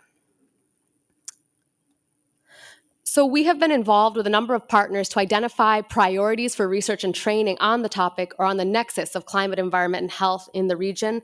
And we did scoping workshops last year to support the Belmont Forum Collaborative Research Action, which I will actually mention at the end of my presentation. This is an upcoming funding call, which may be of interest to those of you in the room.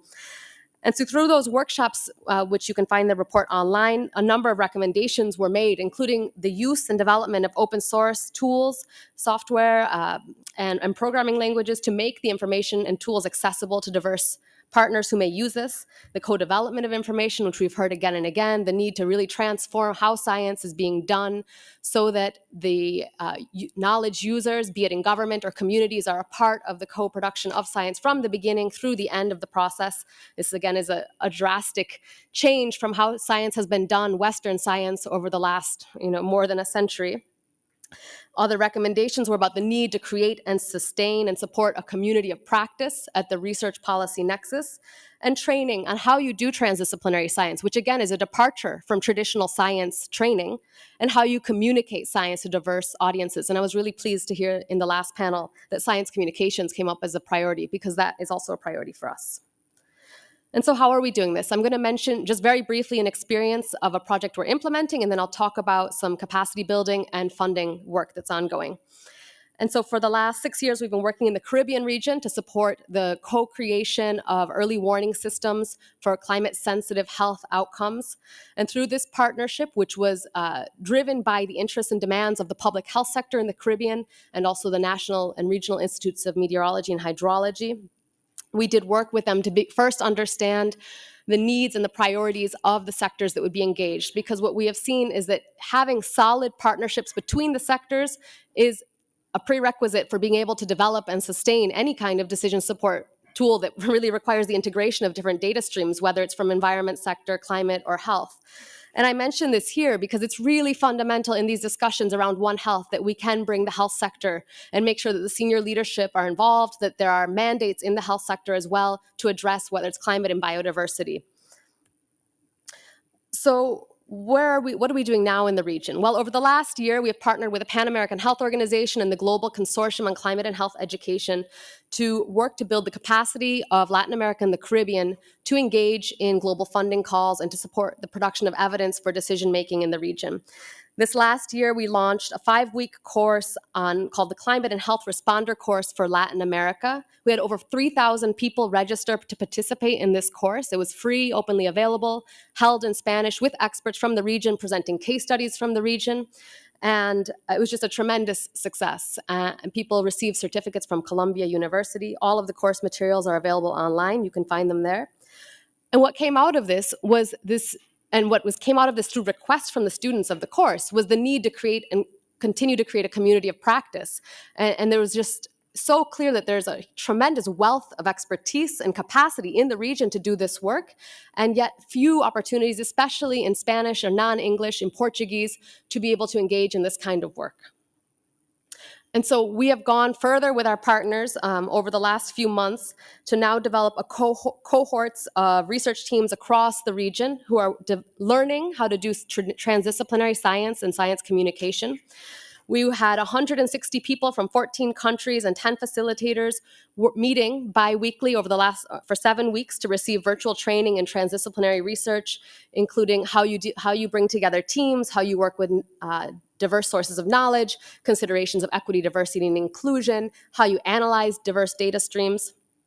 And this training culminated in the team submitting concept notes. We also had over 50 individuals from governments participate in this training program. And this was a competitive program where the transdisciplinary teams, by their very definition, included at least one social scientist, one biophysical scientist, and one actor from outside of academia, be it from civil society or governments. And so we have really made a big push to bring in especially participation from governments. In March, we will be meeting in person with regional partners who are working to align a research and training agenda on climate, environment, and health in the Americas, and we'll further be providing training for the teams, and they will be then implementing seed grants in the coming year. I just wanted to show you here, this is a word cloud of what does One Health mean for us in this context. These are all the words from the different teams who we're working with, just this really phenomenal group of people with a wealth of expertise. When we set out to do this training program, we thought we would be bringing in early career researchers. We were wrong. The people at the table brought in decades of experience, but what they were looking for was how to bridge science and policy and how to take their work sort of a step further beyond the traditional bounds of science and to work with different partners. So it's been really a tremendous honor to work with this group. And as I mentioned, this is working towards building a community of practice. And so we are in the process right now of launching a platform called the Health, Climate, and Environment Hub, which you are all invited to participate in. At this stage, we are working to identify institutional partners and then individuals, completely open, free. It'll be a multilingual platform to bring in people working at the science policy interface on issues of climate, environment, and health. Lastly, I wanted to mention some upcoming funding opportunities which may be of interest to this audience. The Belmont Forum is a global partnership of science councils and funding agencies, and the IAI is the host of the Belmont Forum. There are more than 34 science funding agencies from around the world that participate, and they come together to propose different funding calls on priority topics, be it from migration and mobility, which was a recent funding call, the urban blue and green economies, on climate, environment, health. So there are many. They've issued over 20 different funding calls over the last 10 years. All of the funding calls are also focused on transdisciplinary research and providing knowledge for adapting and mitigating to global environmental change. And there are two key funding calls I wanted to call your attention to. One is the upcoming call on the nexus of climate, environment, and health, and this will be issued in early 2023. I believe there are more than 20 funding agencies from around the world who will be participating in this funding call. And we have worked for more than 2 years to draft the call text and scope the community and ensure that the priorities are really represented here. So I encourage you to look for this funding call and to participate. The other one that's ongoing that I wanted to mention, which is also highly relevant for this panel, is a funding call on Amazonia and tropical forests. And this is a funding call that the IAI is leading in partnership with FAPESP, the Science Funding Agency of Sao Paulo in Brazil, but it will be a global funding call. And so we are in the scoping stages, working with the scientific community, civil society, and governments to ensure that the relevant priorities are included in the funding call. And this funding call we anticipate launching in 2024. So with that, I will close, and thank you so much for the opportunity to be here today. Thank you so much, Anna, for that terrific presentation. It's actually a really great start because it's going to be very complementary to that of the next speaker and those that will follow as well. There was a strong focus on education. There was a strong focus on the need to include equity, diversity, and inclusion, which I'm sure other speakers will also consider.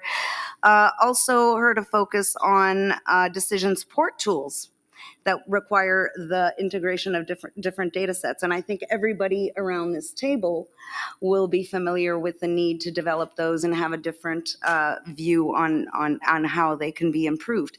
I thought that the word, what would you call this? The word cloud that was generated from your workshop was very interesting because it isn't one that you wouldn't, I don't know if you recall what you had seen before, but it isn't one that you would typically see in discussions about One Health.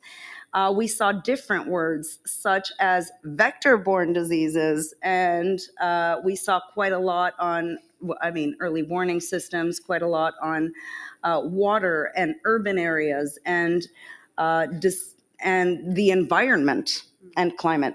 So these really are entry points for One Health in how we will be addressing how it can be addressed and how these different dimensions can be brought together through the post-2020 global biodiversity framework. So moving from that vector-borne disease dimension and onto zoonotic diseases, it's my great pleasure to announce our next speaker, Professor Shashidhara. He's currently the president of the International Union of Biological Sciences and worked at CCMB, Hyderabad, and IISER. He holds a PhD from the University of Cambridge and is specialized in genetics, molecular biology, and evolutionary biology. And Professor Sashi is going to speak to us about One Health approaches to prevent, monitor zoonotic diseases. Thank you, Christina. Thank you. Thanks for organizing this particular session and giving me an opportunity to speak here. So I'm going to touch upon a couple of points related to zoonotic diseases. Although, as Christina mentioned, One Health is not only about infectious diseases. It goes beyond. But today I'll sort of focus on this. Two aspects to this. One is to understand the problem. The second is to prevent, but even before prevent, you need to develop capacity both at the global and the regional levels for continuous monitoring of possible emergence of new zoonotic diseases, and thereby only you can prevent it, right? As you all know, there are multiple ways a species sort of can cross, or pathogen can cross the species barrier and then cause new diseases and a new species, right? In our context, we always talk about the diseases which come to human from other species, but it can happen between any two species, related species. But irrespective of how many barriers are present, there is always certain small levels of risk which is associated for zoonotic emergence of new disease. Interestingly, this risk factor, if it is, however low it is, if you increase the number of attempts, right, so you can actually have a finite risk, and that's exactly what's happening. Fragmentation of the habitats, increased human-wildlife contacts, and multiple different ways, because of the climate change, for example, particularly the vectors, like Aedes, for example, it's moving into all kinds of geoclimatic change situations. So what is happening is the number of attempts, leading to zoonosis is increasing. So there is always a finite a risk which basically leads to new zoonotic diseases. As you can see, in the last 30, 40 years, the number of zoonoses have increased compared to the several previous years. Of course, there is no empirical evidence that how many times the zoonotic diseases have emerged in the human history, but based on the fossil records, based on now, people are also doing the DNA analysis of the archaeological samples, there has been some understanding that it's always been rare, but often in the recent past, the number of incidents have increased. It's simply because of what we have done is because of the deforestation or habitat fragmentation, and also increased human wildlife contacts. Now, if you look at this graph, what are the different ways an airborne or a vector-borne or direct contact related zoonosis can happen. The probability of zoonosis increases for a variety of different factors. Most important factors amongst is the lack of biodiversity. There are two aspects to the biodiversity loss. One is the size of the scale of the biodiversity rather, and the second is the genetic diversity of a given species. So if because of the habitat fragmentation, let's say a smaller region has sufficient amount of biodiversity, in whichever the way we quantitate what is biodiversity, right? But because the population size has increased, there is a higher chances of more recombination amongst the pathogenic viruses or bacteria. And that may lead to new variants of the pathogen, which may develop the capabilities of transmitting to other species. Now, so in a way, the fine balance, which is now established over billions of years of evolution, when it is grossly disrupted, all kinds of new species or new interactions may arise. A most common one that we have seen so far is the zoonosis. The reason this is more frequent than any other complications associated with loss of biodiversity is simply because of the microbial world in terms of scale is much larger, in terms of number, population size. Second is their diversity is much larger, and their resilience to climate change or any other kind of environmental change is much more than the eukaryotic cells or multicellular organisms, plants or animals, because of the generation time and the population size and the smaller genome size, right? In that context, it's very likely that more and more zoonosis may occur in future if we don't reverse the loss of biodiversity and we don't restore degraded habitats. Now, what is the way to go about this? Obviously, it requires a really new management style for dealing with One Health. And I have given an example in Indian context. First, you need to have an international global framework, because zoonosis is not sort of restricted to one particular region. It has to be dealt at the global level. And then national level, the framework has to be developed, and regional level. In a country like India, where this example is given, there's a huge diversity, geoclimatic diversity, human diversity, and of course, the biodiversity at large across the country.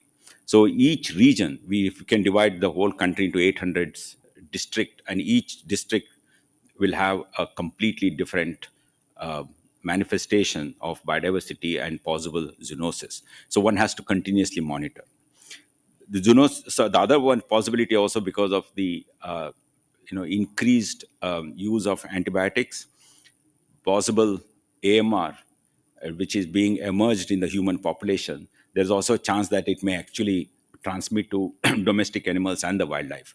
So there is also a reverse zoonosis that can happen because of the increased human-wildlife interactions, particularly in a highly dense population such as in India, and also complications that are arising because of the indiscriminate use of antibiotics. So what we are trying to do is to, particularly in a region like Pune, which caters to about 10 million people in the western part of the country, we are now doing both bottom-up and the top-down and the bottom-up approach to address this problem. Continuous monitoring of the environment using modern molecular techniques, which are low cost, high throughput, very sensitive methods are available nowadays, sequence-based or RT-PCR-based and variety of different other technical molecular methods, which can be deployed for monitoring the environment continuously, both the wildlife, domestic animals, as well as human, at the clinical and at the population level, and monitor for the continuous emergence of any new variants, which can lead to, a zoonosis. And now, at the same time, we'll also develop certain indicators in the process how to restore biodiversity to reduce or improve the quality of the One Health, right? Or it's not necessarily, it's almost impossible to predict how to reduce the possible zoonotic emergence, except that we reduce the human-wildlife contact, increase the area under biodiversity and reserved forest and so forth. But at least by continuously monitoring, must be a way in which we can develop certain indicators or One Health indicators for biodiversity restoration. So for this, we need capacity building, not only the current scientists and the current students, and also this future generation. At the school level, we have programs. At the undergraduate level, we have programs. And also at the research level, we have programs to continuously train students or the future generation in very different aspects of One Health, understanding the science of One Health, and also the skills that are required to monitor the health of the environment, health of the biosphere of this earth. I'll stop here. Thank you very much. Thank you very much, Professor. What a terrific presentation, and actually a really good segue into our next speaker, because in looking in that National One Health plan of action that you have, it does appear to cut across a lot of the different dimensions or the different action tracks of the joint plan of action that we're going to be referring to next. So just to give the rest of the people in the room a little bit of very quick context, as you may be aware, the tripartite alliance between WHO, the Food and Agriculture Organization, and the World Organization for Animal Health, which had been established in 2009 as the tripartite alliance, was very recently expanded just last year to become the quadripartite alliance with the addition of the United Nations Environment Program, which is terrific because it goes to prove that there is a willingness to evolve and to improve and to learn from our past mistakes. And one of those was the acknowledgement that the environment sector, the health of ecosystems, wasn't fully embedded in the operationalization and the implementation of One Health approaches, which is why that tripartite became that quadripartite. And one of the very exciting developments, actually, is that after, was it a year and a half, almost 2 years, Shadia, of working together across the different agencies, just last month we were able to launch a joint plan of action on One Health. And many of the dimensions that you were talking about cut across the different action tracks. You were talking about AMR, you were talking about vector-borne diseases and food safety, and of course, reducing zoonoses at the source. And this brings us to our next presentation, which is exceptionally exciting because we will have the opportunity to hear a little bit more about this joint plan of action and its 6 action tracks. But actually, Chadia, I would like to invite you to the podium so you can show us a little bit more detail what this joint plan of action looks like, and in particular, action track 6 on the environment. Thanks. Thank you very much. Thank you, Christina, for inviting us to be part of this science forum. It's really an honor to be with you here today. So I will talk about the One Health Joint Plan of Action and how we are trying to integrate the environment and biodiversity into our work on One Health in general. as Christina said, we have started this work 1.5 years ago with the agreement between the 4 organizations that we need to develop a strategy for One Health and to work collectively to implement it. And this came about because of the recognition from member countries on the importance of the One Health approach if we are to prevent future pandemics because of COVID-19 and the understanding that this zoonosis diseases will increase in frequency, will increase in intensity if we are to stay in the silos of our sectors and disciplines. So we had a drafting team from the 4 agency, and we developed the draft, and then we shared it with the partners and with member countries through online consultation or information sessions, and we collected their feedback and refined the draft. And also we had the technical and scientific advice from our One Health high-level expert panel that was established by the quadripartite to advise us on the science-based intervention that are needed for One Health. And they supported particularly the definition of One Health. So it's now more comprehensive. It's not just to work together between the sectors to reduce the risk of pandemic, but it's also to optimize the health of animals, human, and the environment. And to do this, we have to work at different levels, from local to global, and we have to bring the disciplines behind these sectors, as Anna showed, the importance of research and science to back these interventions. And also we have to look at the vulnerable group in our societies and ensure that we have interventions, provisions, and programs to address their needs. And all what we have to do is through this 4 C's, you see the wheels in the middle, it's about communication between each other and with other partners and the public. It's about collaboration, not just sharing of information. And it's about coordination and capacity building. I will go through them in a little bit. So understanding all the drivers that my previous colleagues have shown, and we add to them the issue of underinvestment in One Health approach throughout the year that we witnessed, and our understanding that the importance of environment should be addressed in the animal health sector, in the human health sector, but also in the environmental sector. They also should look at the negative impact of environmental degradation and biodiversity loss in all species, in all creature on Earth. And this is all compounded by the climate change crisis that we have. And finally, the recognition that we have to maintain the integrity of the ecosystem if we are to live in harmony with our nature. So for that, the One Health Joint Plan of Action were divided into chapters. First, we try to explain this context, why we are doing this, and how it's different from previous plans that we had.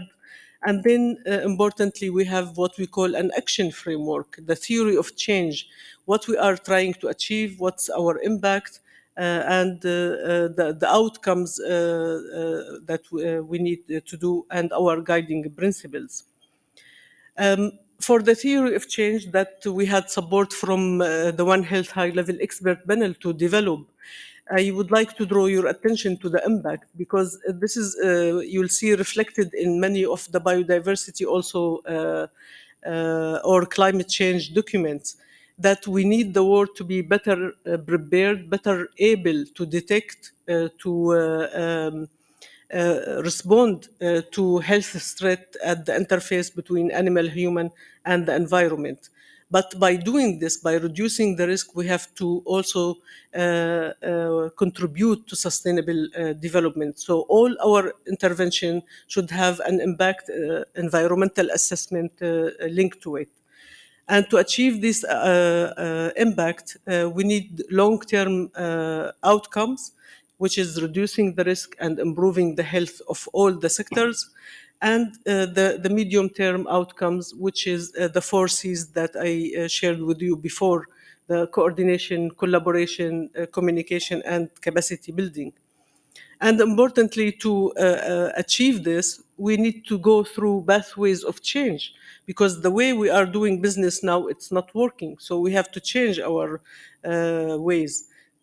The pathways, we have selected 3 of them. The first one is about the enabling environment, the governance. We need regulatory frameworks, we need advocacy at highest level, political buy-in, and we need finance for the One Health interventions.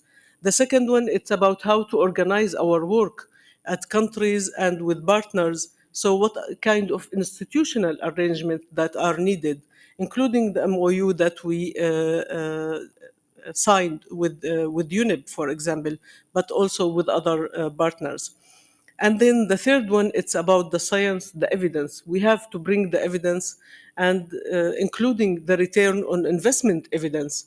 If we are to implement One Health approach, we will achieve benefits or co-benefits for all the sectors. And importantly, the 6 action tracks that Christina highlighted, that the first one of them, it's the overarching action tracks. It's about building the One Health capacities in all of the sectors. It's about governance of One Health. And the second one, it's about how to reduce the risk of pandemics, doing this collaborative approach. But we should not forget the vector-borne diseases and the neglected zoonotic disease that many countries still have a huge burden of them, and we have to address them in our work. And then the issue of food safety. We have to increase awareness and understanding of the impacts, and also what kind of intervention that can ensure our food is safe and nutritious. With regard to AMR, we have to address the efficiency of the antibiotics, but also the issues of affordability, access to antibiotics, and the issue of pricing of the products. And finally, but not the least, it's how to integrate the environment into the One Health. And for that, we have the objectives. It's to protect and restore biodiversity and prevent the degradation of ecosystems and the wider environment. And to have this, we have the support from all the sectors that are animal health or human health or the environmental health. And this is should be underpinning our sustainable development. So this objective, if you recall, it's almost taken from the biodiversity document and the environmental document to ensure alignment and coherence between what we are doing and what the other sectors are doing. And for that, we defined 4 actions that are needed to achieve these objectives. And this action, the first one is actually, it's about raising the awareness and the understanding of what we mean by biodiversity loss and climate change and land use change. And this is perhaps it's more targeted to the health professionals in the animal sector or the human health sector to understand better this global or the context in which we live and operate. And the next one, it's about mainstreaming the health into our the health of the environment and the ecosystem in the One Health approach. And the third one, it's to ensure the data from the climate and the environment sectors are used for our health interventions in the animal sectors or the human health sectors in all decision makings. And the final one, it's about education, it's about training, capacity building. We need to do this collaboratively. And we have some experience now working in the quadripartite or tripartite on developing One Health field epidemiology training and now to develop the One Health competency framework that all the sectors can work together. So the professionals, they graduate with the understanding of the importance of One Health and how to implement it in the field. So next step after this development of the joint plan of action, we have to work on the implementation phase, and we are now drafting the implementation handbook. And this will be accompanied by monitoring and evaluation, because we need to hold ourselves accountable, but also for countries to know that how the progress is going and if there is any need for corrective measures. And we need to finance this action plan, but also One Health in general, not just the joint plan of action. And we need to develop more communication materials on One Health. We have a lot of One Health operational tools, like the 3 operational tools developed under the tripartite zoonotic guide, including one on surveillance and information system, one on multi-sectoral coordination mechanisms, and one on the joint risk assessment. And for all these, we have to include the environmental aspect in them. We started as the tripartite, but now we are moving steadily and fastly to have the quadripartite, including the UN Environmental Programme, into this work. How the implementation will be, of course, it depends on the context. So we need to do some situational analysis in the countries that we will start with them to implement the plan. We need to prioritize the activities. We have 6 action tracks. Under each one of them, we have a list of action, activities, deliverables. So we need to prioritize according to the context, and we need to engage the wider stakeholders, especially the ones that are working on the drivers of risk. And for us as a quadripartite, we need to establish regional coordination mechanisms to replicate what we are doing at the global level and ensure that coherence between us and the different levels we have, and also supporting countries to have the One Health platform, national platform, that bring these 3 sectors, but also others like finance, planning, and education to support this work. And we need to do all of this building on existing frameworks, especially legal frameworks like the climate change, the Paris Agreement, the SDGs, and now hopefully the global biodiversity framework. This is our timeline. We are now in the drafting stage, and we will move to the consultation with the partners and the member countries until February, and then finalize it, the implementation handbook in March, and ready for the executive meeting of the 4 DGs of our organizations, FAO, WHO, WOHA, and UNEP, to approve it and then move on to the implementation phase. So, in conclusion, what we are offering by this plan, we are offering our coordinated actions, starting from the assessment into the implementation. We are offering to support multi-stakeholders coordination, especially at the country level. And importantly, we will work to identify the high-level, high-impact investment opportunity and support countries to do resource mobilization using domestic and international financing mechanisms that's available.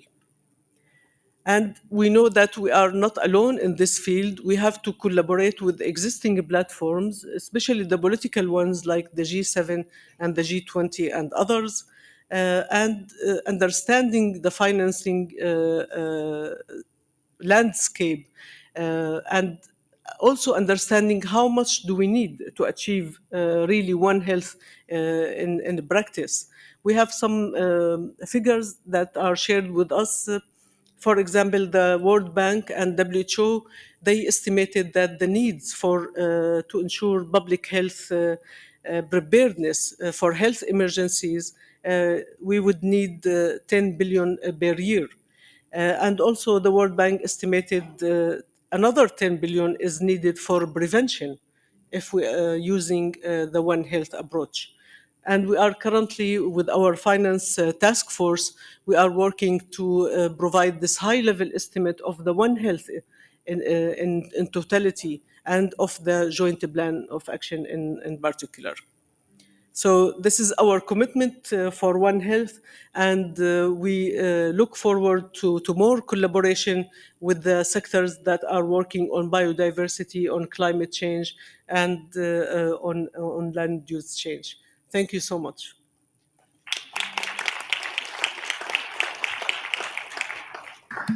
Outstanding, Chadia. You know, I got so excited that we were finally going to present this joint plan of action on One Health that I realized that I didn't actually introduce Shadia. Only once she had begun to talk. And actually, I must say of Shadia, she is often a person that I refer to as the embodiment of One Health, because she has worked across so many sectors and really understands what it means to work between one and another one of these. So she is actually now currently the One Health Global Coordinator and Senior Specialist for the World Organization for Animal Health, so WOA, and she previously led the Science and Technology Partnership and Advisory Group at the UN Office for Disaster Risk Reduction, and was also the Senior Policy Advisor to the UN Special Envoy on the Ebola response in West Africa. So she really has worked across the different sectors. She does live and breathe One Health, and I apologize, Shadia, for not mentioning this earlier. But it was a terrific and very important presentation, I think, because it does show that there is quite a step change in trying to really embed the environmental determinants of health into One Health approaches. I think we're really seeing that happen. I think it's particularly evident through the One Health Joint Plan of Action. And I think that also leads us to our next speaker. I mean, one of the things that you were talking about was really getting to the root causes, to getting to that of yes, of disease emergence. And you said, you know, we must be working with other sectors, we must be engaging with all stakeholders, including, and if not especially, those that are working on the drivers of risk. And actually, that is a perfect transition into our next speaker. I will very briefly introduce you, Kim, because I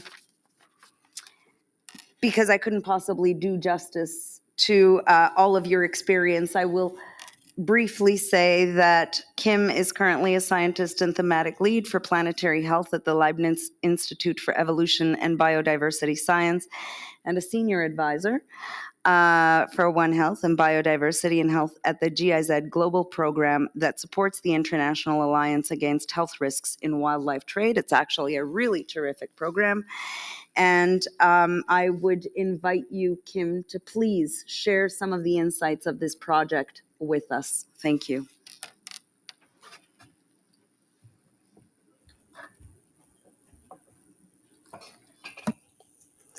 Thank you very much, Christina, and thank you so much for the invitation. It's really exciting to be part of such an amazing panel, and I'm kind of glad the music stopped because I was about to start dancing. It's been really difficult to sit there listening to the music and not move too much, at least.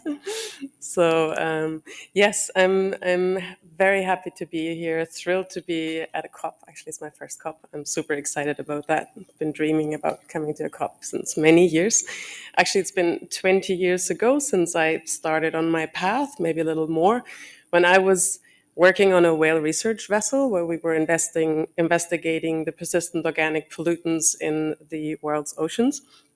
And back then, it was the head of the program who also started this voyage around the planet to look at the persistent organic pollutants in the world's oceans, to basically his approach was to use a health angle to an environmental issue. So it was Dr. Roger Payne who back then told me, look, so many people do not care or will not care about ocean pollution. But if you connect it to the food chain, if you basically make it explicit that where those pollutants will accumulate and end up basically on people's plates again, and the kind of effects that will have on human health, then people will care, because people do care about their health. It's something very personal. And this is something that has since actually guided my career, because then I thought, great, I will go on a health career and do exactly that. Focus on the health effects of global environmental change. Little did I know how little integrated those environmental considerations were and still are up to this day, very much in the health sector, particularly in the human health field, which is why I started out with human medicine and transferred to veterinary medicine, where at least I could work on wildlife health, conservation medicine, and so forth. So which brought me a little closer back to biodiversity. But still, now I'm basically fighting another battle, which is getting the biodiversity sector excited about a health narrative and connecting the important work of biodiversity conservation to health and making it visible, tangible, and explicit. And we just had a very sad, and as a valued colleague of mine put it once, an opportunity we wish we didn't have with the pandemic, that showed us just how quickly people can move, governments can move when it is about protecting health of people. So I think that at least if it didn't make my work in so many ways easier, but it proved that at least that angle in a way right. So that is one point that I want to make before I start getting into the specific project, which I think is one very good example of an biodiversity inclusive One Health project. So the other point that I want to make, and we've heard a little bit about that, but just to emphasize again, when we talk about pandemic prevention, it is really the prevention that happens prior to spillover. So particularly when we work with the health sector, some people think of vaccinations as prevention, and that is, we just haven't really agreed in this whole sphere, haven't really agreed on a joint terminology. But when we talk about primary prevention, upstream prevention, prevention at the source, it refers to the drivers basically avoiding the spillover of pathogens from non-human animals to animals, and that of course includes wildlife, although we have to note here too, when we speak about One Health, often the veterinary systems don't necessarily include wildlife health to a degree that they should.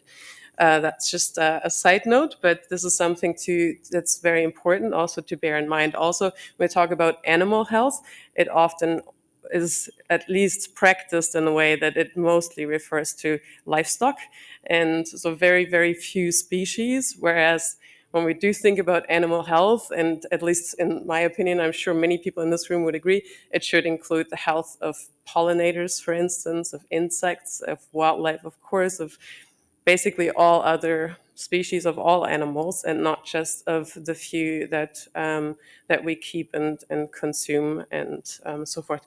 So that's another point that I wanted to make in this context. So, and when we do use primary prevention, upstream prevention, prevention at source, it is the most cost-efficient and effective way of preventing outbreaks that can then lead to epidemics, that can then lead to pandemics. Of course, many things have to come together. Of course, spillovers are relatively rare, although they occur more often than we know. Most of them go unnoticed. But to prevent them, which means we have to reduce the drivers, and we saw earlier, of course, there are several, but the interface between humans, non-human animals that do carry pathogens that have the potential to jump over, of course, is critical. And of course, habitat destruction as well as wildlife trade. And this includes also not just the illegal, but also the legal wildlife trade. So all the contact that we have, and maybe that's in volume even larger, and therefore might even in some ways be just as relevant. So to keep that in mind when I talk about wildlife trade, I do refer to the entire spectrum of wildlife trade, And here, of course, highly relevant, the commercial trade, particularly with mammals and birds. And maybe thirdly, before I then introduce you to the International Alliance, is the 4 Cs that we have heard about. And we heard about more Cs earlier on. I don't know how many of you have been in the room then, but this is something that doesn't come easy. It requires a will and an investment too. It does take an effort to communicate, to collaborate. We all are absolutely stretched in our jobs as it is.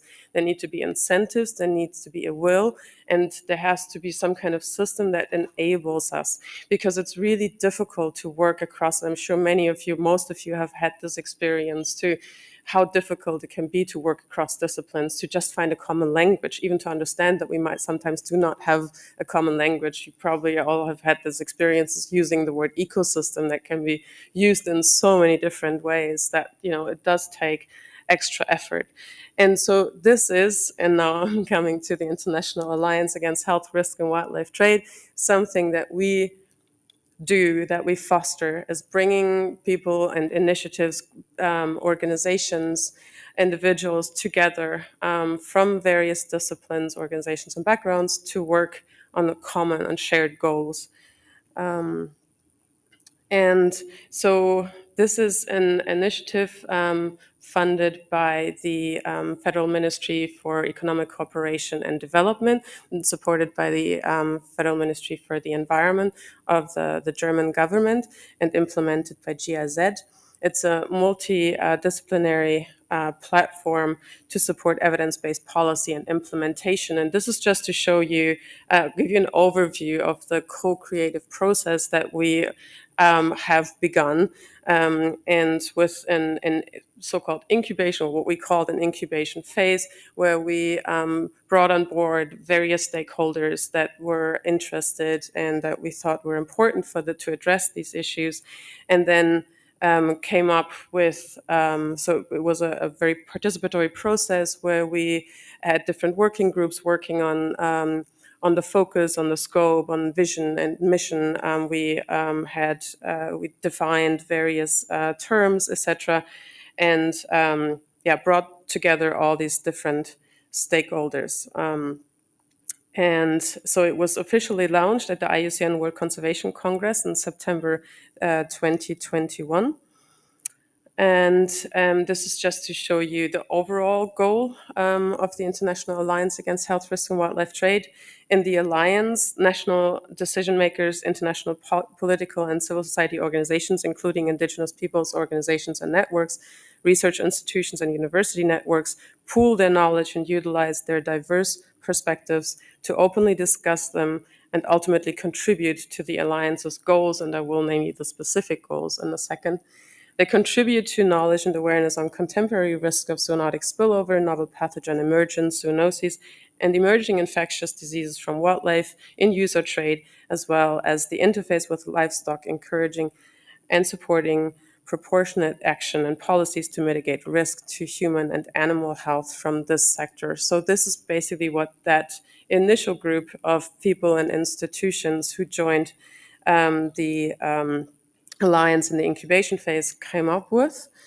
And these are the 2 specific goals: to substantially reduce the risk of zoonotic spillover and stepping up response, including behaviors change to human and animal health risk caused by direct and indirect contact with wildlife and their products along the wildlife trade chain, and enhancing international and national awareness, knowledge, and policies with regard to Goal 1, thus narrowing the gap between science and implementation. And of course, with everything that we do, even though health seems to be center, or is center also in the title of the Alliance, it is very important to us and the stakeholders of the Alliance that biodiversity will co-benefit from the actions and the collaborative work. And so this is just to give you an overview of some of the initial stakeholders that joined us, that were very important in the incubation phase. We currently have around, over 100 members in the International Alliance. And here, if you would like more information, please use this code. And also, you're very welcome to come speak with me, and we also will have some more discussion. But this is just to give you an overview of where and project where we integrate biodiversity into a One Health approach. Thank you very much.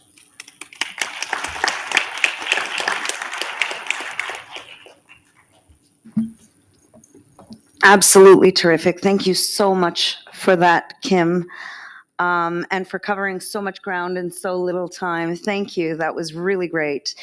And for bringing us back to the 4 Cs and the difficulty of finding that common language and finding those common and shared goals. And I think that, that's exactly what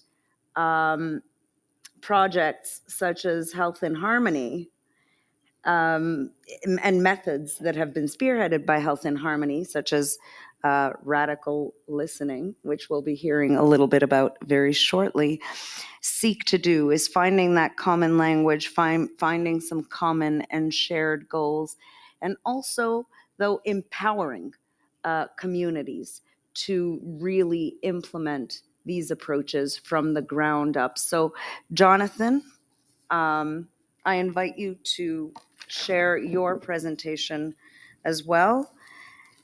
He's currently the Executive Director of Health in Harmony, and just prior to joining HIH, he spent over 13 years in various leadership roles globally with Doctors Without Borders. And in fact, I wouldn't have time to cover all of the amazing experience he's had.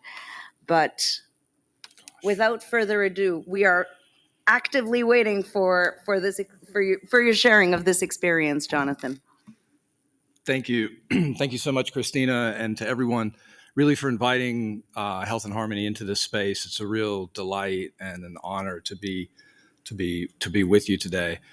I'm going to just start by telling you what you already know, and that's that we have never lived in a world where the health of humans, the health of ecosystem biodiversity, and the health of our planet can be effectively addressed in silos. Yet this is precisely how our public health institutions and our nature conservation institutions and climate institutions have established themselves in the last 50 years, siloed, isolated, and apart from one another. The case in point is that the climate crisis and the collapse of biodiversity are 2 sides of the same coin, yet we deal with these at 2 separate COPs. We are here today to help ensure that the post-2020 Global Biodiversity Framework reverses the global decline of biodiversity, contributes to the 2030 Agenda for Sustainable Development, and facilitates the transformational change needed to realize the 2050 vision of living in harmony with nature. Now, this is a historic moment for our biosphere. Accomplishing these ambitious goals will only be possible, in my humble opinion, through a robust paradigm shift, through an unwavering commitment to intersectional, holistic, One Health operational frameworks, policies, and investments. The organization I work for is called Health in Harmony. We are not a global health organization, though healthcare delivery typically anchors our intersectional interventions. Nor are we a conservation organization, though our mission is to reverse the loss of tropical rainforests in order to curb global heating and the biodiversity crisis. We are a thriving futures organization. We are One Health in action because our work beside rainforest communities around the world improves both human well-being and improves rainforest ecosystem integrity. And we have about 15 years worth of experience learning how to operationalize the fundamental interdependence between the health of humans, the health of ecosystem biodiversity, and the health of our planet. Now, we focus on rainforest ecosystems because guarding and expanding Earth's tropical rainforests is one of the most affordable and effective ways for humanity to reverse global heating and protect global biodiversity. As I'm sure many of you know, tropical rainforests cover less than 4% of Earth's surface, but house more than 50% of Earth's terrestrial species and store about 50% of Earth's tree-based carbon. Now, When it comes to knowing how to protect and expand Earth's tropical rainforests, the local, indigenous, and traditional rainforest communities who inhabit these forests are the experts, not us. So we enter these communities and we practice a methodology we've developed called radical listening. Radical listening is a simple methodology that we've created and refined, and it emphasizes listening to communities without judgment or inner bias. Most importantly, listeners are committed to invest precisely in the solutions that the communities themselves design.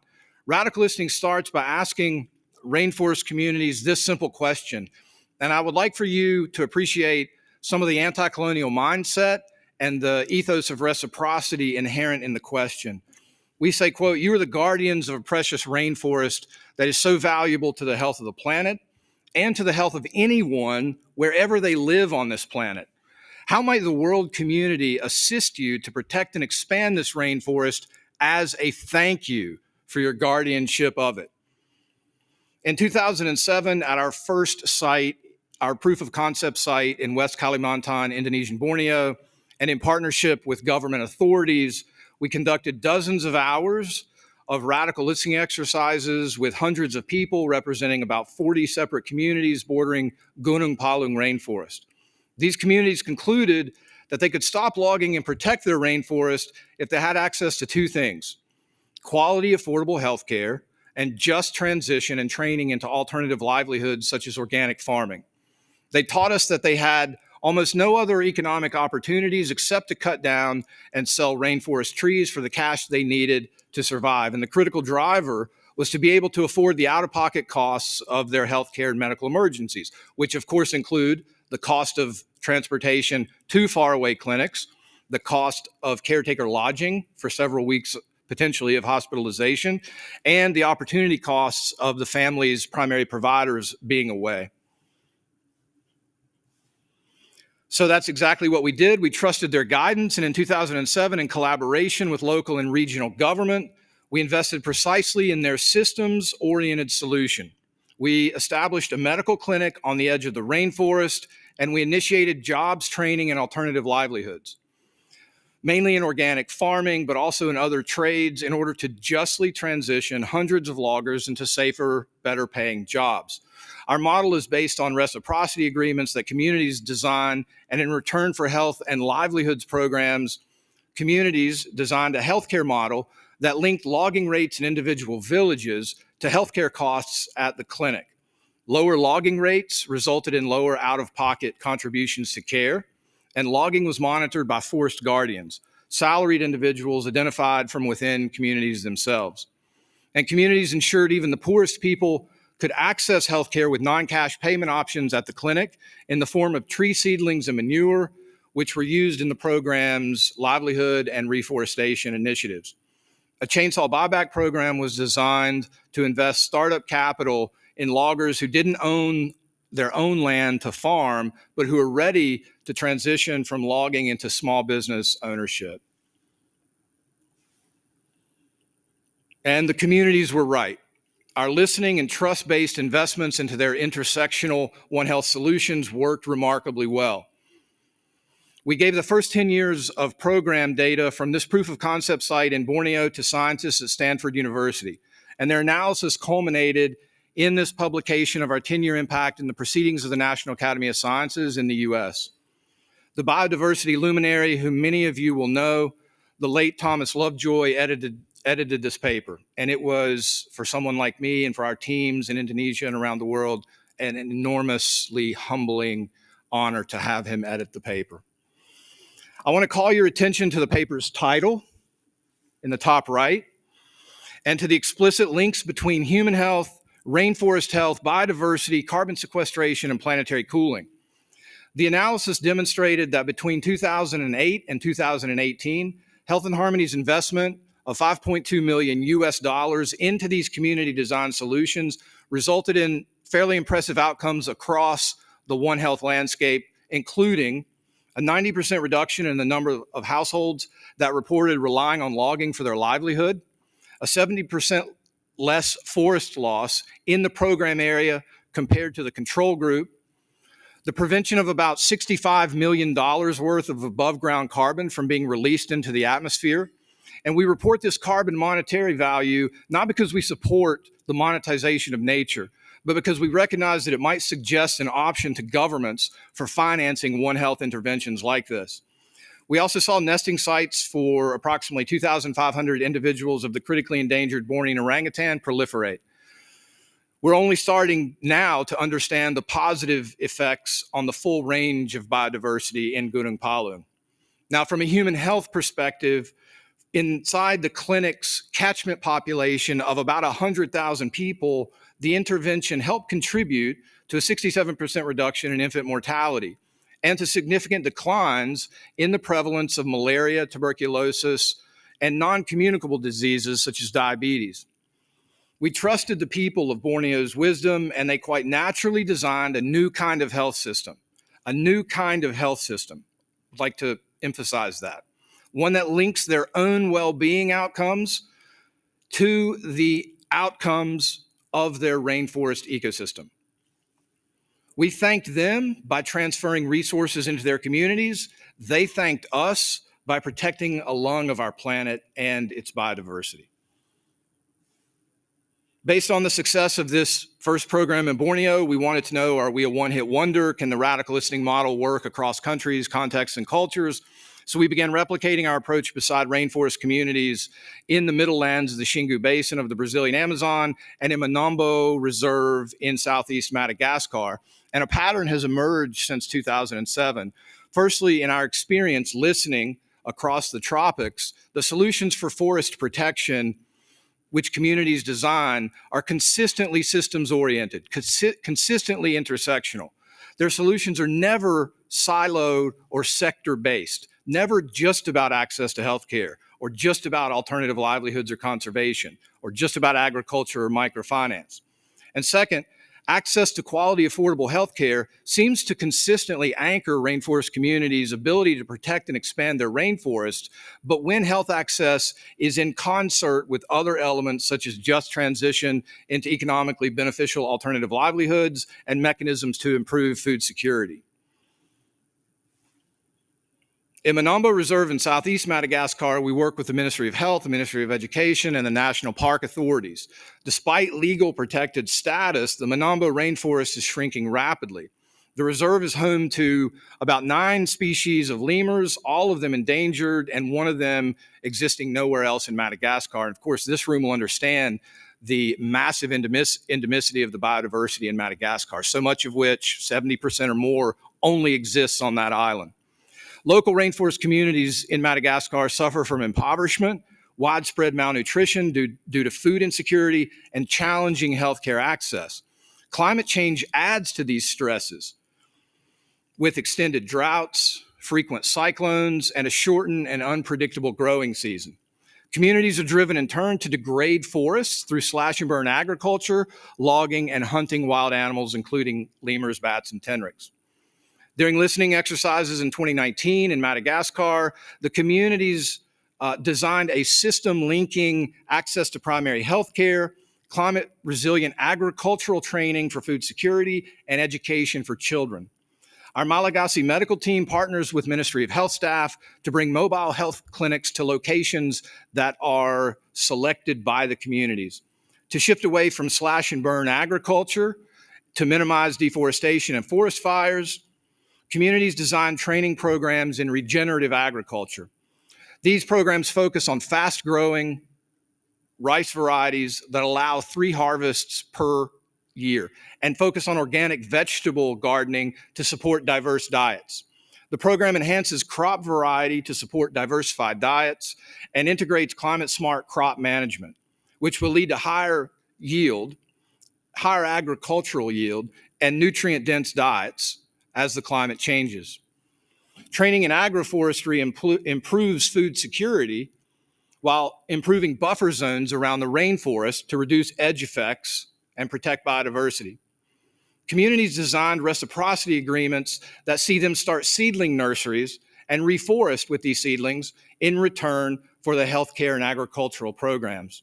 This intersectional One Health solution allows people to enter the hunger season healthier and with better food security which reduces the probability that they will be forced to rely on extractive coping strategies like logging to sell charcoal to cope during the hunger season.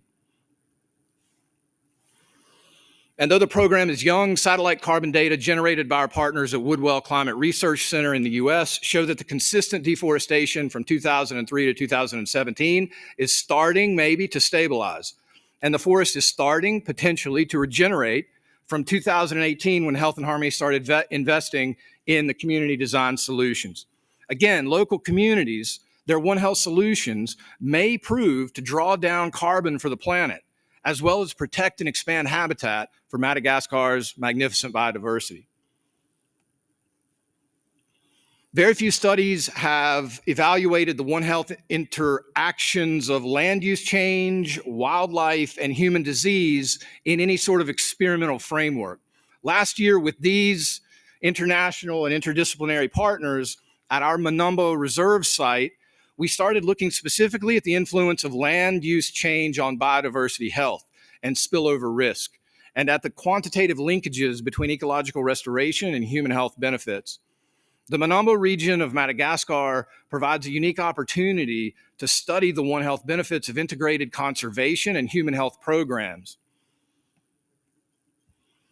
In Madagascar and in the Brazilian Amazon, just as in Borneo in 2007, rainforest communities designed solutions for forest protection that operationalize the dependencies between their human well-being and the health of their rainforest ecosystems.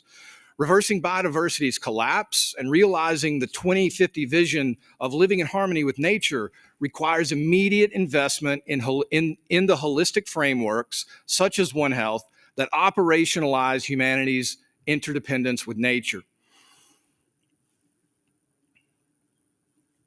The evidence-based impact of Health and Harmony's community-guided radical listening model could provide, well, definitely provides a scientifically validated framework to governments and multilaterals if governments and multilaterals chose to invest in these kinds of frameworks, and frameworks for the simultaneous achievement of multiple sustainable development goals, including positive human health, biodiversity, and climate outcomes. One Health and Planetary Health holistic operational frameworks, guided by nature-based expertise of indigenous, traditional, and local peoples, they effectively deconstruct the false and detrimental boundaries between our global health, our nature conservation, and our climate institutions. This is the way forward for humanity. Operational frameworks such as One Health are how we start and stand the best chance of reversing the interdependent climate and biodiversity crises. Thanks so much.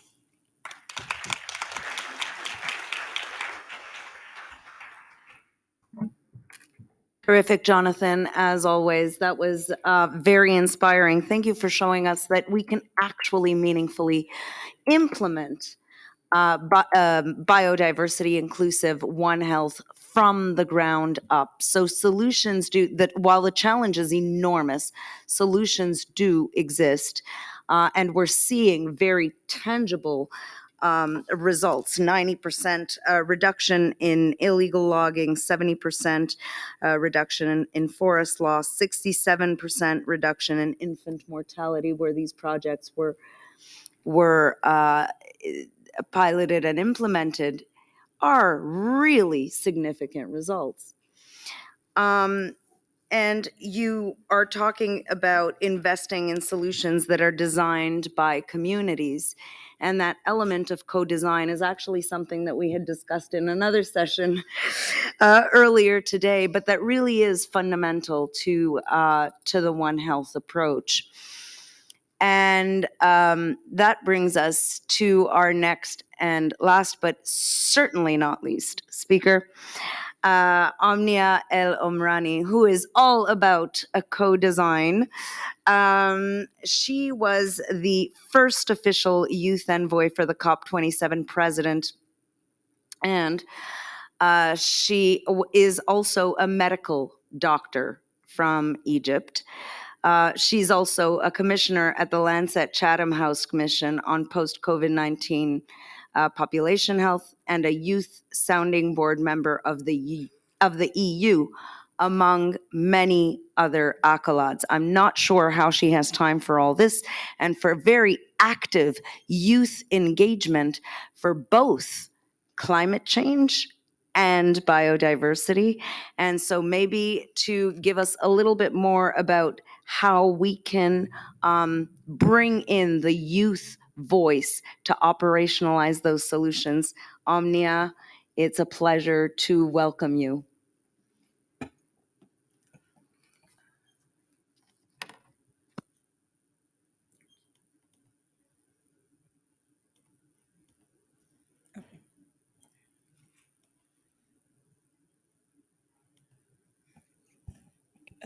Hi. First of all, thank you so much for having me, and I'm happy to have the opportunity to be also rapporteuring the Science Forum and learning a lot from all the different amazing speakers that were before me. But I'm here to talk a bit about, first of all, the role of youth, and not just us as young people, but as young experts, as young practitioners and scientists, and the capacity that we have to bring in both to climate change, biodiversity, and health. And this photo is a very special one that I wanted to share with you. This was actually at COP27, which was less than 1 month before. And this was a group of very passionate health students that were calling on the urgency to really bring in the negotiations and to bring in not just human health, but intergenerational equity at the heart of the global decision-making around climate change and the environment. As you can see, these are medical students, and this is an earth being CPR. To really bring in that this is a code red for humanity and for our health. And it's also important to understand why is it integral to bring in the voices of young people in the areas around climate, biodiversity, and nature conservation. Because if you look at the numbers, we know that 90% of the deaths that are linked to environmentally led diseases, especially infectious diseases, are in children that are under 5. When you look at specific countries where every 2 minutes a child dies because of a waterborne illness, and in every minute in Africa, 1 child suffers from severe malnutrition.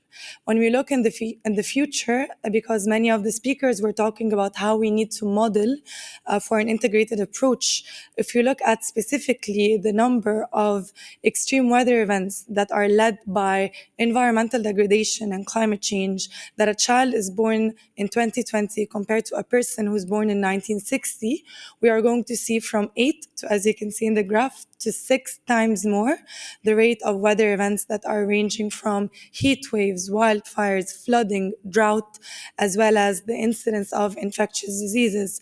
And this really brings in the importance of placing our health as young people as the biggest demographic of over 1.4 billion around the world, as well as equity and intergenerational justice for our generation, for our prosperity, for health, for a future that does not kill our hopes and our dreams. But on the other hand, we are not victims. We are leaders in our own context and in our own fields. And I'm not here to say that we are, I'm here to show it. And as you can see, this is a photo of a young Egyptian woman. Her name is Sarah. And together with her sister, they went 2 years ago to one of the most vulnerable areas that we have in Cairo. And they discovered that these energy poor communities wanted to heat their water, but the only way that they are able to do that was using gas tanks and kerosene lamps, as well as makeshift fire, which really impacted the air quality of these communities. So they decided to think together, what can they do to bring into these communities a sustainable solution? And they installed for the first time in Egypt, solar-powered water heaters, because for them it was A, improving their health, B, improving the air quality, and at the same time, giving them an easy and an affordable way of accessing energy and heating their own water. And then in the other photo, you can find a young woman. She's a social agri-entrepreneur from Ghana, and she was together working with her community to develop drought-resistant seedlings because of the increasing rate of drought that they have been experiencing, and at the same time to really increase crop, to increase access to the nutrition that their communities need. as well as from developing innovative solutions as young experts and practitioners. We also have our own advocacy and our own voice and our own pushing our nations, our governments to really place the environment and our health at the center of not just the global decision-making process, but also at the national level. And this is why right now, as we are doing COP, many young people around the world, this is a photo from Sri Lanka and many others, are really calling on the world leaders here at COP to develop a robust global biodiversity framework that really protects our future, our health, and our nature. But when we want to go to the global making level, and I have to be a bit biased to my position, but also share with you a few milestones that we did in Egypt in COP27. So we had a vision that the reason why there is an envoy for the first time is that we wanted to bring in a youth representative within a global decision-making entity, which is the presidency, similar to the presidency here, that facilitates the negotiation process, that talks with the parties or the countries, but also engages the different stakeholders to really accelerate action on the agenda, whether it's the climate agenda or the biodiversity agenda. And we wanted to really bring in urgency because right now nations are backtracking on their promises, on their pledges because of the geopolitical context that we are in. And we really want to push for political will, investment, and commitment to the decisions that are being made. So we decided that we wanted to first have our own actions and demonstrations at the heart of the negotiation process, really bringing in health and bringing in how this is a rights issue, our rights to a healthy environment, a child rights crisis, whether it's the environment, biodiversity, or climate. And the second thing that we did is that for the first time, we developed a global forum with WHO, with different civil society organizations like the Federation of Medical Students, but also the Global Climate and Health Alliance.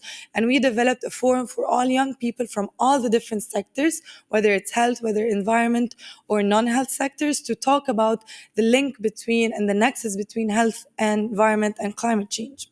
And one important thing that we did is that for the first time, we did 2 roundtable discussions. We invited the negotiators, we invited the chairs of the country groups, which was G77 in China, as well as the small state islands, and we invited a couple of ministers to sit together with the young practitioners, experts on the same table to discuss solutions, and the youth representatives were given the floor first to share their solutions, to ask the questions, and really work together to co-create and co-design policies and takeaways that they can use in their own negotiation room.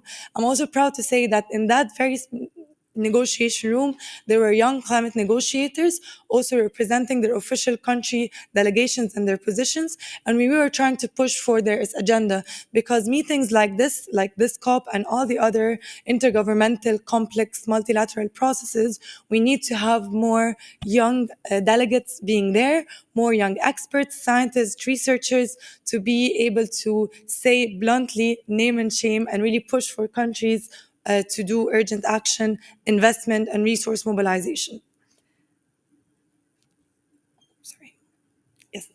So what we have achieved coming out of COP27, and this was a big win for youth in being in a global decision-making space, because we have the COP outcome decision, which is really the outcome of an intense 2 weeks process of negotiations of over 46,000 people who were there in Sharm el-Sheikh. And we managed to push for having in that final outcome 3 articles that focused on the participation of children and youth in a meaningful way, whether they are official country representatives, whether they are civil society representatives of their organizations, of their institutions, but really push for having them and having a quota for youth attending these meetings and events. We also had a conference that was dedicated for young people right before the COP.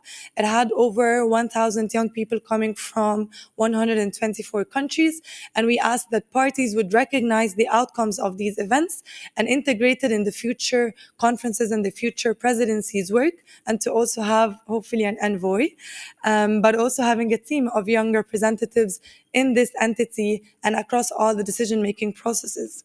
And it's important to really acknowledge, we don't just want to be there and to be present.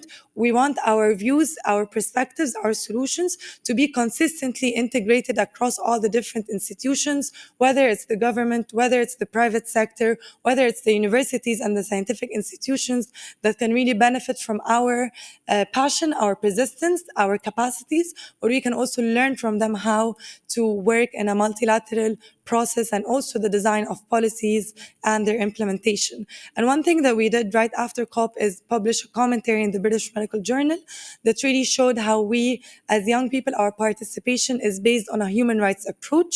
We are demanding our right to a healthy environment to be placed at the heart of these discussions, to really accelerate action, to ask for our governments to be accountable for our rights and for our health and our prosperity.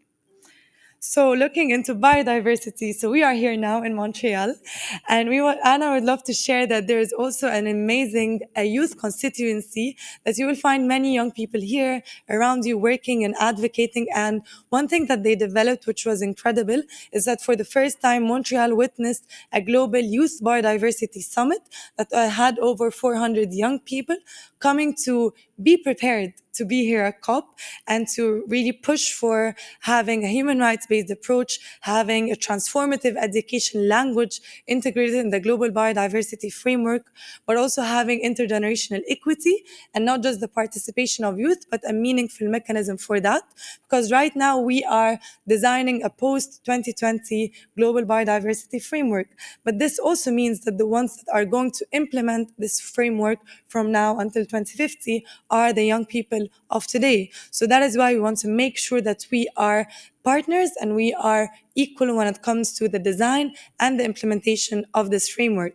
They also developed a tool or a policy document that tracks down the negotiations, that tracks down the 900 brackets that we have now, really sharing our inputs on what should be there and should not be there, and what we need more in terms of language, and strengthening as well the rights of the indigenous youth and youth from local communities and their perspectives to be a guide in this implementation framework. And just yesterday, we had a big march that was for biodiversity, human rights, and justice. And this is also very important for you to know, because this is a way of us expressing our demands, not just being here in the negotiations and inside events, but also being there on the street, gathering young people like us who are not able to be there in these meetings, but to be there really calling on their demands for justice and for the health and the preservation of nature and biodiversity. So what can you take away from hopefully not my super long presentation? And a question that I always get asked. So we want to work with young people, whether it's in our country, whether it's in our community, or rather right here in COPs and different meetings like this. First of all, as young people, what we need, and I think that as a scientific community, we can work together on that. I had the experience of 6 years working with partners like the WHO, but also with different research institutions that really mentored me and helped me to be in this position today. But I know it also mentored many young people like myself to be able to be part of both the activist community and the scientific community, bridging the gap between science and policy. So it's very important to think about how you can utilize and work together with young people through youth-led research. We work naturally with our communities. We listen to their needs. We do that on a daily basis. So really working with us to bring in and translate the needs of our people into the scientific spaces, but also into the policy spaces, can be a good way and an effective way to collaborate together, especially bringing in a rights-based approach to climate, biodiversity, and health. The second thing is that we need capacity building, not just for ourselves. Many of us here already have the experience of working with biodiversity in nature, but many of our colleagues do not. And we really want to work together in co-creating capacity building tools, workshops, sessions, really bringing in a good mentee-mentor relationship with young people of all the different disciplines. And this is what's beautiful about this place, that you can come from a health field, but you can also come from any field and work and for the health of the environment and for biodiversity and nature. And then the last thing is that right now we have the evidence.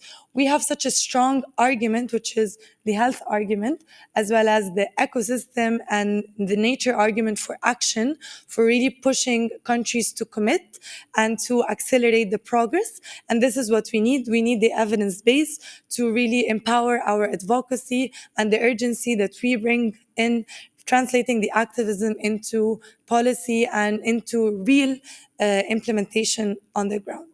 So thank you so much.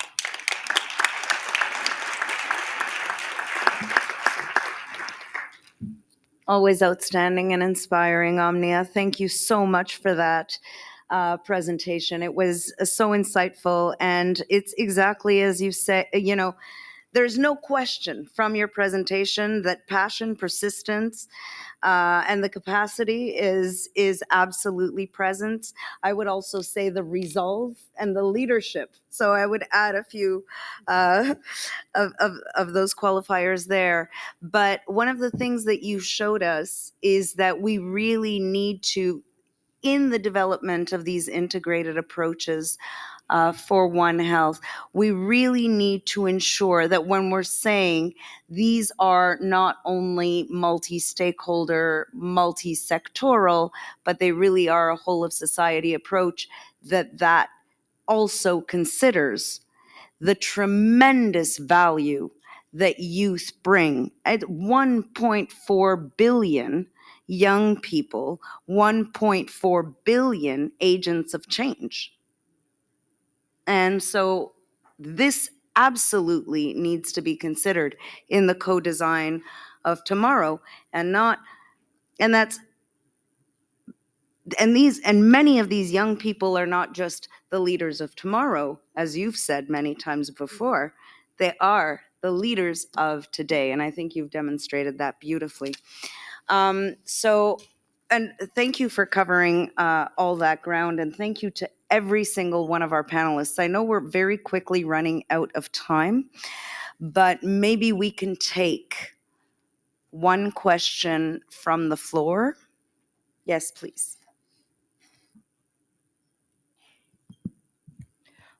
Alice Hughes, I'm here on behalf of China Biodiversity Conservation Green Development Foundation. So we heard a bit about wildlife trade and how important it is to consider that form of wildlife health as well as agriculture and livestock. Something that seems to be falling through the cracks in the debate on One Health is landscape governance. There have now, thankfully, been some analyses showing the integral role of habitat health and habitat management in the health of biodiversity. For example, a recent paper by Plowright et al., which showed the enabling conditions for hendra to spill over from bats to horses into humans. When do you think we can, and how do you think we can actually highlight the importance of landscape governance and fragmentation approaches in altering the risk of pandemics by changing the interface between wildlife, biodiversity, and humans? Thank you. So before we answer that question, maybe I'll ask really quickly if there's one more question from the floor. Yes. So we'll try to gather a few. I see one in the back. I don't. Yes. Yes, please. Thank you. My name is Jennifer Ray Pierce. I'm with the Urban Biodiversity Hub. And my question for you is about, it's a result of how inspiring these talks have been. And we've heard about One Health in previous conferences, and it's equally inspiring there. Such a great message. But in our work, looking at what local governments are doing, there's really a lack of guidance for how the work that they're doing can contribute to the One Health approach. Many of the measures are more at the national level. So I'm wondering, how can we capture and acknowledge the work that local governments are doing in your model? Are there any others that we have in the room? Are there any other burning questions? If not, I think we're just going to maybe take a moment to answer some of those questions. So for the initial question, which was on landscape governance and fragmentation, actually that is something that is already being taken into account in the Joint Plan of Action on biodiversity. on One Health, on the global plan of action on One Health. And so, Shadia, maybe you would like to elaborate a little bit, but in that environment chapter, clearly what we can present here and the work that's being done to support that, it would take a much longer session to go through all of those details. But Shadia, if you want to maybe briefly address this, and would you like to address as well? Just to say briefly that this issue of land use is very much the focus of this action track on environment and biodiversity, because we know it's a major risk drivers or factors to increase outbreaks and pandemics of zoonotic and other health threat at the interface between these animal health, human health, and the environment. So addressing it through the legal frameworks and understanding what kind of regulations we have to ensure the integrity of the landscape, but also to ensure that the regulation that out there, they are enforced, they are implemented. So we have in the plan a lot of activities that we would like to collaborate with the partners to ensure that they are the right ones to address this major drivers of disease. Starting from the assessment, where do we have these issues of land use change? Where are the hotspots? Where is the risk? Where is the vulnerability? And how these multiple dimensions of risk, they are interacting together to produce these pandemics. And importantly, we need some policy dialogue on the interventions, on the solutions. And these solutions also need to be environmentally sound, but also it makes sense financially, and it makes sense to the other sectors that are to be impacted by them. I hope my colleagues also who are working with the communities, they have some comments to add. Please feel free. Thank you. Yeah, maybe just briefly adding on. So yeah, thank you for that question and comment. I think it's really important. And just to add to what Chadia has already said, I would also say that it has started, probably not at the level that we would like to see, and that would actually be appropriate, if you will, considering the overall importance. However, there's more research funding flowing into that direction. There are a number of research initiatives that are, I mean, some who have worked like Raina Plowright have worked in that space for a long time. So many colleagues are increasing or expanding their work. There are new actors in that space as well. There are some observatories that are being established, sentinel sites that are being established, and there's also the Nature for Health Fund. You might have heard of. There will be a side event of the Nature for Health Fund here at the COP. So maybe if you want to look out for that and check that out, maybe there will be some more information relevant to the question answered there. Great. If there's no one else that urgently wants to add to that, I think we're going to start wrapping up very shortly. For that Nature for Health side event, please do keep an eye out. It will be held on the 15th of December, so please do take a look at that, because it really is a novel approach to financing One Health. Biodiversity inclusive One Health, very importantly, actually. So I think it's the first real manifestation that we see of that. So please do keep an eye out for that. Also, a very important question that was posed by the back on urban biodiversity. I'm going to maybe ask my colleague, Professor Shashi, to address that first. So very quickly, the pointed question was how to mentor the regional places based on the the discoveries and the development technology, and also the framework that is being decided elsewhere. So in the Pune region, which I gave an example, what we have done is to create a knowledge cluster of academicians, research organizations, policymakers, economists, and so forth. And that knowledge cluster continuously is connected to the national and the international level of policymakers, and also continuously monitor any new technology, new interventions, new ideas that are coming up, which are being tested. For example, I already sent information about what Jonathan spoke today to my colleagues in Pune, so that some of those ideas can be implemented. So obviously, there's a continuous requirement to mentoring. And one other way, one quicker way of taking this forward is to actually train younger people in both policy as well as actual skills. I'll just briefly add to that. So about how we can work with local governments to provide guidance and better engage them in One Health.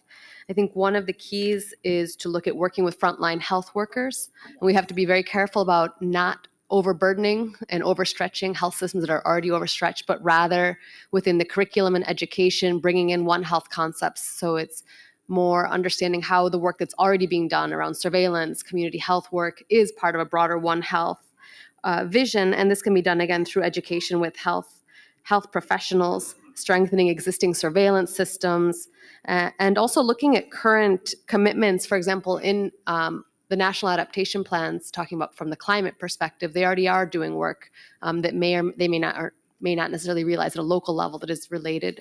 So it's a question of aligning the work that's already ongoing and providing tools to do their work better, rather than to be very careful about asking, I think, our frontline health workers to do more, especially in resource-limited settings. Brilliant additions, Anna. And if I can just add to that only very briefly, maybe also looking at the opportunities that we have for mainstreaming. There are some terrific initiatives that are happening on the ground. But again, education and knowledge are absolutely essential and absolutely key. You've got, for instance, the Cities for Nature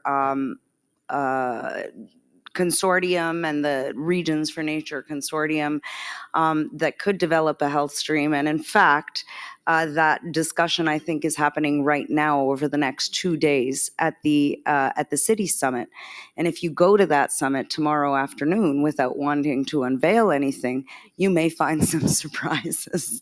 So really, and there are absolutely opportunities when we're talking about these integrated approaches for One Health, whether we refer to them as One Health or planetary health, and when we're looking at aligning the agendas for biodiversity, conservation, sustainable management and use, and those that come out of the climate space, nature-based solutions is an area of common ground. And we are working together as a community, not just the people around this table, but a broader community, to release the very first nature-based solutions for health report.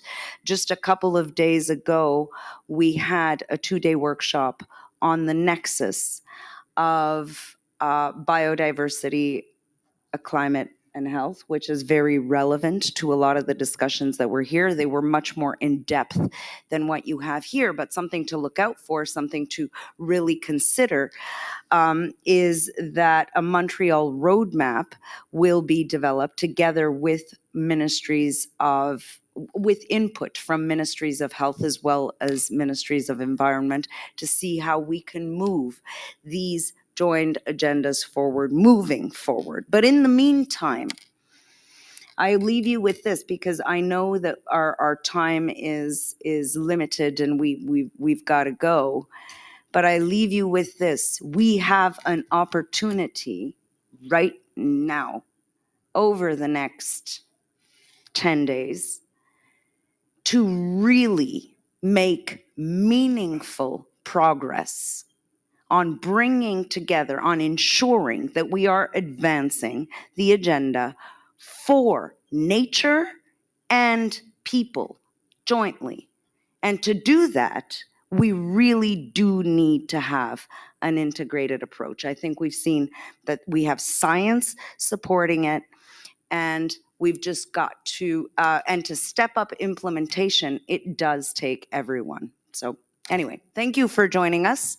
It was, we all, I am sure, look forward to further discussions on One Health and the co-creation of solutions moving forward. Thank you.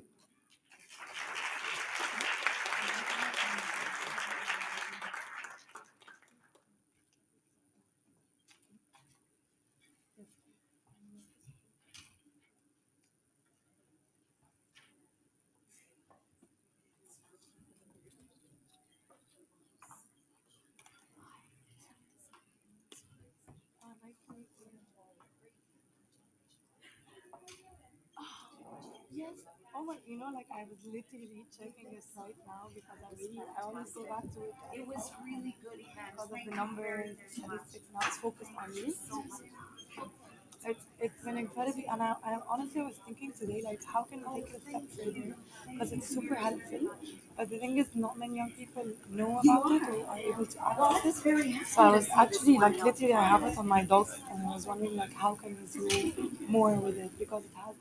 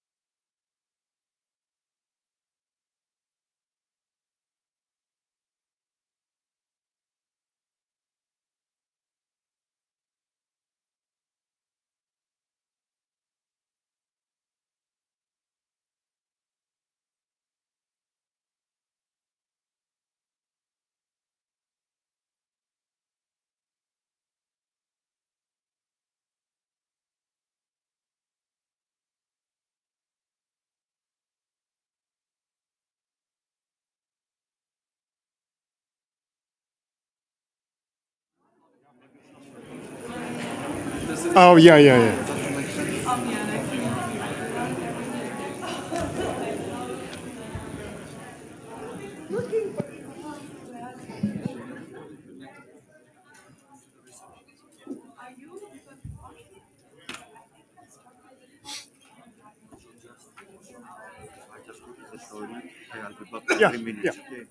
No problem.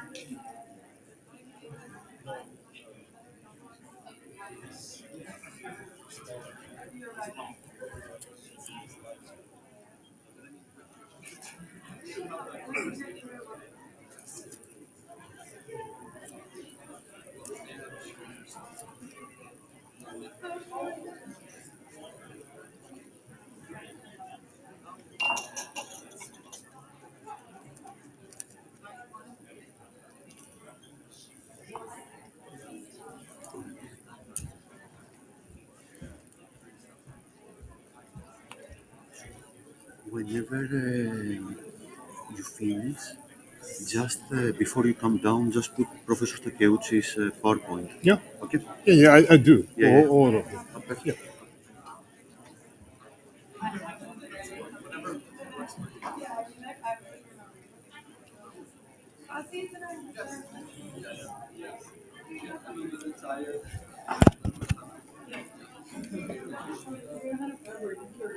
Okay, good afternoon, everybody. We would like to start session 4.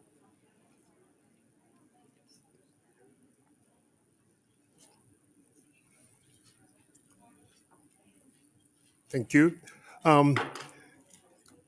So let's start session 4, the biodiversity as a source of the solution to sustainability challenge in urban, peri-urban, and rural areas. My name is Osamu Saito, Principal Policy Researcher at the Institute for Global Environmental Strategy, IGES. I'll be the moderator of this session.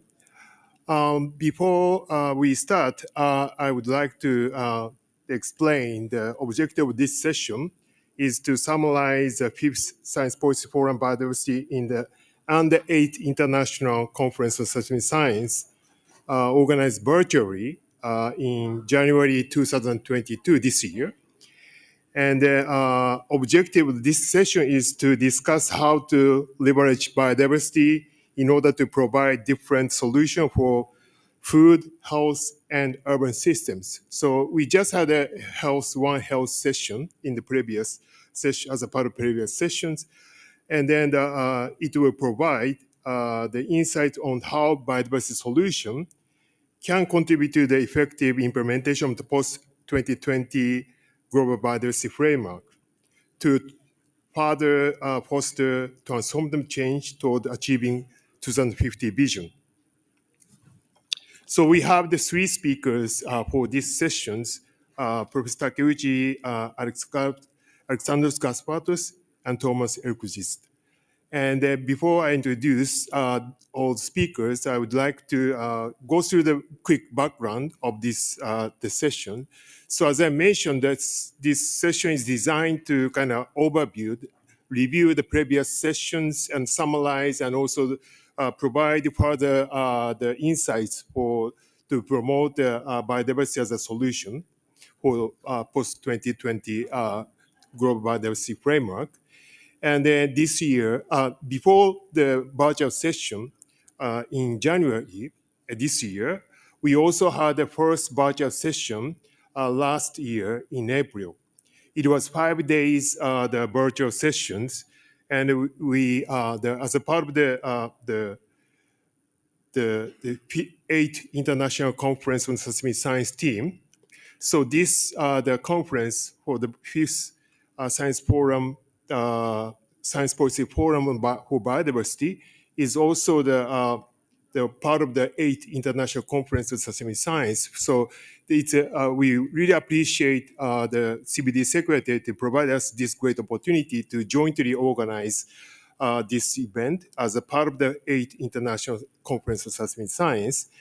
And our team from Japan, the Institute of Global Environmental Strategy, IHS, and the University of Tokyo, and also the United Nations University Advanced Study of Sustainability, we are hosting the series of the sessions as a part of this event, virtual event.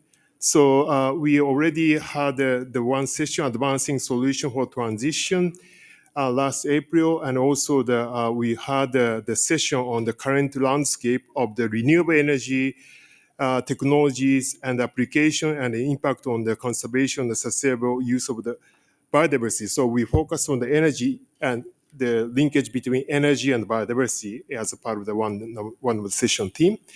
And also in April last year, we also had 2 other sessions focusing on the young scholars and the professional sessions, ecological restoration, framing challenge and opportunities.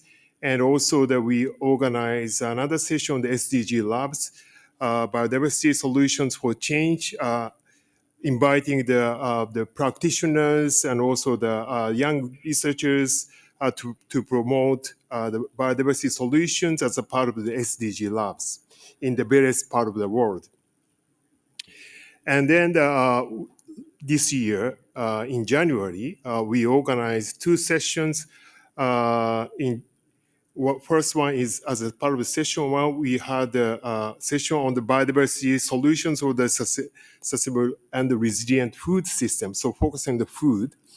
And then also as a part of session 2, we focus on the transition, sustainability transition through the lessons from the SDG Labs. And then relating to the previous session, we had the biodiversity solution for health. So we also had a kind of virtual session on the One Health. And we also had a discussion that similarly we just had a previous session. So this is a background of the session the session, and then I would like to invite the first speaker, the Professor Takeuchi, and also the Alex Gaspatos to provide the talk on the summarizing the previous the sessions. So Professor Takeuchi, floor is yours. Let me escape and then.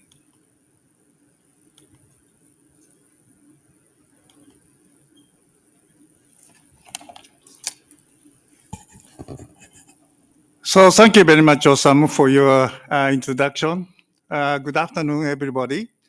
I'm very pleased to be here to physically organize a 5th Science Policy Forum for Biodiversity and 8th International Conference on Sustainability Science.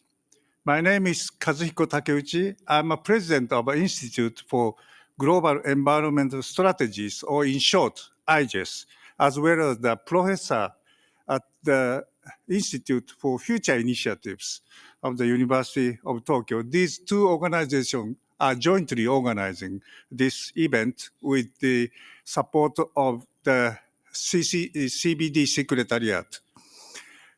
I will talk about the biodiversity as a source of solutions in the food, health, climate nexus.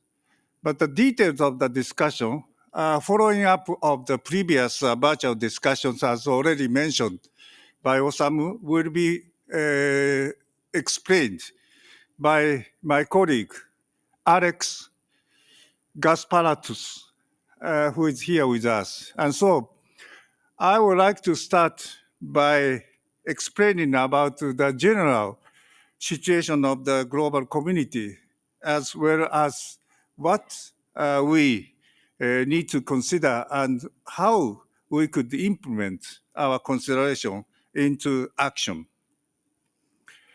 So this is a first slide showing that we are in the midst of the decisive decade for the sustainable future by the year 2030.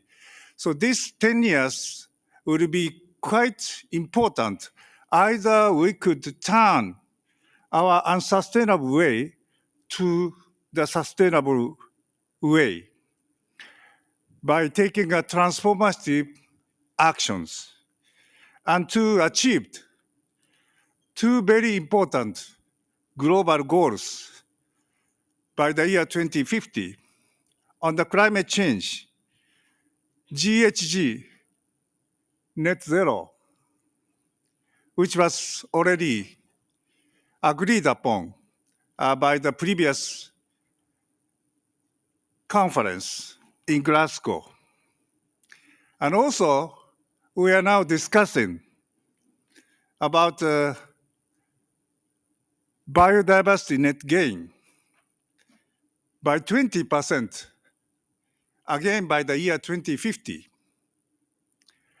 And also until the 2030, we are aiming to achieve the 2030 agenda for sustainable development. And also we will soon discuss about the post 2030 agenda for sustainable development. So all these discussions are interrelated and closely connected. Unfortunately, until recently, this discussion was separately discussed in the climate arena, in the biodiversity arena, as well as in the SDGs arena. But now we recognize the importance of integrating rather fragmented activities. For example, we started 3 years ago international conference on the synergy between the SDGs and climate action.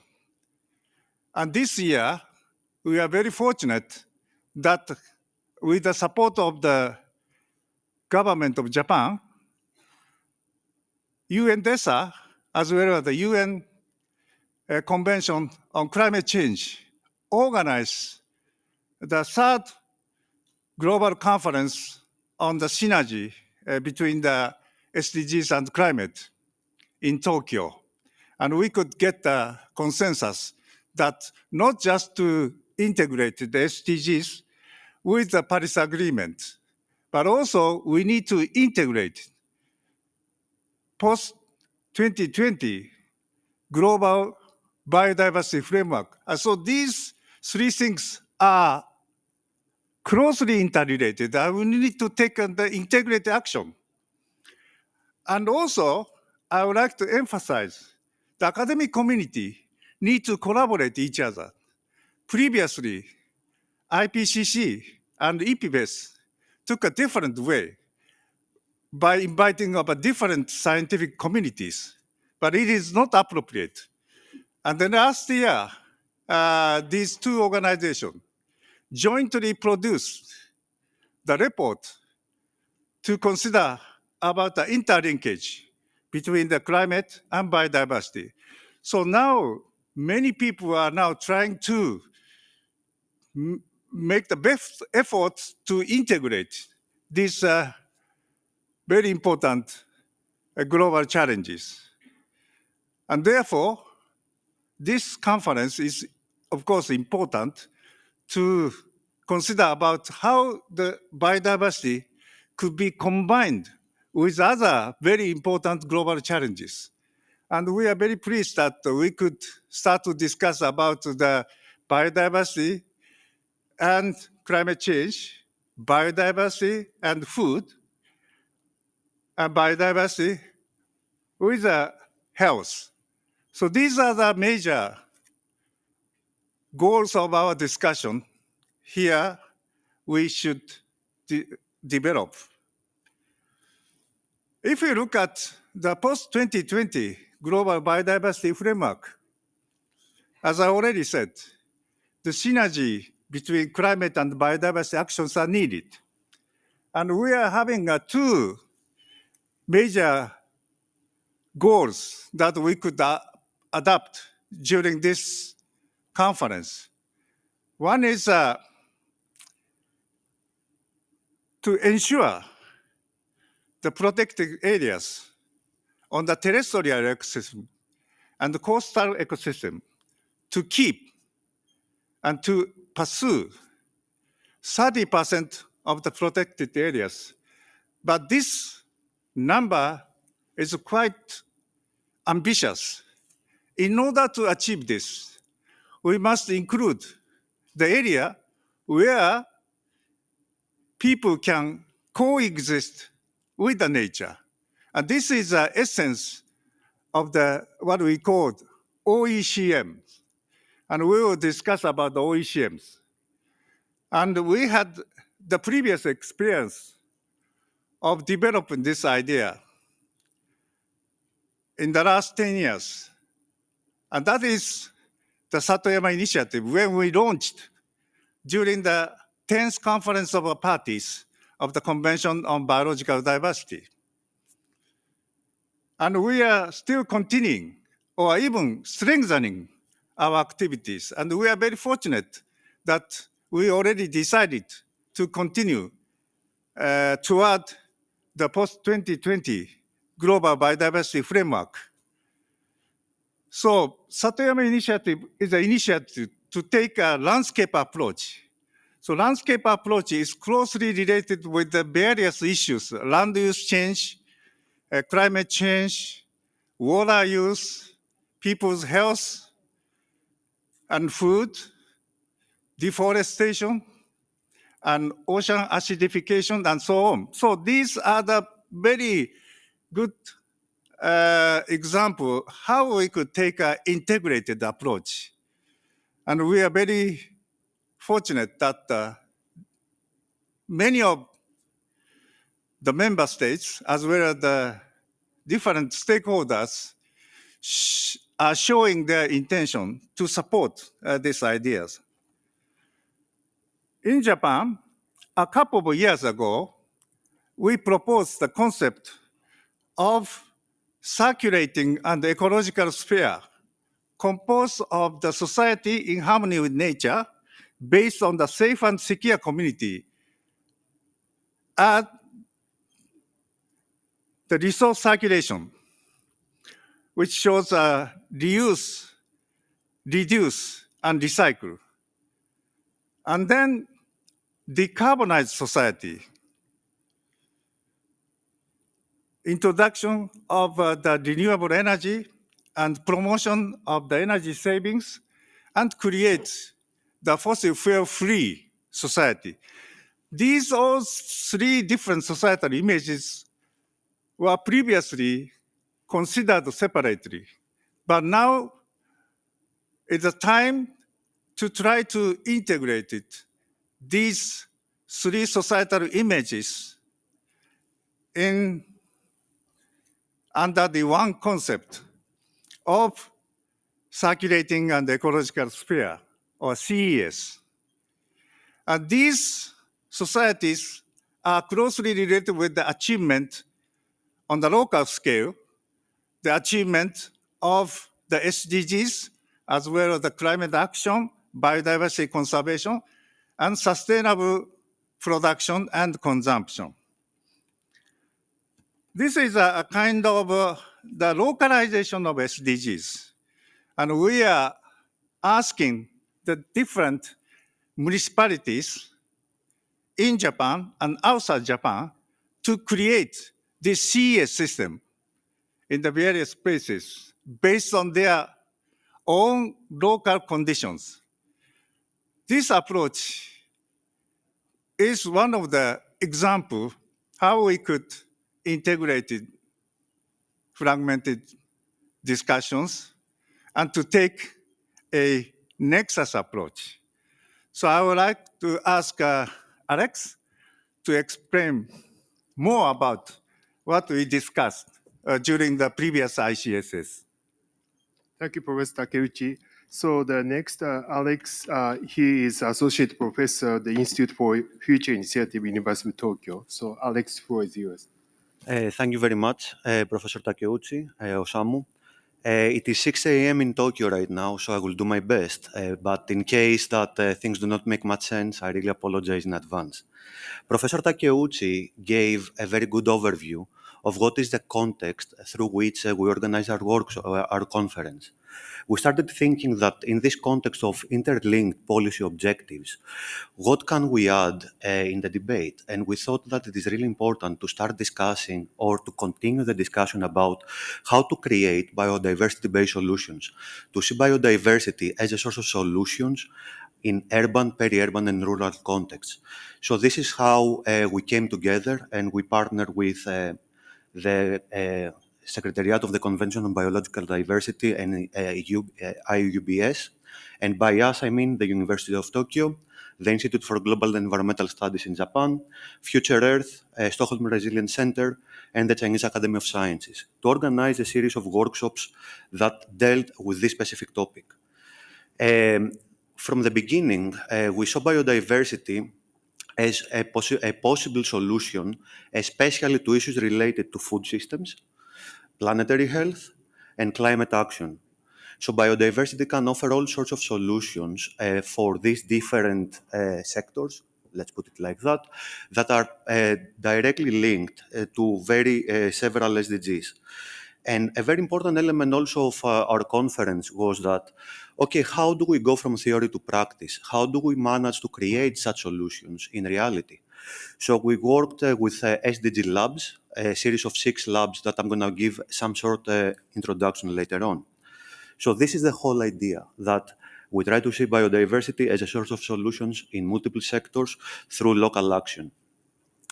Before I go to how these solutions might look like, I will give some very basic examples that most of us in this room should know.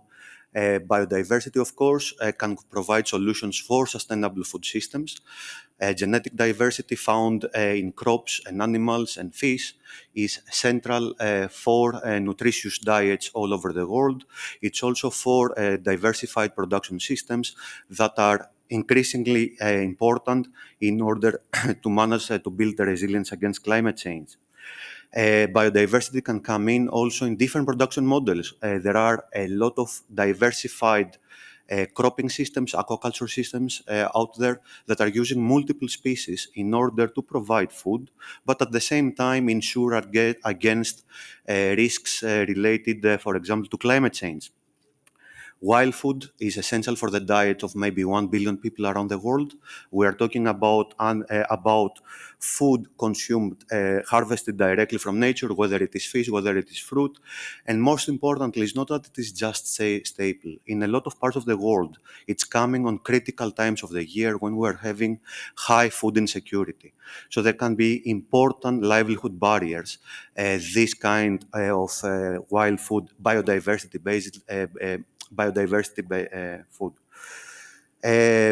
We just talked, the previous session did an excellent presentation about health.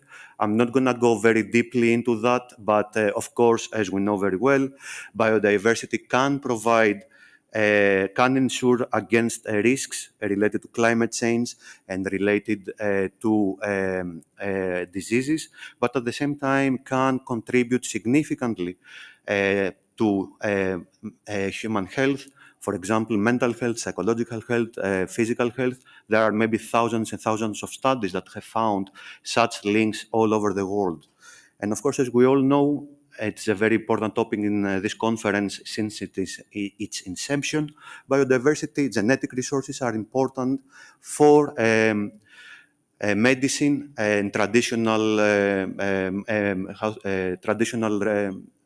medical approaches. I think I was reading the other day, maybe around 11% of most of all drugs are coming from flowering plants, which is an exceptionally high amount of, it shows the importance that it has for human health.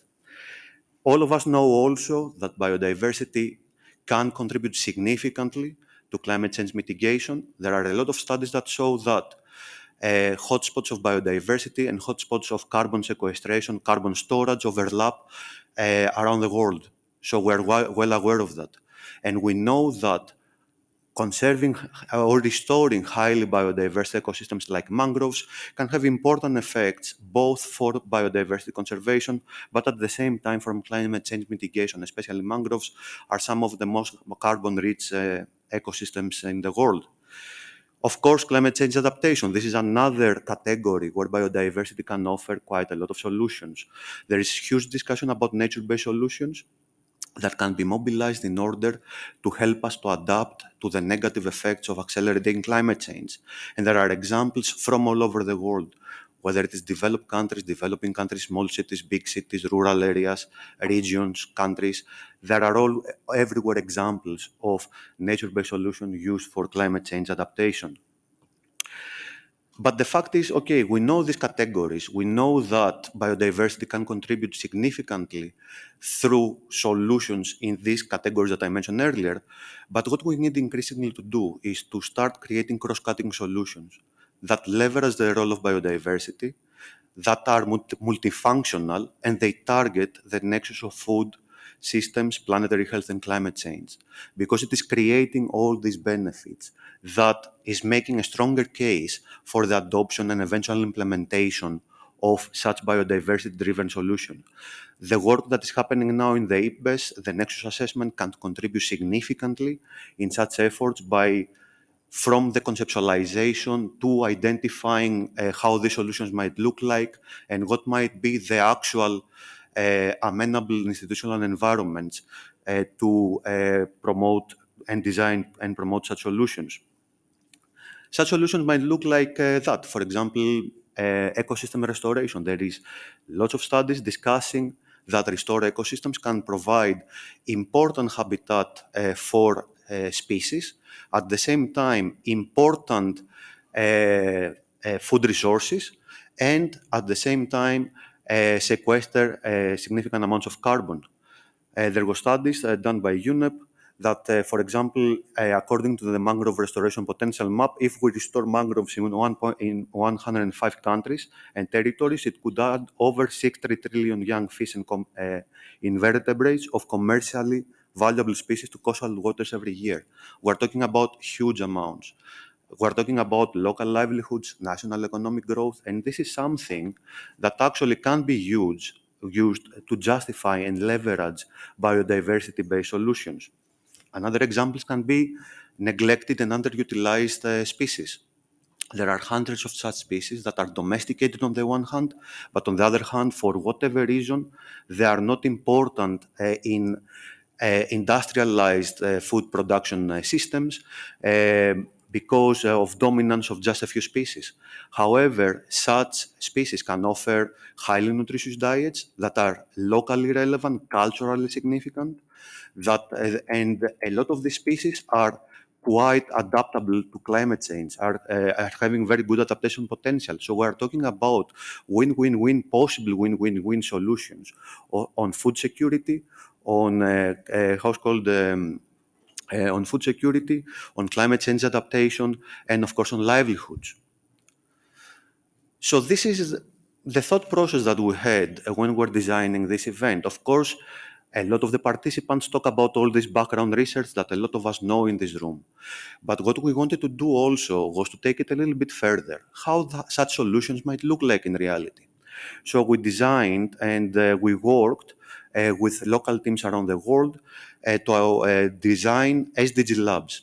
It is some approach, some sustainability-oriented lab approach that leverages local solutions to local problems, creates local solutions to local problems. And this is something that I think all of us are also quite aware that a lot of the solutions will be local. They have to come from local sensibilities to meet local needs and cultural preferences, and at the same time, use local resources. So what we did is we opened a call during the ICSS, and we identified SDG Labs. We offered $5,000 in seed funding in order to design such solutions and implement them. So even though we had selected 10 SDG Labs, only 6 were funded, initiated at the end due to COVID, unfortunately. So a lot of the potential effects that we could have did not manage to happen. And this can look like very diverse. So we had inventive cropping systems using agrodiversity conservation and climate resilience, homestead windbreaks and home gardens for food security, ecotourism, etc. all over the world. For example, I'm going to give you the example of the SDG Lab in Armenia.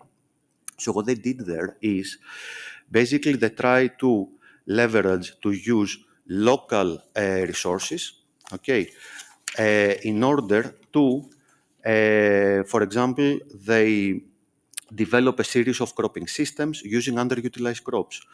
They created novel cropping systems in upper crop and grade farms using cover crops with medicinal properties or crops that can provide different other ecosystem services related to, example, disease regulation. They conducted a series of trainings to educate local users and extension officers on the possibilities of such systems, and of course they disseminated them in international fora. That shows how such approaches can actually happen in reality with small investments but a lot of passion, and to use locally available resources. Right now we are in the process of consolidating the findings of these 6 labs. They finalized their actions a few months ago, so we are trying to make sense of what can we learn from these 6 labs. So we did a SWOT analysis to understand the strengths and weaknesses of the different labs, and also the opportunities and threats, like what is the wider institutional environment, what opportunities it can offer for such local level experimentation, or what threats it can pose for such local level experimentation and scaling up. And we identified a lot of the strengths related to that value addition. So you usually have a lot of co-benefits. There are people that are feeling passionate about that. It's something local. It speaks to local realities. It mobilizes local cultural sensibilities. It can enable participation in decision-making. It can boost local businesses. So they have all these co-benefits that are very beneficial, that are very appealing, let's put it like that, for the design and the implementation. Of course, they have certain weaknesses. For example, a lot of these labs work with farmers. These farmers are usually used to top-down interventions, so what they learn from extension officers or from outside intervention. So they have little capacity or time or expertise or willingness to take risk in order to engage to this local level experimentation. In some cases, younger generation had lost some of this knowledge, this local knowledge, that could have enabled the design of such labs. When it comes to opportunities in the wider system, for example, again, they relate to a lot of the co-benefits that they can create. The ecotourism project in Madagascar, one of the major opportunities there is the fact that the tourism sector in the country was booming before COVID, that encouraged the rediscovery and preservation of local food and biodiversity. Or, for example, there can be interests of funders to replicate this kind of local approaches to different parts, nationally or internationally. When it comes to threats, it's again the big elephants in the room. It's lack of proper, let's say, implementation of a lot of the environmental legislation. The fact that SDGs is not streamlined in a lot of the countries that the SDG labs came from. and of course, lacks of policies that try to help support young generation to stay in the local areas or work in sustainable transitions, local food production, etc. With that, thank you very much. I really appreciate your attention, and thank you. Thank you, Alex. Thank you very much for providing overview of the previous the sessions and also the highlight SDG Labs in the linkage with the nexus of the food, health, and biodiversity. Thank you very much. The next speaker is Professor Thomas Elkvist from the Stockholm Resilience Center, Stockholm University, and he's also the visiting professor, Institute for Future Initiatives, the University of Tokyo. And his topic today is Urban Biodiversity and the Nature Futures Framework for Sustainability. Thank you, Osama, and good afternoon, everyone. First of all, I want to thank the organizers, University of Tokyo and IGES, for organizing this event. I'm going to pick up on one of the, I think, strong messages coming out of the sessions that Osamu and Professor Takeuchi and Alexandros have referred to, and that was the message of, or a call for much more of local implementation of solutions. That was a theme coming up in most of the discussions. And I think it's would be very timely then to also address what's happening one floor up from here, which is the 7th Summit for Subnational and Local Governments, discussing exactly this, local implementation and how to apply nature-based solutions in a local context to enhance biodiversity. So, and the rationale for local governments being quite engaged and enthusiastic and very active members of a CBD process is, of course, that in many areas we have high biodiversity areas coinciding with high density of human population. This has been well known in many areas of the world. For example, in Germany, this has been very carefully mapped and understood for decades, while we have explored this more recently, perhaps in areas of the global south. And there is also another dimension here, and that is that with rapid urbanization, urban areas are moving closer and closer to protected areas. This shows a region in Western Europe and Northern Belgium, but you could find similar pattern where you have high human density population areas adjacent to protected areas in many parts of the world. And with rapid urbanization in the global south, we are seeing even more so. So CBD recognized this, that there is an important role of local and subnational governments in implementing the convention. And at the COP10 in Nagoya 2010, there was a plan of action adopted, including a request for an assessment to be done to analyze the challenges and opportunities and how urbanization is influencing biodiversity and ecosystem services.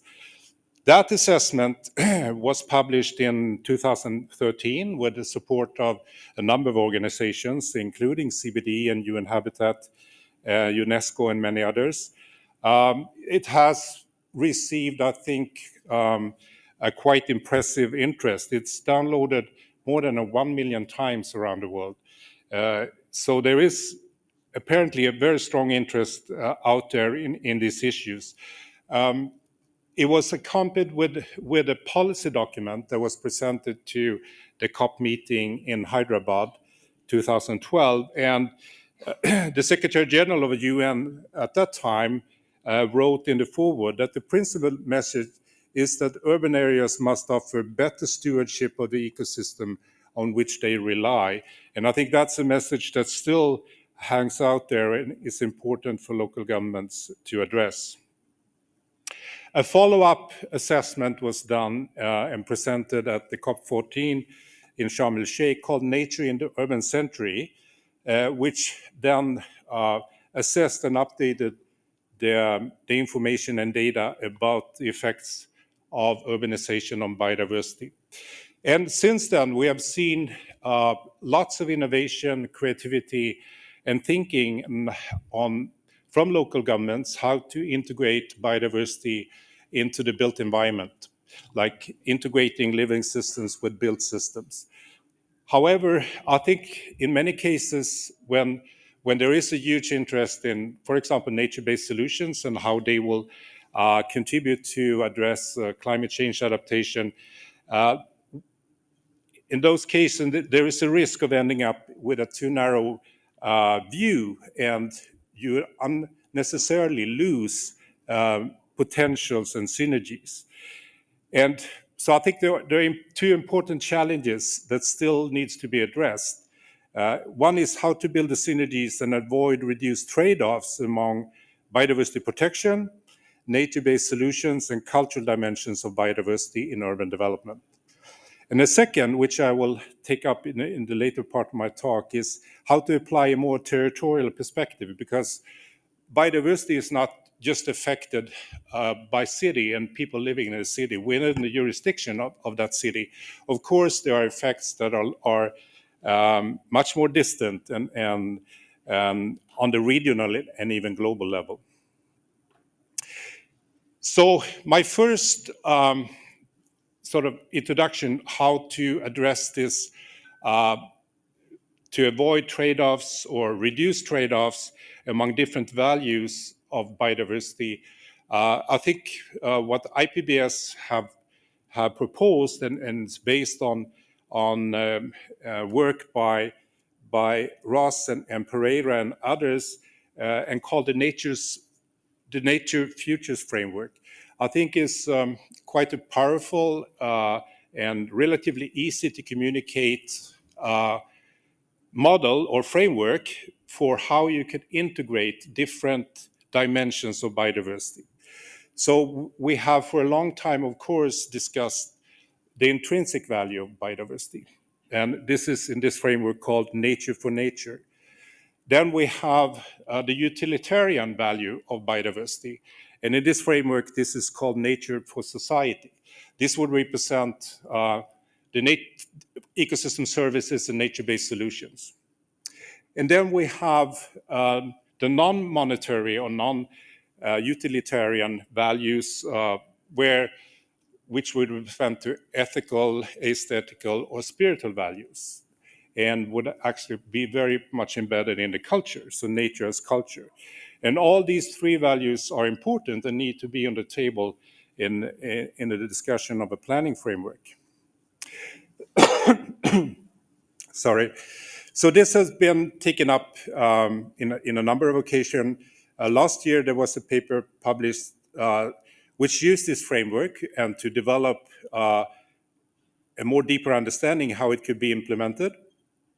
And this year, another paper came which took this also to the next step to actually also show these practical implementation and how this framework could be very, very useful.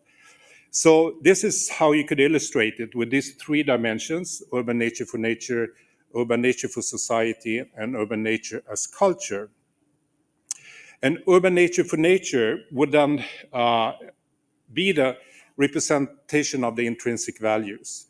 And why that would be important for local governments, I think there are citizens that would hold this important, but I also think there are other processes that makes this very important. For example, which was found in this Nature in the Urban Century study, that in 2 decades, due to the rapid urban growth, particularly in the global south, 40% of the world's protected areas will be essentially urban parks. They will be either circulated or adjacent to urban areas. The urban nature for society. Here we have the full range of nature-based solutions where nature and biodiversity is used to address climate change, for example, reduce the effects of heat waves or peaks in precipitation, or reducing pollution by using wetlands and other means. And finally, urban nature as culture, we have many examples of urban gardening, urban parks, botanical gardens with strong cultural features. And as you can see around the world now, in many cases, citizens are organizing urban biodiversity festivals to celebrate and highlight the role of a living nature in cities. And I think this framework could be very useful for local and subnational governments because you put these three dimensions on the table at the same time. And even if you start out from in a utilitarian world where you emphasize the importance of biodiversity for climate change adaptation and ecosystem services, you could always then put these other values on the table and try to address the intrinsic value and the more cultural values at the same time, and not unnecessarily end up in a too narrow box while using biodiversity. I think there are so many opportunities here to find synergies. But the second question I raised as well is when you look outside cities, we need to have a much better understanding of the urban-rural linkages and how we could develop a territorial approach. Urbanization in the Anthropocene is a very complex process and would have many complex consequences. I just will point at a couple of them. One is that there's a shifting pattern of diversity. So using ecological terminology, we are moving from a situation where we have had relatively low alpha diversity, but relatively high beta diversity, to a situation where we have relatively high alpha diversity, but low beta diversity.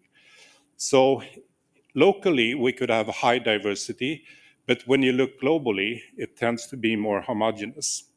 That has been empirically studied for food systems, for example, and information systems. But if you view from the perspective of a biome, there are also data supporting that we see the same for biodiversity, that locally biodiversity may increase in urban areas, but when you compare many urban areas, it's the same type of biodiversity. So that's a challenge. Another challenge of urbanization in Anthropocene is connectivity and modularity, that we're moving from a world where we had high modularity but very low connectivity to the other extreme where we have extremely high connectivity but low modularity. And what are the consequences here? We know, for example, they have lots of consequences for supply chain and vulnerability, but it needs to be explored much, much more. And both of these will lead to very complex territorial interactions and teleconnections where you have interactions between urban and rural, urban and peri-urban in the same region, or interactions across regions in very complex ways. So this is like an urge to the scientific community that we have spent a lot of time understanding, and we have made a lot of progress in understanding what is happening at the local level. We also have rather good understanding of the global level, on the aggregate global level, while in between, on the territorial, we still have a rather poor understanding, rather poor means of data gathering and analysis. And this have also then consequences, of course, for our understanding of the role of multi-level governance in addressing the challenges we have, and also, for example, supply chain complexities. Two documents have been presented and put on the table here at the COP15, which I recommend, which I think are really important. One is managing urban-rural linkages for biodiversity. And I think this is one attempt to take a step into the policy arena. What could actually local and subnational governments do to understand and manage these linkages in a more positive, mutualistic way? Another document also on the table this week is Cities and Nature Planning for the Future. published by UN Habitat, which address also from a policy perspective what local governments could do to address nature in the city, but also outside, and addressing its sort of large footprint. There is quite an enthusiasm about the new plan of action for subnational and local governments.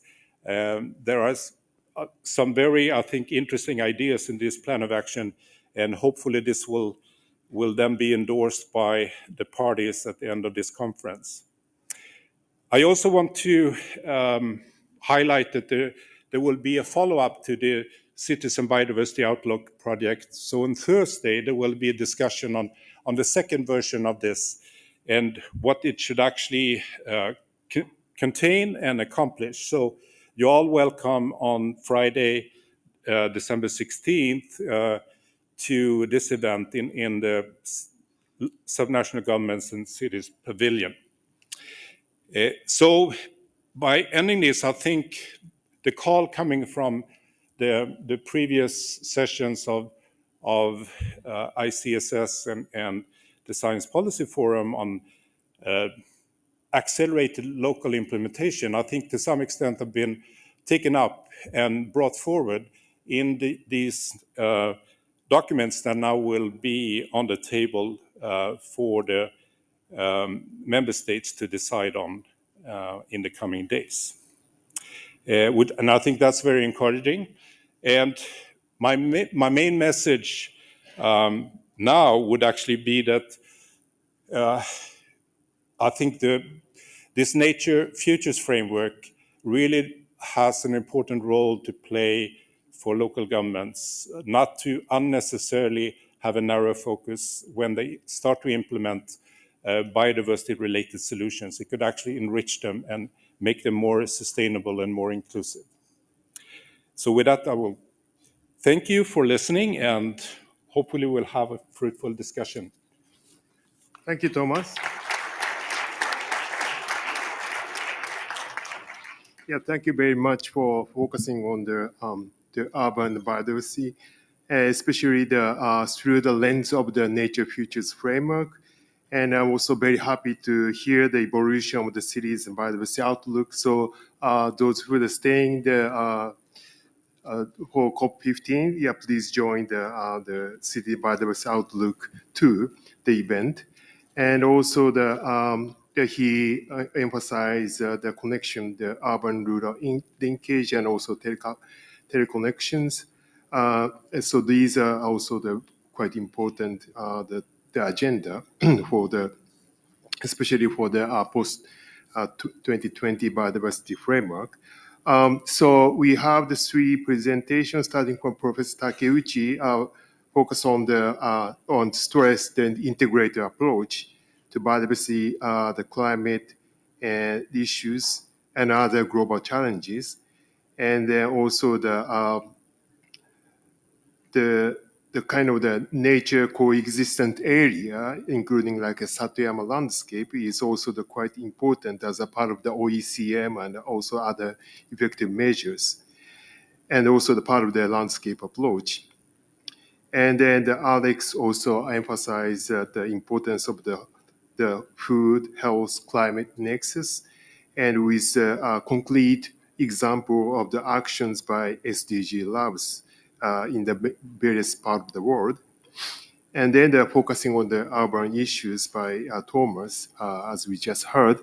And then he also mentioned that the integrated territorial approach in the last part of the presentation, and also as a part of the urbanization in the Anthropocene.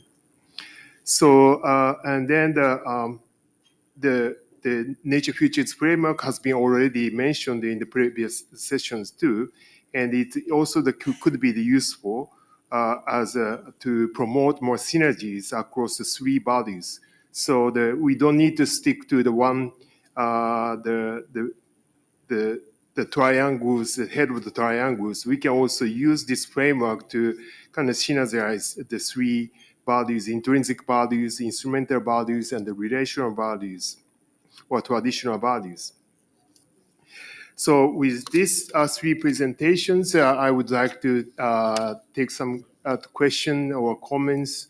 We have the fair amount of time for discussion. So those who have any questions, please raise your hand. Yep. Thank you. Good afternoon. My name is Carolyn Callahan. I'm with the Canadian Wildlife Federation. And I have a question for Alexandros. Very interested in the SDG Labs. What I heard is inventive cropping systems, integrating windbreaks, home gardens, ecotourism, and indigenous pastoralist systems. What I didn't hear, and I may have missed it, was maintenance of existing natural habitat on farmland or restoration of natural habitat.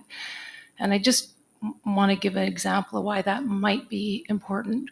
We're studying pollinators in southwestern Ontario, natural habitats on farm, and what we're finding is that forest patches are really important to sustain syrphids, flower flies. They're important pollinators in the adult stage, but important predators of crop pests in the larval stage, and they do breed in these kind of downed woody debris in the forest patches. So that's an example of why natural habitats on farm may be important actually to the bottom line of producers. I'm just wondering if you have any comments on that with the SDGs. Thank you. Yeah, thank you very much. You are right. I mean, these are not the only approaches that can be considered for local solutions. This was some of the things that were selected through the open call. However, some of these approaches were included in SDG Labs. For example, the SDG Lab in Okinawa in Japan contained an element of mangrove restoration. The SDG Lab in China contained tea plantation, tea crop plantation, mixed landscapes that again were targeting multiple types of ecosystem services. If I remember correctly, there was in Thailand, there was another SDG lab that related to the conservation of part of a natural park in order to provide multiple ecosystem services. So yeah, you are absolutely right. These are not the only ways to leverage biodiversity. There are many, many others. Just take it, maybe it was only 6. I'm sure that if we open to 30 or 40, it will have been a much better, array of possible solutions. But you're absolutely right. We should not only see just plant biodiversity, let's say cropping systems, innovative cropping systems. There are other approaches. There is ecosystem restoration, as you said, ecosystem conservation, and of course, all sorts of other interesting approaches that are locally relevant. Thank you. Thank you very much. Marcin, do you have any additional comment? I mean, it. Okay. So Marcin was the coordinator of the SDG Lab, so maybe he can give a little bit more information. So sorry for popping in. Yes, thank you so much for this question and as well for Alex's explanation. I think it was quite well said. And of course, we have just a small sample of possible solution that can come up as a local solution, as we only had the 6 SDG labs. But indeed, we had already example of conservation of existing ecosystems such as like a forest in Thailand, forest in Madagascar. But I would like to also invite you to actually listen to a little bit more detailed presentation tomorrow that we will have on the 5th floor on the 3:30 p.m., where I will be a little bit explaining more what sort of, again, solution and outcomes came from the SDG labs.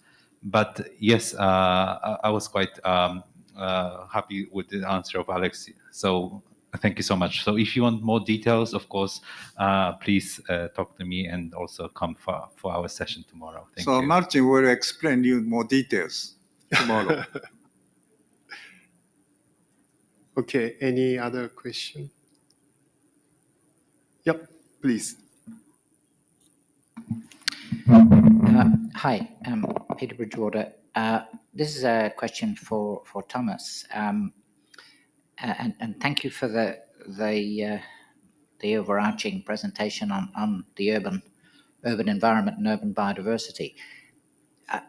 I'm interested in how you see the future for urban biodiversity and its contribution overall to a biodiverse world in 2030, 2050. In particular, you mentioned gardens and even botanical gardens.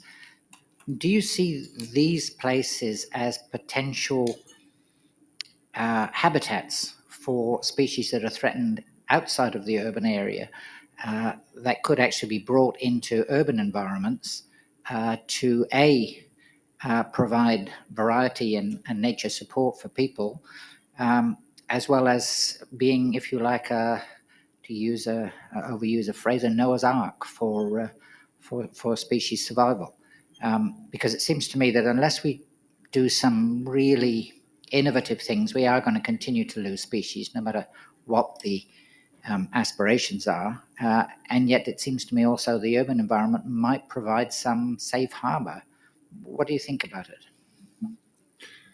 Thank you for that question. I think that is already happening, that botanical gardens already serve a very important role of harboring endangered or vulnerable species. And I think that role in the future will be even more important, that also be the sources for restoration project where we try to restore lost habitats or lost sites for some of these endangered species. So I think local governments should take this very seriously, that they have this global responsibility for our common biodiversity, and that they harbor some parks with very rich heritage which needs to be protected, even though that could be very challenging given climate change, and we need to have very sophisticated methods to know how to monitor and save species under those circumstances. But yes, local governments, I think, will have an increasingly important role in that respect. Thank you very much. Yep.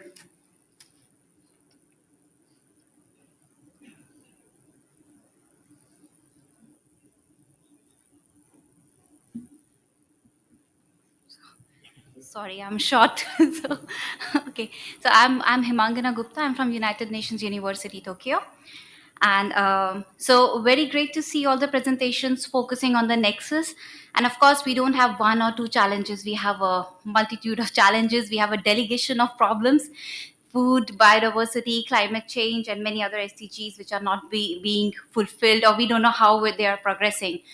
So my question actually, and after looking at your presentation on urban biodiversity, so I was thinking that for most of the urbanites, biodiversity is in the jungles, I mean in the forest. And for the kids, it's in the zoos. So how do you relate biodiversity, to a normal urban population as they start looking at it as a part of their life? And I was just a long time back, I was reading a speech of Norman Borlaug. So Norman Borlaug is very important for India because he was the one who started Green Revolution. Many people now blame Green Revolution because it is using fertilizer, etc. But I don't blame Green Revolution, and maybe some people would be against me over here, but I don't blame it, because if there was no Green Revolution in a country like India, where the population is rising very fast, then we would have more jungles cut down. But in India, the deforestation is nearly zero. Rather, the forest cover is increasing, and India's forests are responsible for like around 12% of GHG emission sequestration. So it is in a way acting as a sink, unless as compared to many other countries where deforestation is, a very major problem. And we are also focusing on urban forestry and creating new forests in the urban areas, but those forests were earlier existing but destructed for making cities. And from the Norman Borlaug speech, he said that urbanites in 1970, he said that urbanites feel that food comes from supermarket. So that's the concept. Food comes from supermarket, and biodiversity lives in the jungles, in the forest. So that kind of connection, building about the food security, how rural and urban linkages are important in terms of food security, in terms of biodiversity. How through your interventions and through the SDG labs do you aim to connect urban people, their culture, their thoughts to food security and biodiversity at the ground level? Thanks. Thank you. Thomas? Maybe I could start, but I think all of us could address this. I think you raised some very important issues and challenges, and particularly the one on education and communication, on what it relates to the values of biodiversity.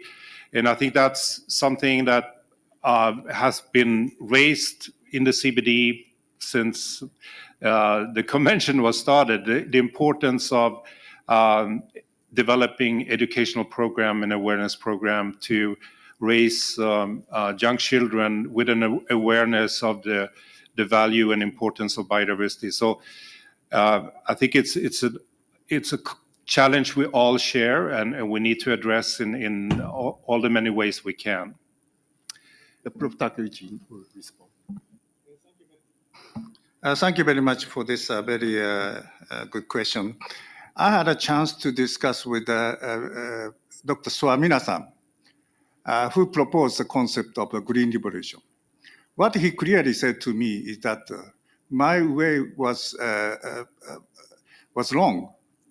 And what we need is evergreen revolution, not a simplification of the ecosystems, but try to create the complex system in order to create a harmonious coexistence between the ecosystems and human activities.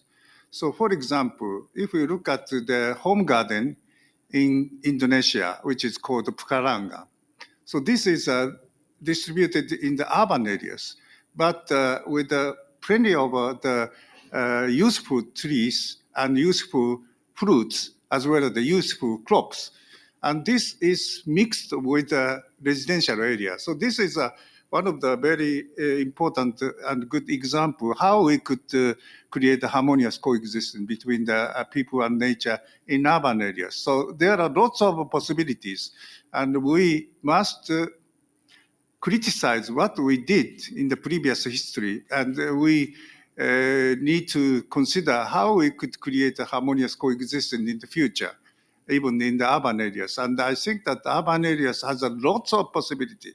Particularly for the case of Japan, we are entering into the depopulation and shrinking of the cities. We could create the ecological spaces even in the center of the city, as many city planners are considering. And so this is another possibility for us to further consider in terms of conserving of the biodiversity. Thank you. Thank you. Alex? So from my side, I will come again from the SDG Labs. You can have direct or indirect way in order to foster this, let's say, capacity building for biodiversity or engagement with biodiversity. One direct example, even though we do not have any SDG labs in cities, one classic example is ecotourism. The project in Madagascar was ecotourism. So it was conserving local ecosystem. It was raising the importance of locally produced food and culinary traditions for visitors that were coming in order to appreciate and learn and get educated. So this can be a direct benefit. A more indirect way is that if we see SDG Labs as an experimentation platform, these are transdisciplinary processes. So basically it brings together different stakeholders. Some of them might have different capacities, different knowledge, different values and different needs, but through this kind of common articulation of needs and engagement to co-design and co-develop solutions, you can create actually these kinds of maybe connections. Maybe somebody like me that does not know much about nature, I can benefit by talking to somebody that is much more passionate about the topic. So there are direct and indirect. What is important is to make the case that locally driven solutions can indeed matter, because in a globalized world, maybe we do not see maybe the value of these local solutions unless it is being manifested that they can scale up. Some solutions might not scale up. There might be a unique biodiversity solution for a unique context. I mean, this is what is important, to keep an open mind and identify. Some solutions might be totally direct, like to raise awareness about biodiversity, or it can come indirectly through the discourse, like the engagement, like the common process of designing the solution. Thank you. Thank you very much. Any other question? Yep. Okay, two last questions, and yeah, maybe we can hear the two questions in a row, and then we can't hear you.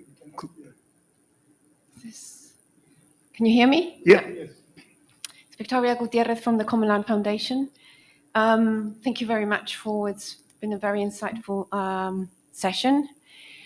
You've talked about territorial and landscape approaches. You've talked about the spatial scale. You have not mentioned the time horizon. We specialize in landscape restoration. We have a relatively very similar framework.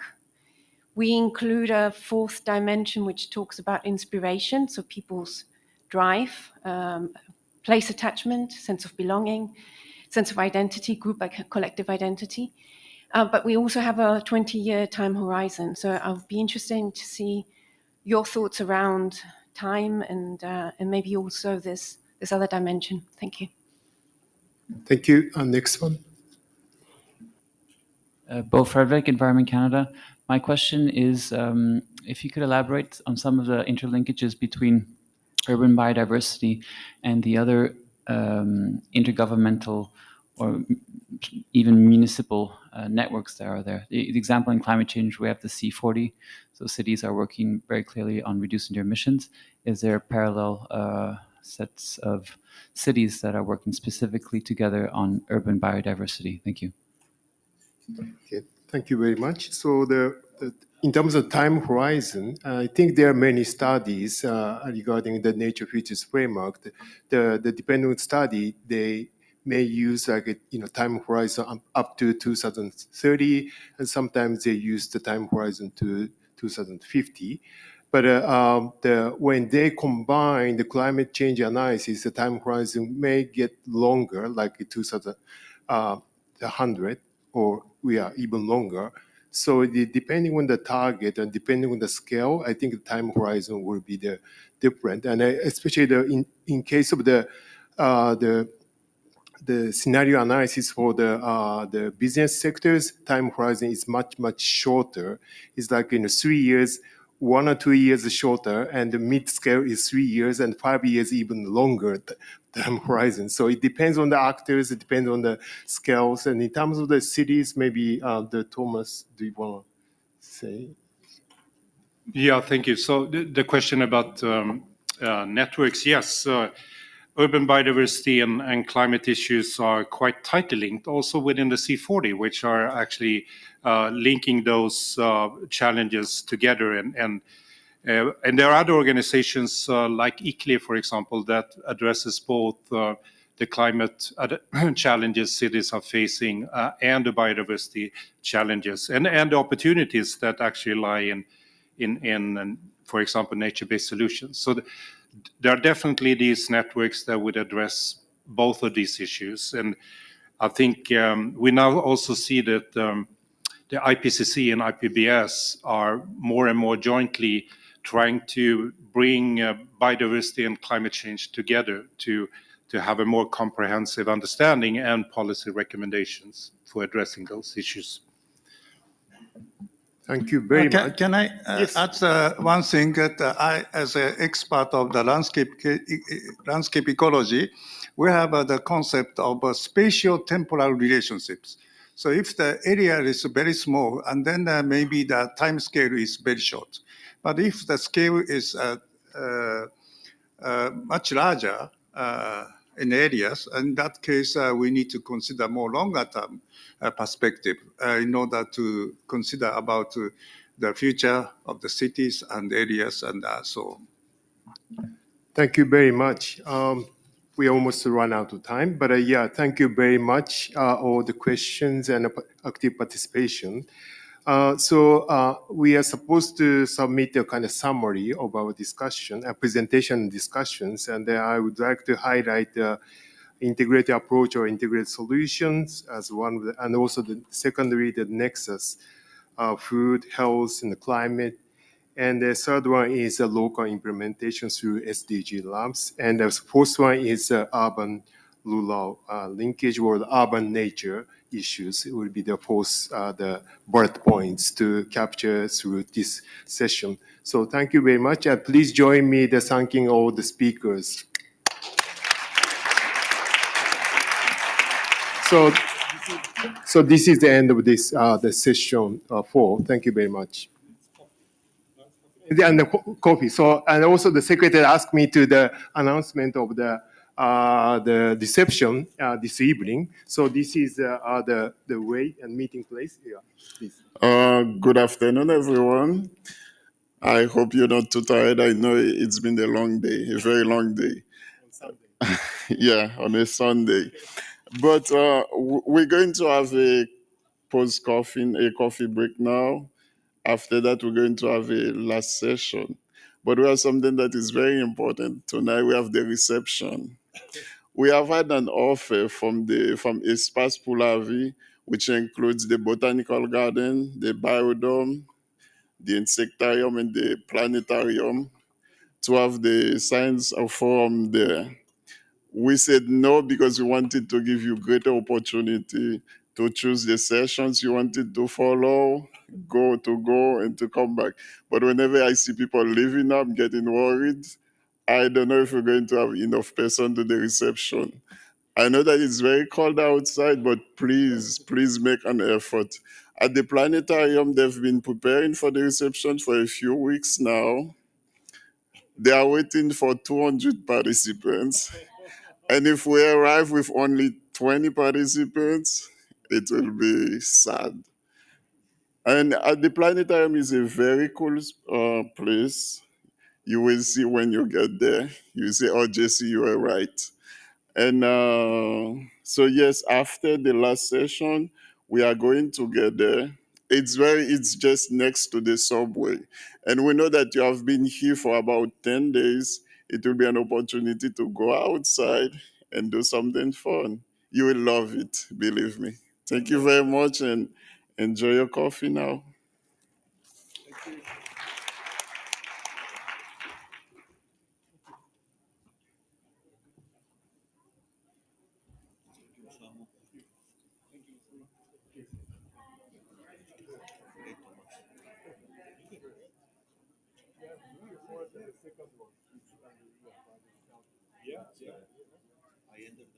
Yeah, because it will address these territorial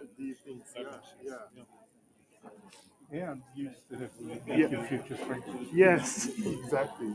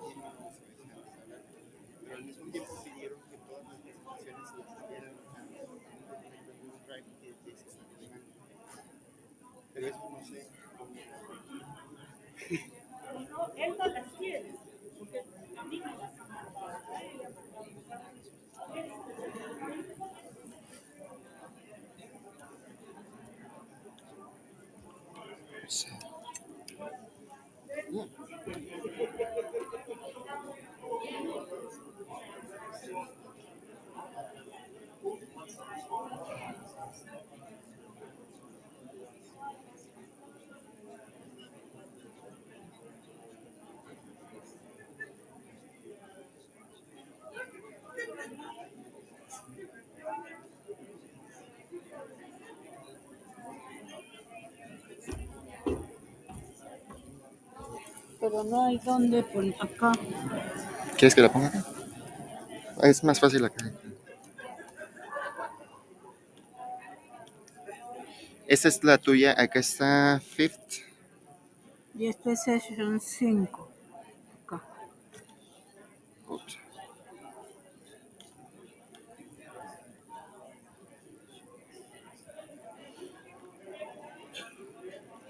Y las demás, aquí tenemos la 2, 2, 1, 1, 3. No. Eso no lo necesitas. Eso, si quieres, cópialo, pero no es la idea ahorita. Hay que Sí. ver que funcionen las. Ok. Mira, esta, la 4 creo que no la tienes aquí, en el USB. No tengo ninguna. Las otras, no sé por qué dice 1, 2, 3. No sé quién lo hizo. Yo pero pasé, está yo pasé las vacío. que estaban acá. ¿Ah, sí? Está vacío, ¿no? No. Ah, bueno, yo abrí cuando estaba vacío. Qué raro. No se está proyectando, no te preocupes. Pero no es ese el de ahorita, ¿no? Abre las 5, por favor, para poder ver. La 5 ya la copiamos Sí, acá. open, please. ¿Pero dónde está? Acá está. Bueno. Aquí están.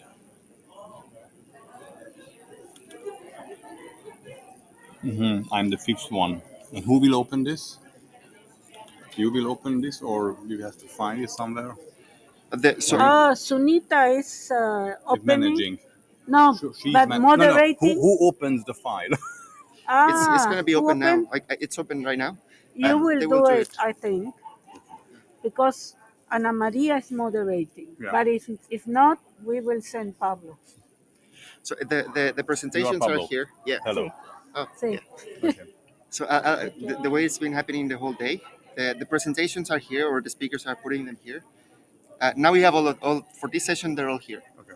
So whenever it's the time for speaking, they will make a blank presentation So they from will there. open it. But Okay. and then whoever is here will open the file, Mm-hmm. and once it's ready, because they can see from there, Yeah. they will project in Okay. in this one. Yeah. So I have to. Yeah. But all the Okay. presentations For are Sunita, here. yeah. But all the presentations are here. Yeah. Do you want me to keep them open, or I think this is mine. Is it? Yeah. It's not shown. Okay. No, it will only show when it's your time to speak, but that's something that they will do from the back. Yeah. I'm showing flies. Totally unexpected in this day. Okay. Yeah, good. Perfect. It works. Yeah. Yeah. Great. Thank you. I will leave this file open here, the folder with all the presentations. Yeah. Just-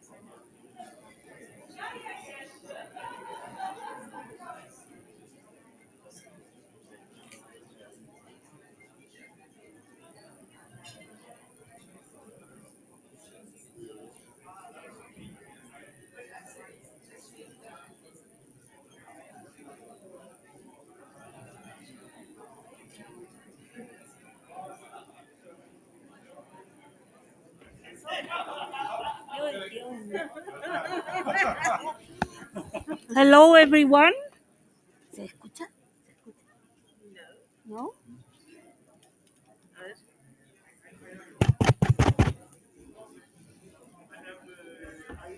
Hello? No? See? We are going to start the fifth session now. So please, I invite the speakers, and I will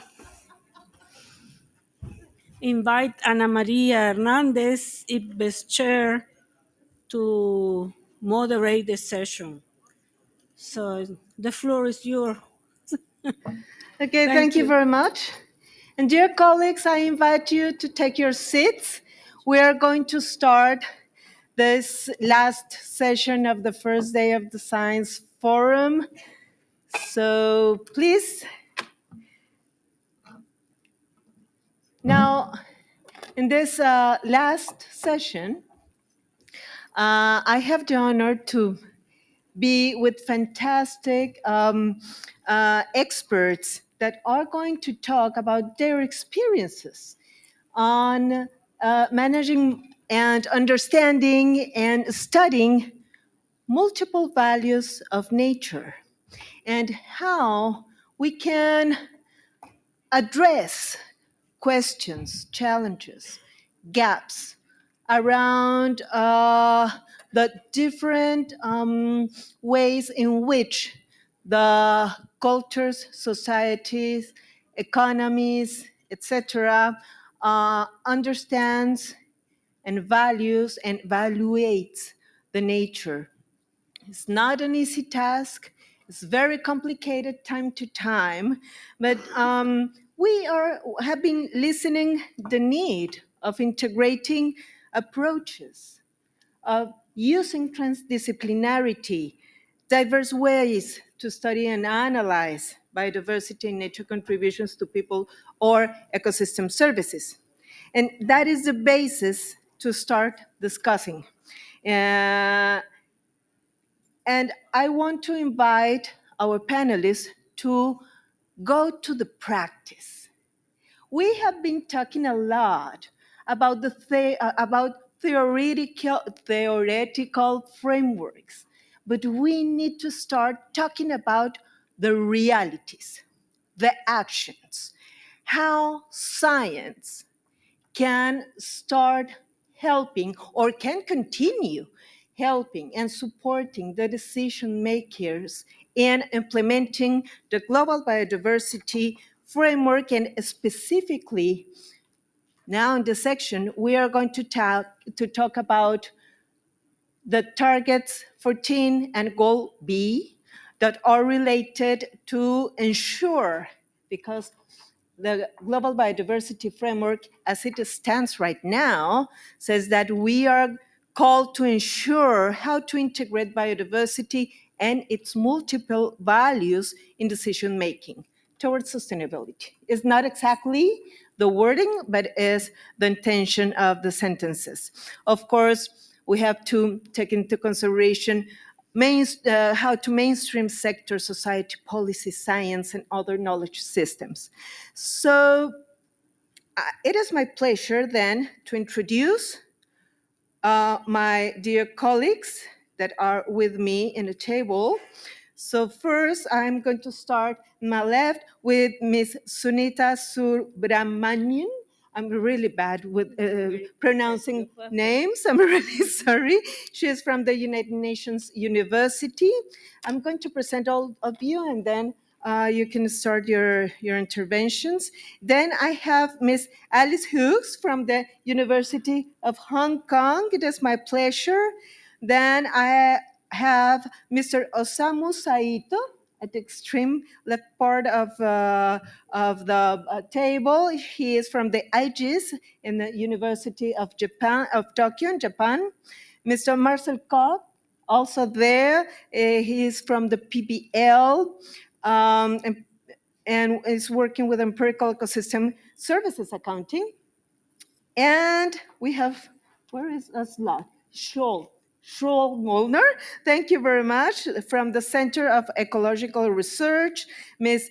Isimenmen Osemgweji. Oh my God. I presented excuses before to you, isn't it? Okay. And she is from the University of Bonn, but also is working with caves. So fantastic to have you here. And finally, my dear colleague friend from all these years, Miss Teresa Mundita Lim. She is the Executive Director for ASEAN Center for Biodiversity. And it is my pleasure to be with you and with you all today. Now, the question is very easy, the one that I'm going to present to all my panelists. And through your presentations, I will thank if you can answer that. So we have a lot of discussions around multiple values of nature, what it means, how we can discuss that, of course, in a scientific level from different scientific perspectives, but indeed how we can really engage this multiple values, really, because there are multiple, into the reality of global biodiversity framework. If we don't have multiple approaches to biodiversity, we're not going to be able to understand the direct and indirect drivers that are causing biodiversity loss. So, but to do that within this framework is doable. What are your experiences? Are any gaps, challenges, and how include this into the planning, legislation, or accountabilities, or if are not economic values and valuations, how the other types of values are going to be included in the reality and how are going to be measured. So with that very easy questions that are going to guide the decision makers, first, I want to give the floor to ta-da-da-dun, ta-dun. Do you want to start, Sunita? Okay. Okay, you're the first on the road then. Thank you, Anna Maria, and thank you, everyone. Good evening. Okay, so that's quite a challenge because my presentation is supposed to set the scene, so to say, to go hark back to what we did in the values assessment in short form, the values assessment at IBIS that looked at the multiple ways people value nature, how values are conceived, and how that might actually be better integrated into our decision making frame that we do with respect to nature, and decision making all the way from intergovernmental to individual decisions that we make. So I will very quickly just go through what we have, and I will respond to your question because I have thoughts on that, but not during the course of the presentation.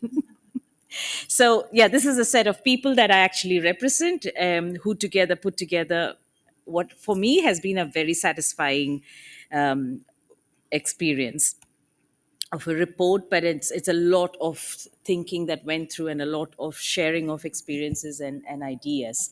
So the baseline from which we start, where when we speak about multiple values, is that these values that we hold are informed by multiple different types of worldviews that exist, and behind them, and how we then define what we see is informed again by the various knowledge systems that exist. So this impacts the way people interact with and also value nature. Now, on the figure there, and this is becoming more like an iconic figure, but you have those spotlights, and then you have on the left side, you have so the whole thing is a typology of values. And on the left, you have the basis being the worldviews, and all the way up to indicators that we have in our minds, whether they are indicators that exist among local communities, evocative indicators, or indicators that we use to precisely measure, say, for instance, the monetary value of say, a species, or the ecosystem, the biophysical value of a particular landscape or ecosystem. But those are underpinned by various the different knowledge systems and the worldviews we contain. And then based on that, we could have, and this is not an exhaustive listing, there are various ways that we could imagine ourselves to be relating with nature. And this could be looking at nature in a very purely, from a very purely instrumental fashion. It's saying that we are living from nature, but also looking at nature for its own sake. Nature has its own agency, and that would be nature as nature, and also going all the way up to considering that we are part of nature. So it's saying living as nature. Now, this needn't be mutually exclusive. We could have parts of these definitions for certain aspects of nature, and we could relate to others in a very instrumental fashion. So this can get mixed up. But that defines how we use nature and how we make decisions related to various aspects of nature. And of course, the big buzzword is about transformative change. And we've found with evidence that transformative change to sustainability requires that we do a proper accounting of this diversity of nature's values. This diversity of nature's values exists. That's a given. How are we going to deal with this? That whether we take a plural approach or are we going to take a unitary singular approach will define the pathways that we will embark on in with respect to achieving our well-being aspirations. And we've realized the figure on your left shows that if we take more inclusive pathways, if we take on pathways that bring on board multiple values, these diversity of values, we have a better chance of reaching a more sustainable outcome than the reddish thing that goes out, which is business as usual, where it's just pretty much highly discipline based and single approaches. This is a very quick. This is an illustration of how we see transformative change can be achieved. And this says that for that to be achieved, we need to shift away from values that overemphasize just on the short term and individual material gains that we are much more used to. So it's stop having a myopic view of gains and profits to actually nurturing sustainability aligned values. And that becomes quite a game changer. We could go in for incremental improvements, or we could go in for a huge shift. And that basically involves the types of stakeholders we involve, and thereby their values, and what kinds of processes do we do in including these values, because not all of them can be included, but are we able to make that these various values visible and make a very transparent decision on why some values are included over others. This it gets into the whole valuation aspect. So we did an analysis of an assessment of the various methods that exist for valuation of nature, and you find here the categories are very, so depending on the screen is really small for me to see now. So depending on let me just look here. So depending on the method families, depending on the kinds of valuation so these are categorized across the valuation methods that we have are categorized according, and you'll find that it's very less. The evidence that we have is very less when it's relating to indigenous peoples. No, it's okay. When it's relating to indigenous peoples, when it's relating to diverse values, and when it's and to the scale of application at the local level. So there's a lot that's happening in the biophysical space. There's quite a bit that's happening in the instrumental space, but there's very little that we see in the relational value space. And that's a gap that needs to be addressed, especially when we are talking about research investments that have to be made. So despite increasing calls, and this speaks to uptake, so we have, despite the fact that there's less evidence in certain aspects, there's also quite a bit of evidence to show that it's good to bring on board multiple diverse values. But despite having that evidence, we find that the uptake is poor.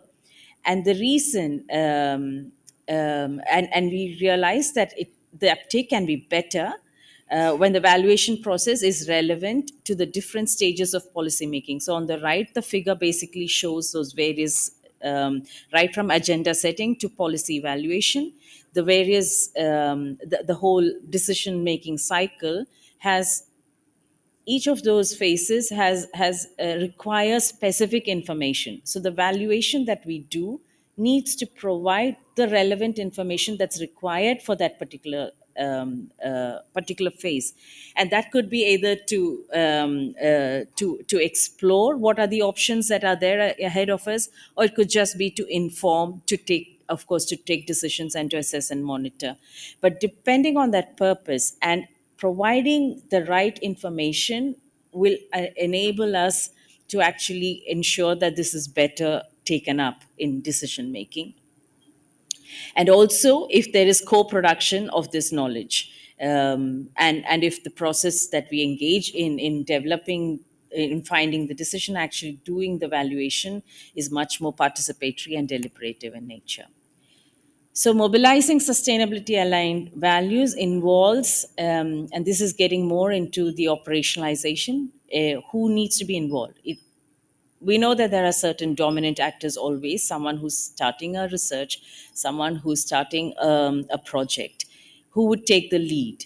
But if we want to get something that's much more aligned, we need to ensure that all the different stakeholders who are involved in that particular milieu will have to be engaged. And that means empowering the civil society and changing the societal structures and institutions, because it's not what we've been used to doing in terms of due process. There's something that we would have to actually reformulate and look at.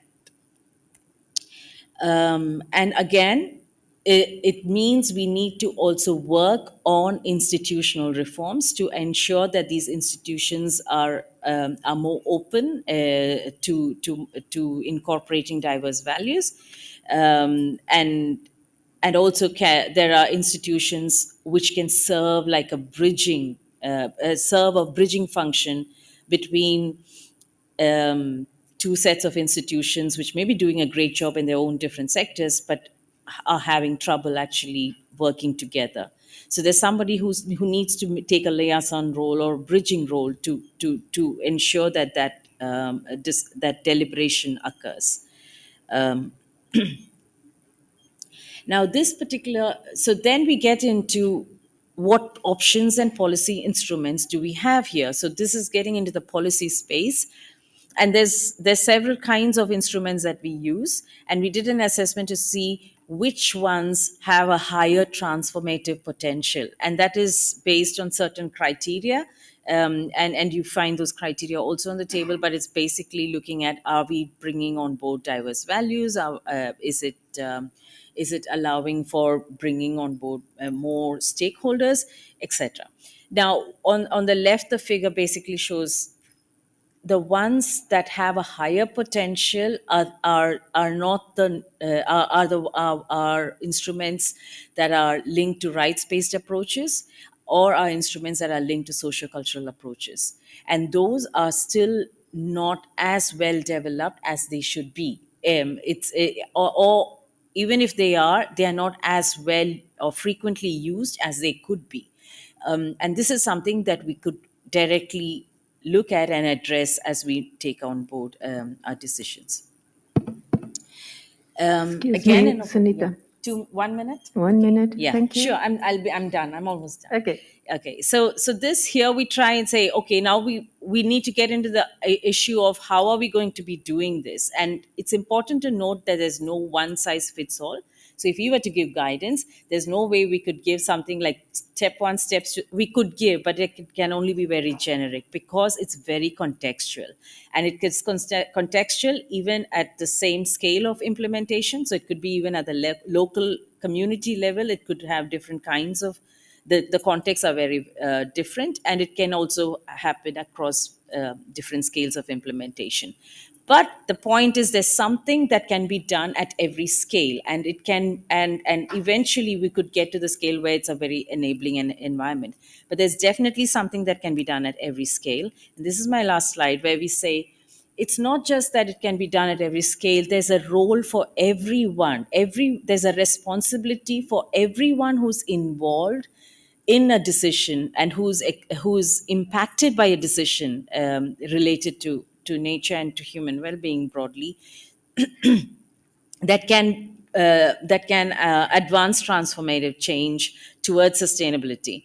And so we have some examples here, but basically it's a whole of society approach. So if you're talking about participatory processes to be advanced, there's agenda setting that can be done, say at the level of a multilateral forum. It needs to be picked up in terms of laws and regulations in a country, but then there's a role for media to communicate this. There's a role for donor agencies to use that in their training programs and their safeguards. There's a role for indigenous peoples and local communities, civil society organizations, and individuals to actually be looking at how proactively they can be involved in the decision-making process. And we do know that there are so many ways that this can be done. And here we're seeing a lot of it. Stop here. Thank you. Sorry. Okay, thank you very much, Sunita. I actually gave you more time only because you run to be the first to take the floor. So don't worry. Thank you very much. Was an award for your courage. But one interesting thing about this is that you are saying in your presentation that we have to face a very specific challenges that are not easy challenges, such as shift current values, approaches, and transform them for sustainability or change societal institutional structures through new approximation to legal frameworks and policy frameworks. Okay, perfect. Now, maybe we can do a little more and provide more content to those instruments that we are talking about here, but not now because we don't have time. Now, I want to give the floor to Alice, please, which is going to give us the next presentation. And Alice is an associate professor at the School of Biological Sciences in the University of Hong Kong. And her research interests including conservation biology, bat diversity, very interesting, and ecosystem monitoring and assessment. So please, Alice, the floor is yours. Thank you, and thank you all for being here. So today I'm going to talk a little bit about the translation of scientific data into policy and practice, thinking about how we can use data and how it can actually be translated and instrumentalized into policy tools to identify priorities.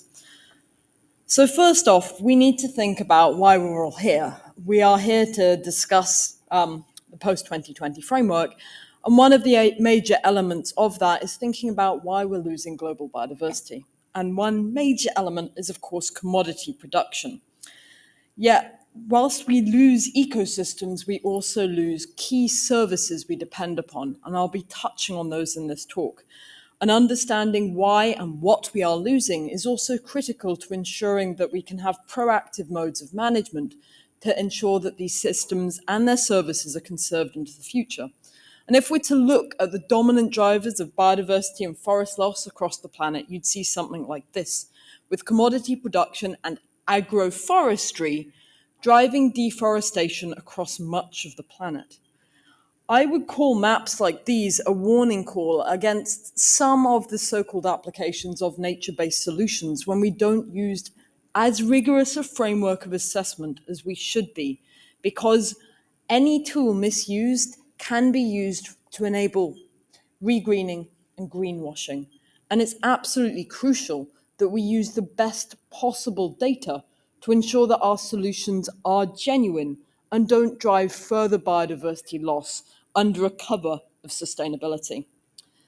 So firstly, I'm going to talk about a tool developed by China, something called Ecological Conservation Red Lines, which is a key component of China's eco-civilization policy. Ecological conservation red lines seek to unite ecosystem service provision, ecosystem fragility, and biodiversity. And by looking at the complementarity between those three, to basically have the most efficient sets of targets for conservation, which can also get good local buy-in for planning, because of course local officers want clean water or clean air or not to have a hill fall over a road. And so by looking at these kinds of intersections, we can develop targets which are best from an ecosystem service perspective, as well as a biodiversity perspective. And furthermore, we can align these into frameworks that can fit in with targets like 30 by 30, or even the more aspirational 50 by 50. But the bad news is, of course, that we have common but differentiated responsibilities, and countries like Myanmar would have a much further way to go in terms of trying to conserve key ecosystem services. Now, I'm skimming over all of the details here because I don't have long to talk about it.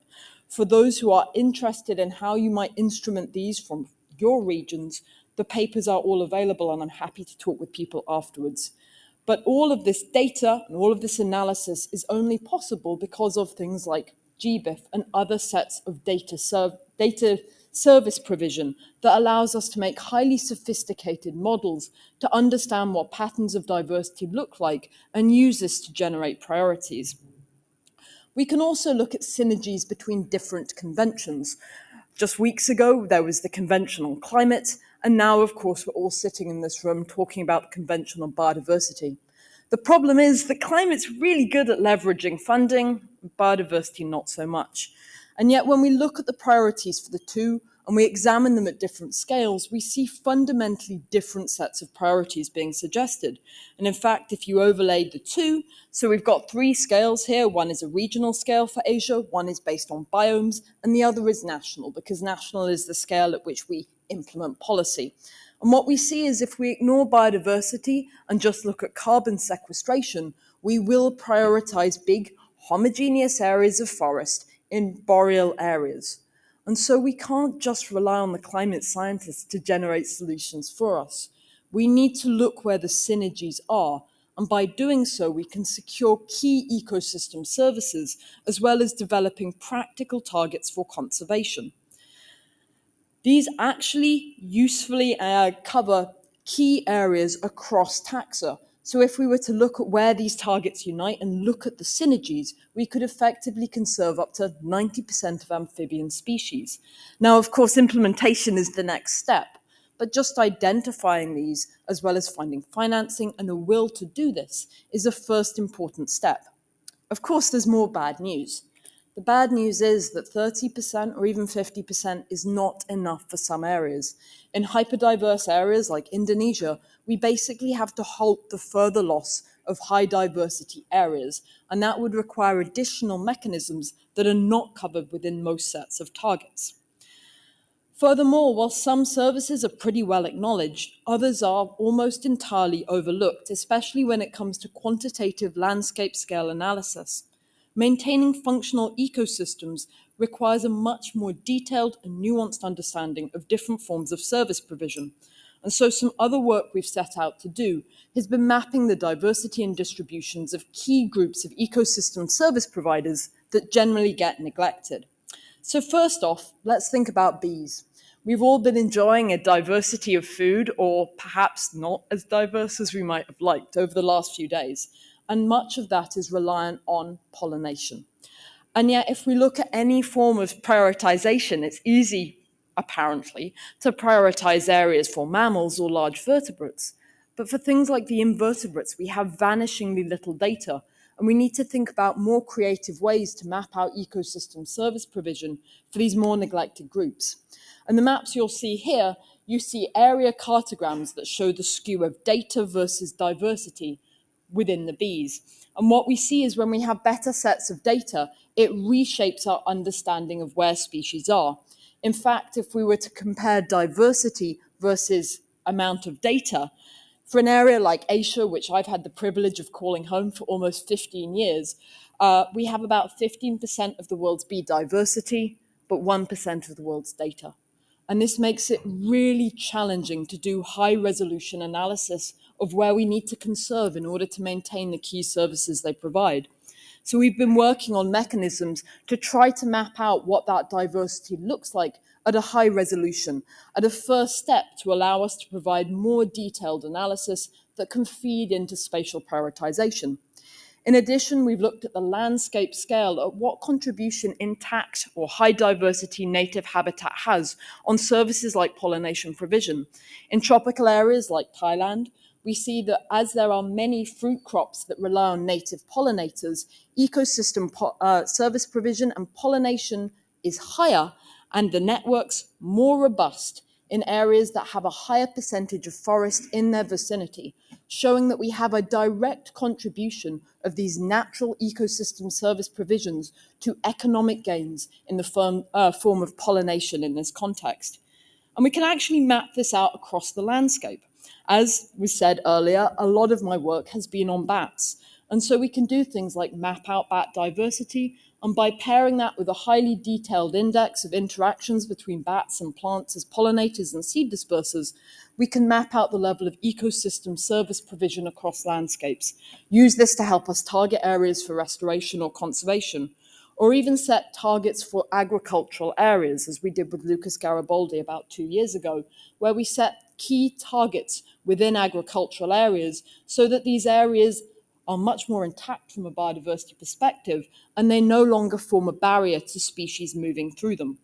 And we can do this for all forms of service provision. Here is something we published just about a month ago that was looking at the diversity of termites globally, because of course termites are key to soil health. And by mapping out these more neglected forms of services, we can start to prioritize those invisible species that are also vital to ecosystem health. So by mapping these services and understanding the drivers, we can help better manage ecosystems. We can also provide better models to influence policy and practice. And by integrating different forms of data across scales, we can allow more sensitive insights that feed into better policy. And we can do this for any form of system. Here is a map of urban bird diversity across the planet, where we looked at the drivers of birds using the extensive eBird dataset for cities across the world. And what we found was actually, no matter what biome it is, net primary productivity and the amount of green space still correlates with diversity.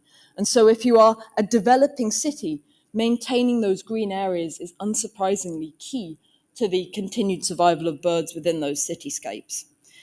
Disaggregating these patterns can also be challenging.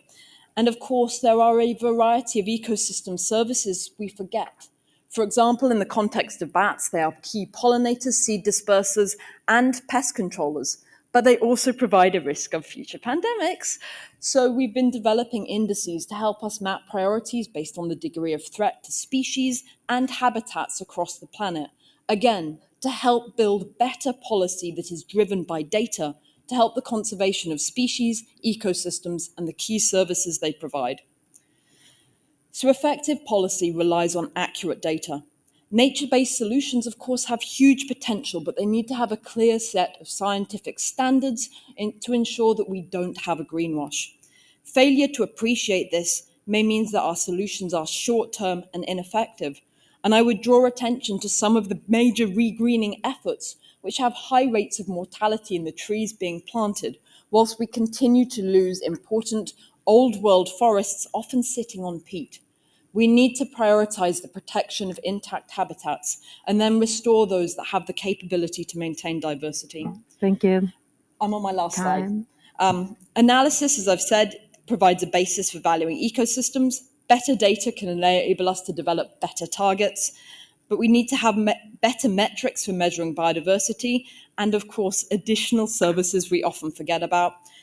Restoration and reforestation need to prioritize intact habitats where possible, including those that are often neglected. So with that, I'd like to thank you all, and I'll hand over to the next speaker.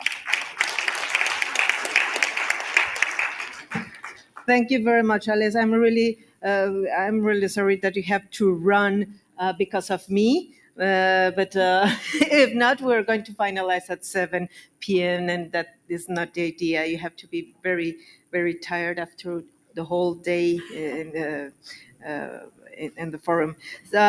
Interesting to see, especially one thing, balancing needs at all levels. It's very important, it's key, and how the data can inform synergies between climate change, biodiversity, but also I think that can help in the synergies with other related MEAs, such as desertification, oceans, etc. Now the challenge, after all that presentation, is how to use that data tools in understanding the multiple values of nature. That's the question mark, but we don't have time to answer that. Now is the time to give the floor to Osamu, please. Thank you very much.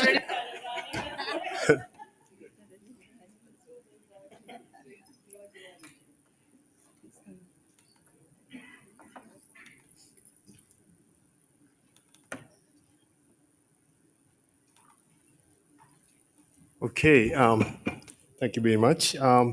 So I brought the stopwatch I just put, so I try to monitor my time, presentation time. Okay, so continuing the previous session, I would like to give you a short talk about what we did in Japan. Sorry for this kind of busy slide. We conducted a 6-year project from 2016 to 2020, including the feasibility study, and it's funded by Ministry of Environment Japan.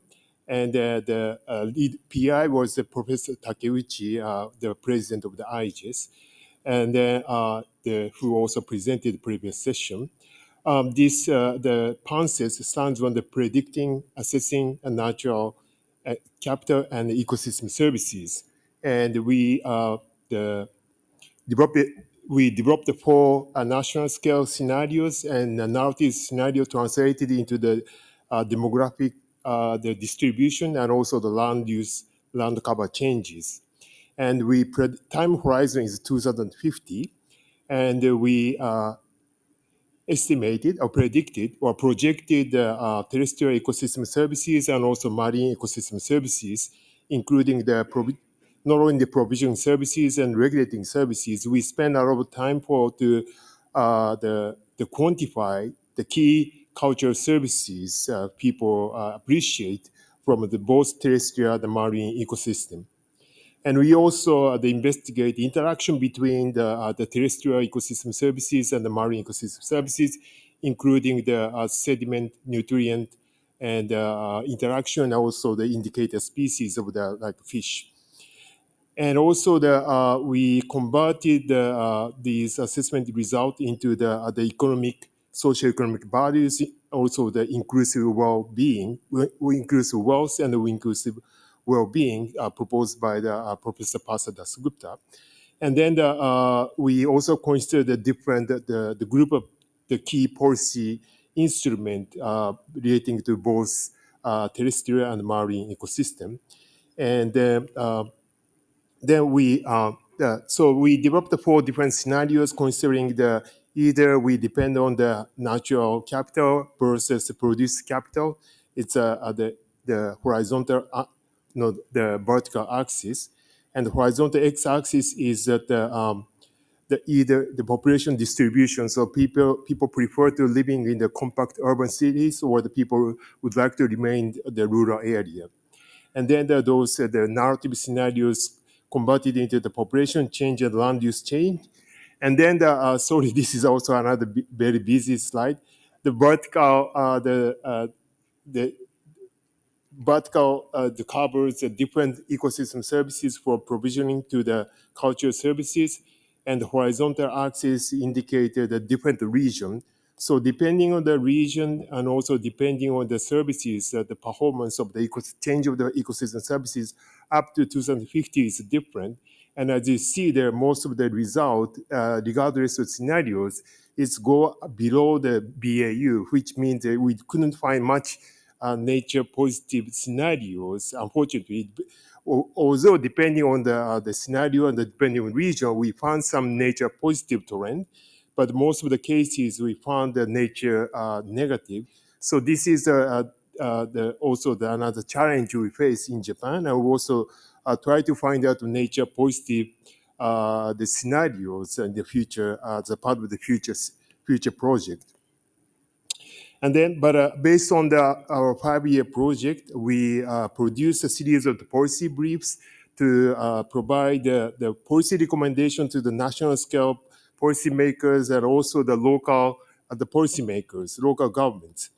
And we also organize the workshop by inviting local policymakers to discuss how to update, how to create local biodiversity strategy and action plan, LBSAP, and also our research result also contribute to the updating the new NBSAP, National Biodiversity Strategy and Action Plan in Japan.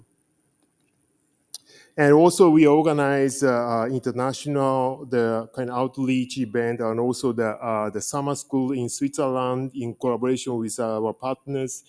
And also we organize the workshop and also the outreach event in the local study sites. So this is, and then in the end of the project, we also developed the kind of policy support, decision support tools to provide to help the policymaker to explore the effective policy tools based on our studies. So we propose over 150 policy instruments, policy options, and also we reviewed our policy document in Japan and then extracted nearly 1,500 the policy measures. And then we put it into the database, and now it's available in both in English and Japanese, and you can explore it by using even the post-2020 the framework and also the type of the ecosystem or the using SDG. You can explore the different type of the policy options or policy measures already proposed and implemented in Japan. So this is a case of Japan, but now we are trying to expand this database to capture the policy measures proposed in the other countries, especially in Asia. And then also this one is just putting keyword and then provide some of the policy measures under to meet a specific keyword. But we are now trying to find out a way to what combination of the policy tools are effective or effectively proposed or implemented on the ground. So that is also another things that the new project is going to capture. So after this PANSYS project, we now developing implementing the post-PANSYS, preparing the post-PANSYS project starting actually this year. This year is a feasibility study year, and we are now trying to expand our integrated model to capture the indirect drivers or socioeconomic drivers, and then not only the direct drivers. So inspired by the transformative change ideas, we also try to capture measured indirect drivers by using agent-based model and the other advanced models into the landscape level models, and then to quantify the different ecosystem services at national scale and local scale. So the more result will come in if we have chance, I would like to share the result of this new project. So this is the last slide. So population distribution and also the utilization of natural capital is one of the key in the context of Japan. And also I didn't mention, but the trade-off between the climate change mitigation and ecosystem conservation is also another challenge we found. And then the third one is involvement of multiple sectors, and also is the key for the development and the implementation of the NBSAP and the LBSAPs. So that's all from my side, thank you very much for this opportunity. Thank you very much, and perfect timing. Well, from the presentation, this tool, as you could see, about predicting and assessing natural capital and ecosystem services, it is interesting how there was the need to be built this tool with the different stakeholders, different backgrounds. It's a transdisciplinary tool. It's not from only one side of the science, but also involve policymakers to create the environment to be effective, and of course other knowledge systems were feasible. So the challenge is how to replicate the tool. No, and this is part of the networking that we are doing here during this science forum. So thank you very, very much. And now I want to give the floor to Marcel, please.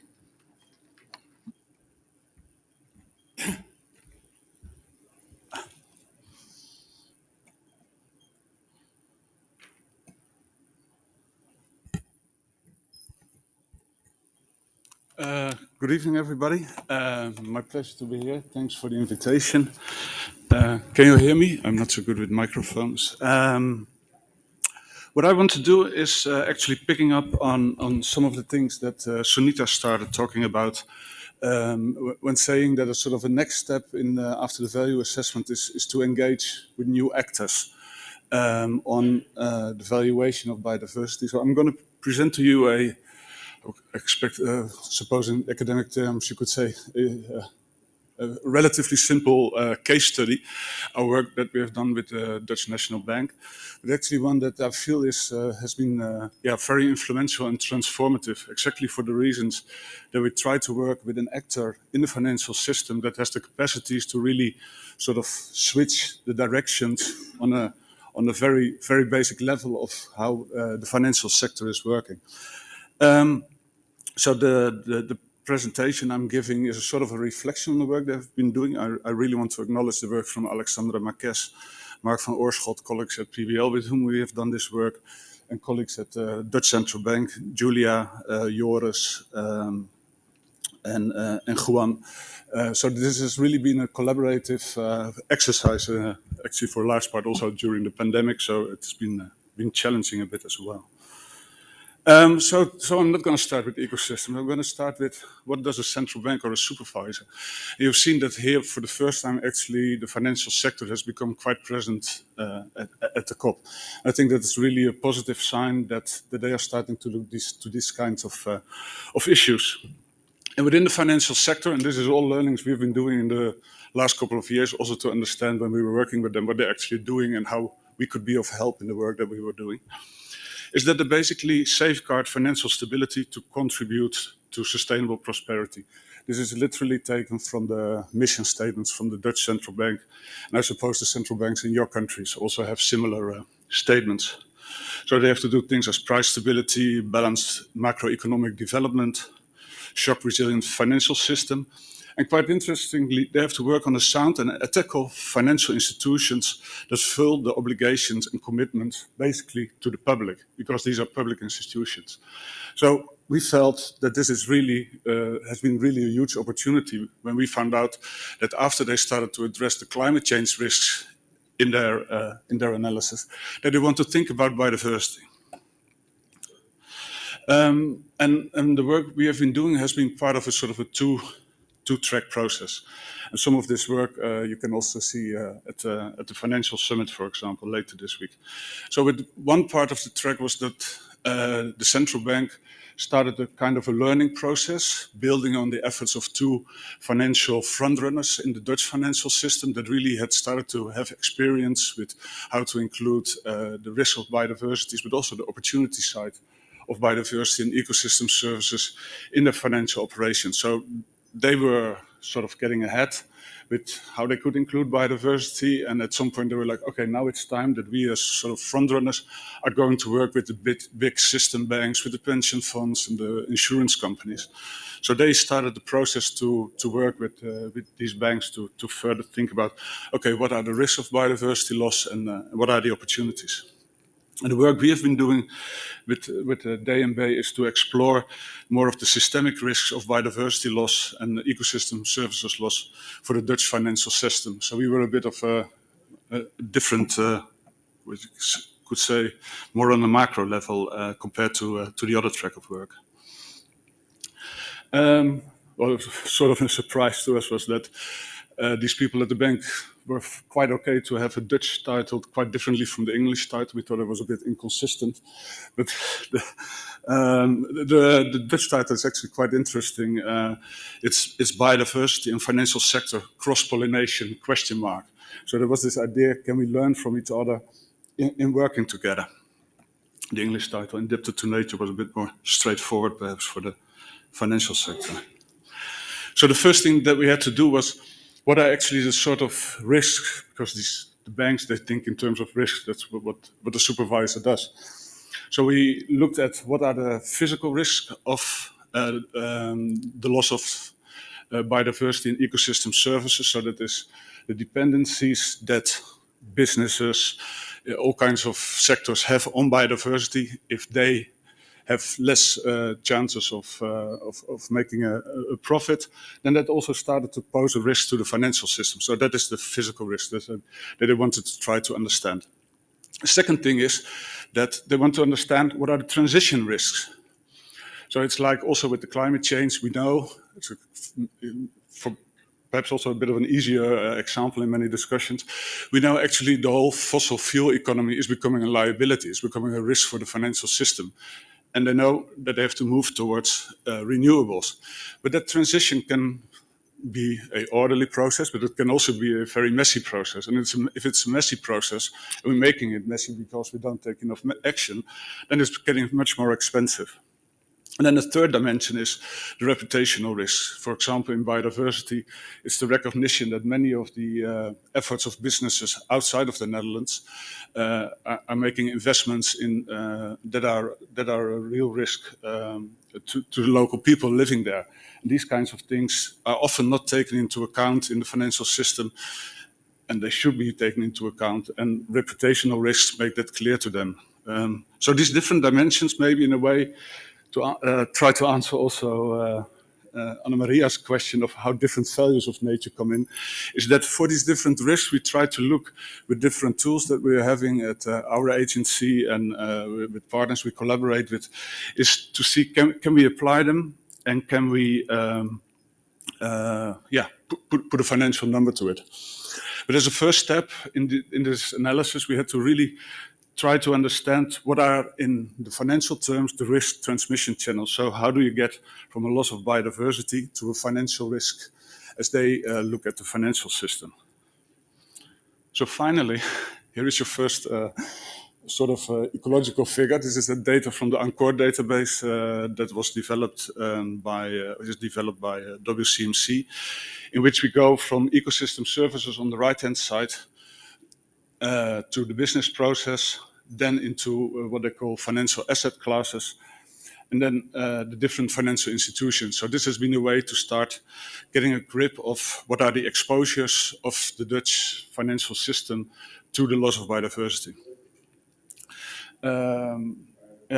Alice, you talked already about the pollinators.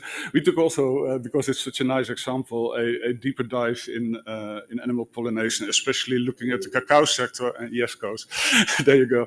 And the Netherlands has a large position in cacao and chocolate production. So that was a way to go from crops that are dependent on ecosystem services, and then through product groups and all kinds of economic databases and looking at these issues towards where are the investments and how much money is going into this. We also looked at different ways of getting a grip on transitional risk. So what is, for example, the implication if we would conserve 30% or 50% of the earth? So there were data about where is Dutch money ending up in local investments all around the globe, so to capture the footprint of the Dutch economy. I will not go into the details, we just want to illustrate how we use different methods to relate to types of risks that the people at the DNB could relate to and could use in their analysis. Another of the reputational risks related to illegal logging and deforestation. And then, based on all these analysis, and there was, of course, sort of a discussion. So what are the numbers coming out of this? Is it a large number? Is it a number that matters in decision making? And this has been a sort of 1 minute, yeah, almost there. A collection of a number of case studies that together then post a picture of how dependent the Dutch financial system is on biodiversity and ecosystem services. And then I think we came to the really two important recommendations, and we are co-authors on this, but as an agency, it's not we don't have a mandate to work with the financial system. But if the DNB recommends something to Dutch financial actors, then it is really something they have to take seriously. So the message of financial institutions should identify physical transition and reputational risks resulting from biodiversity loss in their portfolios is a really strong message to the banks, insurance companies, pension funds in the Netherlands. Hey, this is something you have to take into account. And this was actually the first time that any central bank or supervisor in the world gave such a message. So we're kind of proud to have achieved that. And the other thing is what Alice was saying. It is really important to develop the good methodologies for this. Next step is I want to talk about this is that we try to do stress testing for biodiversity. And I skip over the impacts, but go see the work that the Network for Greening the Financial System is doing. There's now a network of over 120 central banks and supervisors working on biodiversity. Go find them in your own country, do this type of work, and get a lot of impact out of it. And, well, a couple of lessons that we learned, but in view of time, I skip over them. Thank you very much. We have the feeling that we need more time to listen to all of your presentations and your expertise and knowledge. But regrettably, I have to be the bad guy of the yeah. Okay. Thank you very much. And it is very interesting how you're applying this learning process with the financial systems to tackle the risks associated to the biodiversity loss. And of course, this is around the dependencies and the impacts. And I am wondering how you are going also to provide all that data and all the information for the IBES next assessment on business and biodiversity, for example. That would be very interesting. But what is... Yeah. Yeah. But of course, it is truly interesting how you are calling the banks to identify these issues as priorities in their own portfolios. So they are doing the work with all the support, but understanding that the biodiversity is in process of disappearing. So the businesses, so the incomes are receiving impacts, and so it is really interesting how you are going to apply these tools. So thank you very much, and yes, Marcel. And then it is my pleasure to receive Schultz and the podium to give us some words based on your local expertise and visions. Thank you, Schultz. Please. Thank you very much.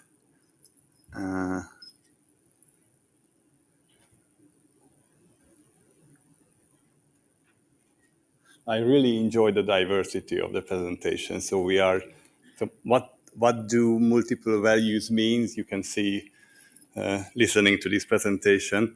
My turn will be about traditional knowledge, indigenous and local knowledge. By training, as I'm a botanist, but I'm working with herders and mountain farmers for about 15 or nearly 20 years. So we heard that science and policy relationship is challenging. In the case of traditional knowledge, you have a traditional knowledge and science relationship and a traditional knowledge and holders and policy relationships. So this is really more tricky. This is a herder family on the picture when they appear at a festival. So that's what most of the people see from this family. And this is how they look like when they are in their working place on the pasture. And what I learned from this family and the other families doing pastoralism and herding in Eurasia is that how they value nature and nature's contribution to people is really culture specific.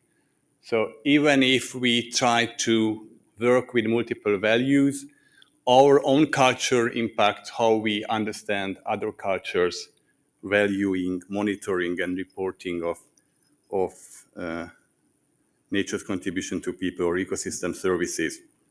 So we have to admit that science is also culture-based.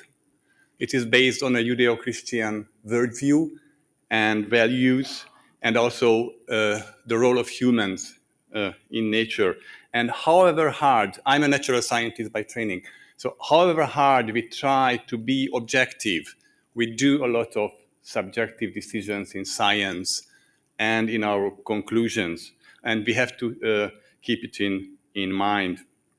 And traditional knowledge holders living all over the world in rural settings have very different, or at least different, views and observations of how nature changes and how policies are changing. And my experience with these communities suggests that we should listen to these voices.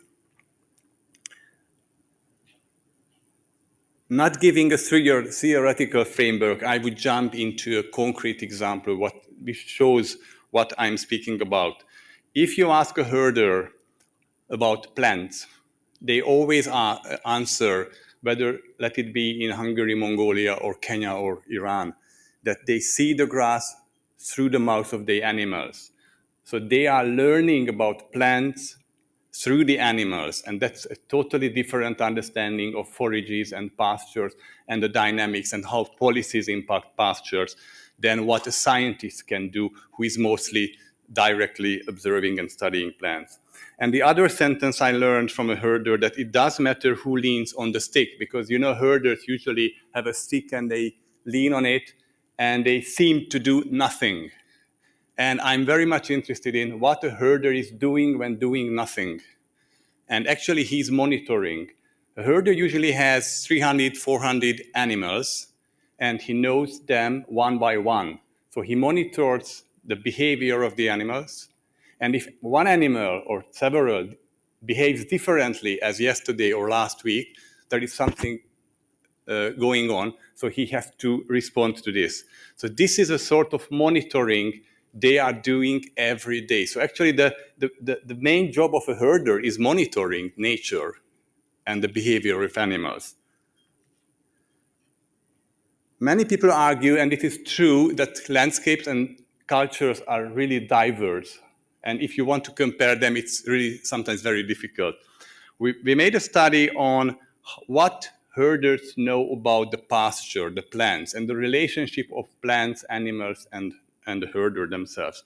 And what we found, quite unexpectedly, that there are many universal, at least globally similar principles how they view nature and the pasture. And this gives a chance for regional and global scientific synthesis and also policies to have a common understanding and to have a global synthesis on how herders perceive nature and what they suggest for policies.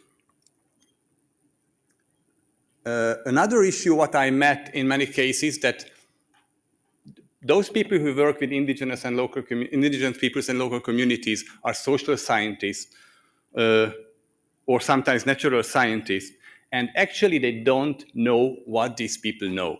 We are speaking that they deeply understand nature, they deeply understand dynamics of ecosystems, but actually when we looked for pasture communities, there are very, very few, 24 studies that actually go into the biological details of traditional knowledge. This is an example of flies and mosquitoes known in one single village. So if somebody goes there into that village, then can collect data on the population dynamics of, I think it's about 20-something species of flies and mosquitoes. This is not what you expect. And there are many, many other species they know.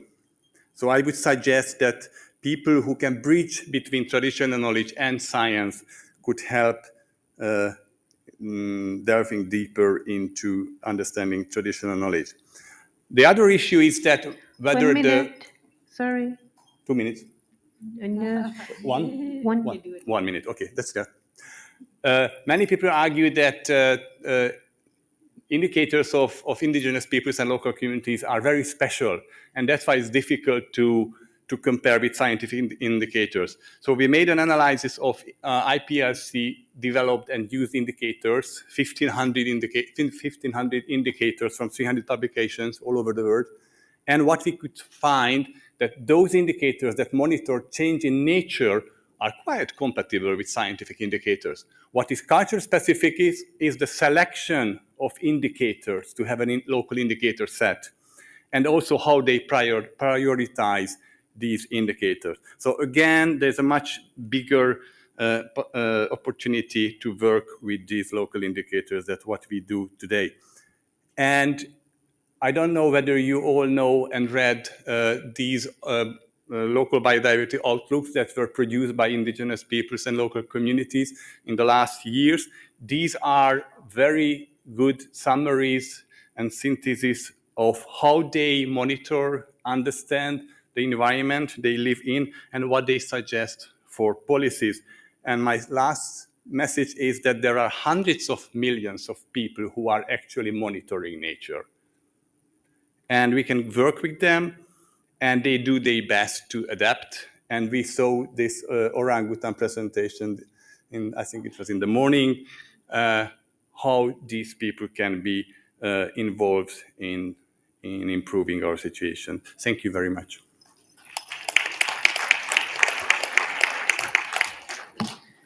Thank you very much, all. And effectively, as you said, valuing monitoring and reporting is culture specific, and we have a lot of expressions of cultures and societies. And we need to start or to learn again, or to, not to continue, but to maybe make it with an innovative ways the dialogues between knowledges.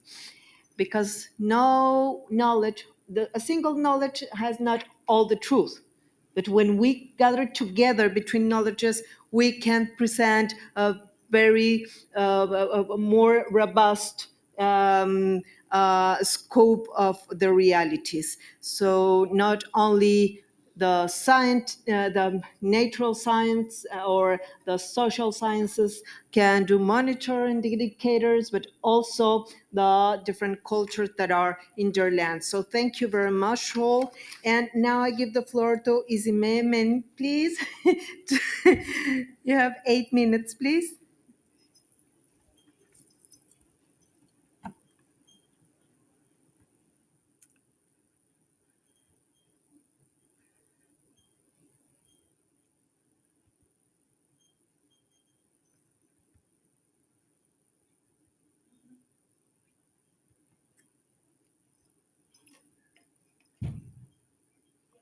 Okay, thank you, Ms. Hernandez. So coming here today, I wanted to present just one ingredient that can serve as an instrument to accelerate national uptake of scientific evidence, I mean, in particular, the IPES outputs into domestic policies. But following the question of Ms. Hernandez, I'm going to make it 3, but very briefly. So I'll briefly introduce our project, who we are. We are CABES. It's Capacity Development for Biodiversity and Ecosystem Services experts in West, Central, and East Africa. So what we are doing basically is supporting the contribution of these experts to IPES. So we have an 8-year project, but we did not just start this year. We started from a smaller project called WABES, which was targeting just the West African stakeholders, and is coordinated at the Center for Development Research, University of Bonn, Germany, funded by the International Climate Initiative of the German Federal Ministry for Environment. So just to let you know that we did not work in silos, we work with consortium partners, higher education partners from across Africa. We work with the University of Félix Houphouët-Boigny, where we're setting up our master's program on science policy practice interface on biodiversity and ecosystem services. And then we also work with the University of Lubumbashi in Democratic Republic of Congo. And also we're working with the University of Ethiopia, University of Addis Ababa in Ethiopia, targeting the East Africa early career scientist. So before I come to my story on the impact of our project and how, all this different assessment, this different science, the science is already very clear. From the IPES newly launched evaluation assessment, it was shown that from the evidence base drawn from, I think, over 13,000 papers and 200,000 evidence, in the past 30 years, there's just been 5% uptake into national policies. So there is this big divide between science and policy. So what we should be looking more today is how to bring in stakeholders that can seamlessly navigate the science policy continuum, scientists that can speak to policy in the language that they will understand. So this is what we try to do to our master's program. We train early career scientists in a transdisciplinary manner to conduct participatory research. And then we bring them together during our stakeholder workshop to connect with their policymakers from their country. So from the onset, you see this connection in before they start their master's research. So there is this science policy connection where the policymakers help make some input into their scientific research. So this was the case of one of our students from the first batch who worked on evaluating the oasis ecosystem services in Niger. Niger is a dryland country in sub-Saharan Africa. 70% of the countries receive less than 150 millimeters of rainfall per year. So he conducted the study, using nature-based ecosystem approach and also integrated approach, so a participatory research approach. And then at the end of the study, he submitted a technical report to the Minister for Environment of his country that this is the value of this resource and these are the threats to these resources. And there was really, he graduated in 2020, and this was a direct science policy uptake, I will say. The ministry set up a committee to be headed by the student to draft a national strategy for the integrated management of oasis ecosystem services in the country. So what you see is like the front cover of this document that has been already validated by the minister and will soon be published following taking into account the recommendations from all the different stakeholders involved. So this brings me now to the last part. What are the key ingredients? So the first is awareness raising. I mean, sometimes being in this room, we tend to assume that everyone is aware of what we do and of our products, but this is usually not the case. I was very surprised. I was talking to a big biodiversity player in my region. I'm not going to call the country. And I said, okay, what we do, we're a boundary organization working with EPES. And I was shocked to hear the next question, what is EPES? So if they don't even get to know what EPES is, how would they even know what assessments are out there and how to key into this document? So I think EPES is doing a lot already in that regard, pushing, communicating visibility of their work. But I think stakeholders here, every one of us, we can put in our beat to make the work visible so that it can leave out of the black and white pages and be a reality in the different regions where we are from. So a second ingredient is what we're doing, capacity development. The capacity of actors need to be built to conduct these different researches. You might know in theory what valuation of ecosystem services is, but how do you adopt methodologies that can respond to policy demands?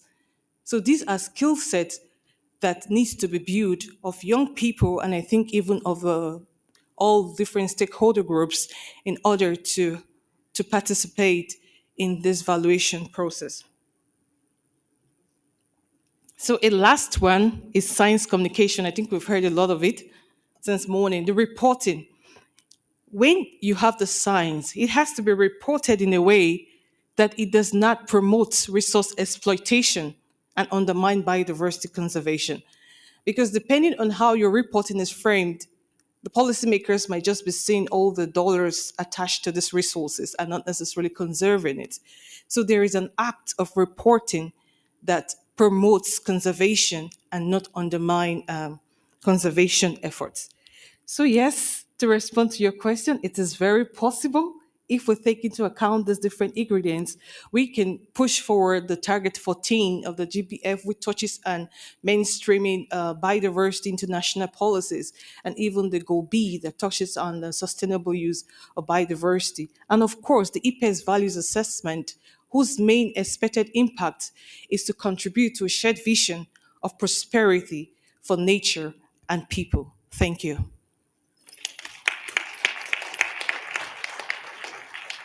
Well, thank you very much, Zememen, and of course, a very nice and honor to hear all your words, and especially how we need awareness raising.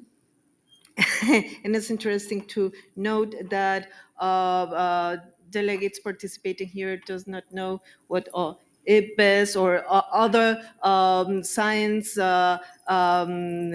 institutions here, because all of us are providing the scientific information to the negotiators and the discussions of the GBF. But nevertheless, we'll take in that note. Also, importance of the science communication in mainstream, our capacity to mainstream. But everybody has listened this powerful message from a supervision. And now, last but not least, it is the turn to Teresa Mundita, and I will invite you, because you're a leader, you have a lot of experience from the science, from policy, from practice interface. So it would be fantastic if you have a presentation. I'm really sorry, but I wonder if you can also help us in wrapping up all the messages that we have heard during this afternoon. So Teresa, the floor is yours. Thank you, Ana Maria. And I'm sure you're all excited to go to the planetarium, so I'll try to do what the instructions of the chair. So, but briefly, I'll just talk about a region first, and of course, a lot of the presentations resonate with us, well, just to talk the ASEAN. But first, oops. Sorry.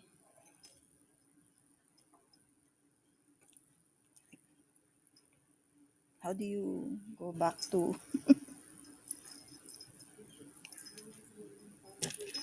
Yeah. Okay. So anyway, the my region is in the ASEAN, in Southeast Asia. We are ASEAN. Okay, thank you. And these are 10 countries in the Southeast Asian region. Yeah. Okay. Right. So we do have some examples of what we have been doing on the ground, which reflects some of the presentations that were given, taking into account multiple values. Right. So this just shows you, and a lot of the countries, we have 660 million people, all dependent on the rich biological resources in the region. And there are also recognition that some industries, major industries, depend on these resources because these are largely they recognize that these are largely linked to ecosystem services, from harvesting, extraction to processing, and to the end of the supply chain. However, this dependency is not always taken into account, and so it's the same experience with the African region that was just presented. So, although so for us to be able to reflect this, several initiatives have been undertaken by the countries themselves, and with, of course, at our level, at the ASEAN region, we facilitate meetings and discussions to be able to engage the financial sectors and the economic planning agencies on the best ways to mainstream. And this was also mentioned by Ana Maria, that this is very important, mainstreaming biodiversity in the assessment of national wealth and in the decision-making processes. So we have several tools that have been applied, and this includes, the economics of environment and biodiversity that has been conducted, and some valuation has been undertaken as well. However, this was we began it in 2012, in fact, and in 2012 we did not have the same information that we already have now. And so there was a realization that even with the science that was available back then, and with the traditional knowledge that has not been recognized, we were still undervaluing our resources. And I was really glad to see the presentation of Alice that already indicates that there are more resources that are being discovered, and there are also additional uses that are being recognized. So this is already being undertaken at our we are now trying to input that and updating our valuation techniques to be able to incorporate this. And we also realized that we it resonates to the communities if they feel the values themselves. For example, a bokhai, a plant species that is native to Vietnam, resulted to 140% increase in household incomes if they are utilized by the communities sustainably, rather than exploited without without regard to how it can be used. And bamboo in Namha, for example, in Lao PDR, also saw an increased household income of 79% after they have learned marketing business organization. But we also need to capacitate them, and this is also another element that was mentioned. We need to also capacitate them to be able to manage the business and sustain sustainably, and of course have these management skills to be able to uh, to be able to harness the resources. There are also valuations that has been undertaken recently, which value the species. For example, for marine turtles in the Philippines, there was a study where there's more than 96,000 US dollars was pegged for the value of the marine turtle, for the non-use value of the marine turtles. So, for example, rather than trade them illegally or for food, it was valued. Tourism, traditional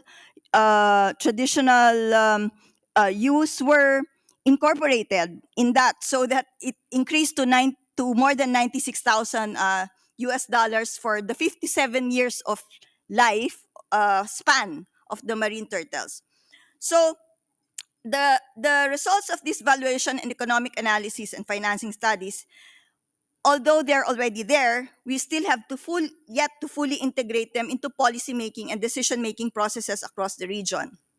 And so I agree that we need the information dissemination. We need to bring the science to be able to incorporate it into our economic valuation system, and also we need to bring in the traditional importance, traditional knowledge, and to be able to look at all the tools that can be applied and is applicable to the to at the local level, national, and regional level as well. So I think so we did produce some of these documents.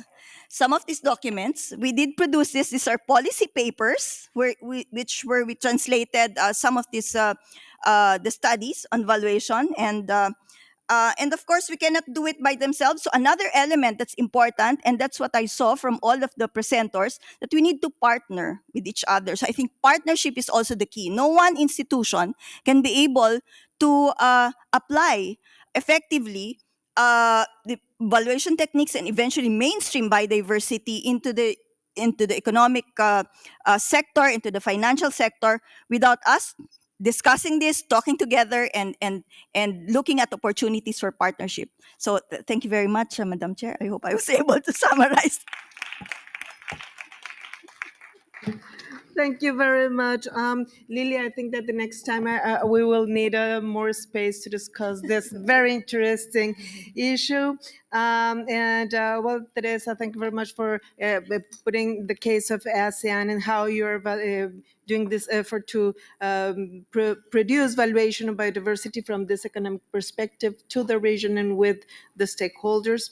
So as you can see, dear colleagues, from natural sciences to financial tools, economic valuation, cultural, local and indigenous knowledge, local and multi-scale examples. We have seen in practice a fantastic approach, or a mixture of approaches, on how we can provide support for decision making from regarding the multiple values and from multiple values perspectives. So with that, I thank you very much. And now I want to give the floor maybe to Lily to announce the happy invitation for today for the cocktail and to close the session. Now, the microphone is yours, Lily, and thank you very much to all of you. Thank you very much. Please.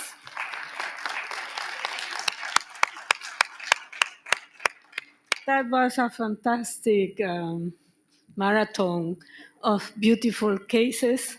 Really, next time we do one full day just on this topic, because it's very important, we know. And I thank you all, and I invite you all. I don't know if we can upload the way to the reception.